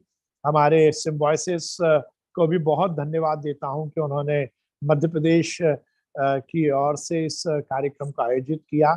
AIU को बहुत धन्यवाद देता हूं कि उन्होंने मध्य प्रदेश को इस सेमिनार के लिए चुना, और इस बात का बहुत धन्यवाद कि आपने मुझे यहाँ बुलाया। हम सब मिलकर ताकत के साथ हिंदुस्तान के नवनिर्माण में लगेंगे, और निश्चित रूप से वो काम और कोई नहीं कर सकता, आप जैसे सरस्वती पुत्र शिक्षाविद ही कर सकते हैं। हमारी सरकार, हम राजनीतिक जो क्षेत्र में काम करने वाले लोग हैं वो इस बात का विश्वास दिलाते हैं कि शिक्षाविदों के सहयोग से हम इस देश में अच्छे सच्चे युवाओं का और नागरिकों का निर्माण करने में सफल रहेंगे। मैं आप सबको बहुत धन्यवाद देता हूं इस कार्यक्रम के आयोजन की, और इस बात का विशेष रूप से धन्यवाद देता हूं कि इस महत्वपूर्ण कार्यक्रम में आपने मुझे आपसे मिलने का, आपसे वर्चुअली मुखातिब होने का मौका दिया है। बहुत बहुत धन्यवाद। आगे भी हम सब मिलकर इस तरह के कार्यक्रमों के माध्यम से एक दूसरे के विचारों का आदान प्रदान करेंगे। 1 मिनट में मैं अपनी बात जरूर करूंगा। मध्य प्रदेश देश का पहला राज्य बना है। हमने, माननीय प्रधानमंत्री जी का ये सपना था, हमारे मुख्यमंत्री जी का ये सपना था कि हम मेडिकल की पढ़ाई भी हिंदी में शुरू करें। तो मैं यहाँ बताना चाहता हूँ कि हम मध्य प्रदेश के पहले राज्य बने हैं जिसने मेडिकल की पढ़ाई हिंदी में शुरू कर दी है। सिंह साहब को पूरा नॉलेज है। वो जिस दिन इस कार्यक्रम, एक बड़े कार्यक्रम में हमारे देश के यशस्वी गृह मंत्री जी ने हमारी हिंदी की मेडिकल की पढ़ाई की शुरुआत की थी, किताबों का विमोचन किया था, सिंह साहब भी उस कार्यक्रम में भोपाल में उपस्थित थे। हमने एक नई शुरुआत की है और जो बहुत जरूरी है। फिर मैं कहूंगा कि 75 साल की एक बड़े जो हमारी डिस्कशन था उसका हमने एंड किया और हमने ये बात करके दिखाई, क्योंकि जब हम हिंदी में मेडिकल की पढ़ाई की बात करते थे तो लोग बोलते थे it is not at all possible, ये संभव नहीं है। पर हमने वो संभव करके दिखाया। और मैं ये बताना चाहता हूँ यहाँ पर कि हमने उसको बहुत साइंटिफिक तरीके से लॉन्च किया है। उसमें हमने टेक्निकल जो शब्द है वो नहीं बदले हैं, वो इंग्लिश में ही जो जिस लैंग्वेज में है उसी को रखा है। केवल हमने देवनागरी लिपि में किताबें बनाई हैं, और वो किताब हमने ट्रांसलिटरेट किया, हमने ट्रांसलेशन नहीं किया, ट्रांसलिटरेशन किया है। कहने का तात्पर्य हमने उसका अनुवाद नहीं किया, रूपांतरण किया है। केवल देवनागरी लिपि में लिखा है। किडनी को हमने किडनी लिखा है। हमने बाकी जो टेक्निकल शब्द हैं उनको उसी लैंग्वेज में लिखा है, बस केवल देवनागरी लिपि में लिखा है। जो पॉपुलर बुक्स हैं उन्हीं का हमने ट्रांसलिटरेशन किया है। ऐसे प्रयास मुझे लगता है शिक्षा के उन्नयन के लिए बहुत जरूरी है। हिंदी मीडियम में पढ़ने वाले बच्चे को अंडरस्टैंडिंग और लर्निंग के लिए ये बहुत महत्वपूर्ण आयाम हमने दिया है। तो हमारी सरकार लगातार काम कर रही है। मुझे लगता है कि हम सबको मिलकर, यहाँ पर बात हुई वैल्यूज की, निश्चित रूप से आगे आने वाला डॉक्टर यदि मूल्य आधारित उसका जीवन नहीं होगा तो उसके डॉक्टर बनने का कोई मतलब नहीं है। इंजीनियर कोई बन रहा है तो उसका निश्चित रूप से उसके एथिक्स उसके जिंदगी में रहने चाहिए। इसलिए हमने फाउंडेशन कोर्स भी मध्य प्रदेश में मेडिकल की पढ़ाई में स्थापित किया है। उसमें हमने ये सुनिश्चित किया है कि इस देश में वो विद्वान जिन्होंने इस देश के लिए कुछ ना कुछ किया है, समाज के लिए कुछ किया है, उनको हम अपने पाठ्यक्रम में जोड़े, उनकी जीवनी को हमने जोड़ा है। और हमारे फर्स्ट ईयर के फाउंडेशन कोर्स में हमने अंबेडकर साहब को जोड़ा है, हमने डॉक्टर हेडगेवार को जोड़ा है, हमने विवेकानंद को जोड़ा है, हमने हमने सरदार वल्लभ भाई पटेल को जोड़ा है। उनकी जीवन दर्शन को हम अपने मेडिकल के स्टूडेंट्स को पढ़ा रहे हैं, और उसको हमने सीबीसी बेस किया है कि हमारे हेडगेवार जी के जीवन से हमारा मेडिकल का स्टूडेंट क्या कुछ ग्रहण करे। अंबेडकर जी के जीवन से वो मेडिकल के क्षेत्र में जाना है तो उसको क्या कुछ ग्रहण करना चाहिए। मुझे लगता है कि इस तरह का यदि हम प्रयास करेंगे तो हम निश्चित रूप से आगे आने वाले समय में हमारी शिक्षा के माध्यम से हम अच्छे और सच्चे नागरिकों का निर्माण करेंगे। मैं इस कार्यक्रम के आयोजन की बधाई देता हूं। आपने मुझे बुलाया उसके लिए बहुत बहुत धन्यवाद। आप ये 2 दिन निश्चित रूप से इस देश के भविष्य और इस देश की शिक्षा के उन्नयन के लिए मील का पत्थर साबित हो, इसी आशा के साथ बहुत बहुत धन्यवाद।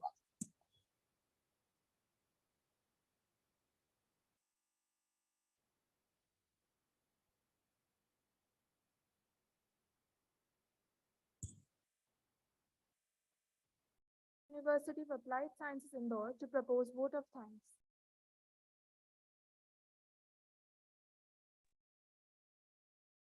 Very good afternoon to all of you. And I know I'm standing between you and lunch. I'm going to make this very quick. At the outset, let me thank three. Can reach at 3 as well. आ गया उसको वापस. चलो भैया. First is Dr. Swati Mujumdar for hosting Symbiosis. Second is P. Yadav for conceiving this AIU conceiving that Symbiosis will hold the AIU. And second, the entire AIU team, Dr. Pankaj Mittal, Symbiosis the honor for hosting this conference. Now, there has been a host of speakers.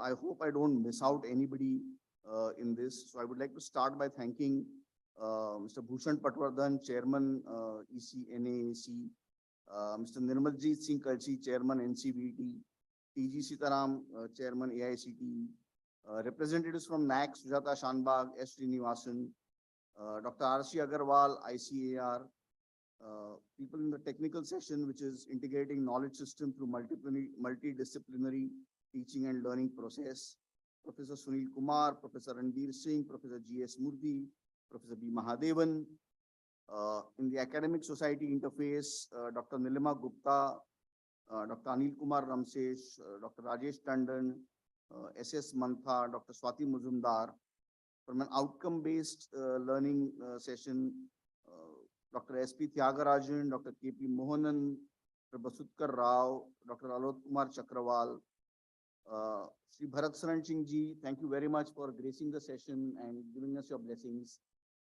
Sri Vishwas Sarang ji, I don't know whether he's still online, for giving us his words of wisdom and giving us his blessings on the session as such. I will fail in my duty if I don't thank the entire staff of SUHAS, which includes faculty, the student management committee, the administration, special mention to Bhavesh Thakur for ensuring we all get our food on time. Registrar sir for coordinating multiple activities, various committees and various staff members, the housekeeping, the security, the canteen staff, etc. A very special mention to the IU staff, Vijender ji, Satyapal ji, and Dr. Ramadevi Pani for bearing with us and ensuring you take care of our idiosyncrasies and ensuring that the session happens very well. I will just leave all of you with the slok from the Gita, which emphasizes the importance as well as the significance of this session.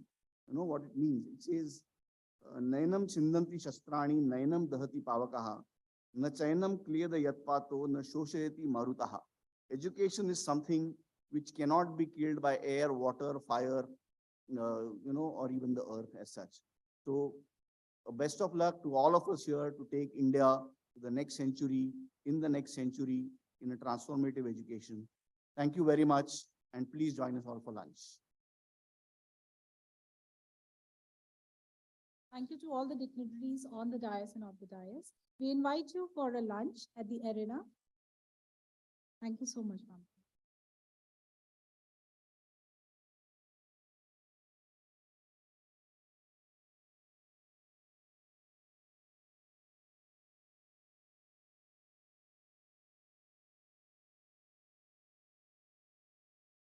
Recording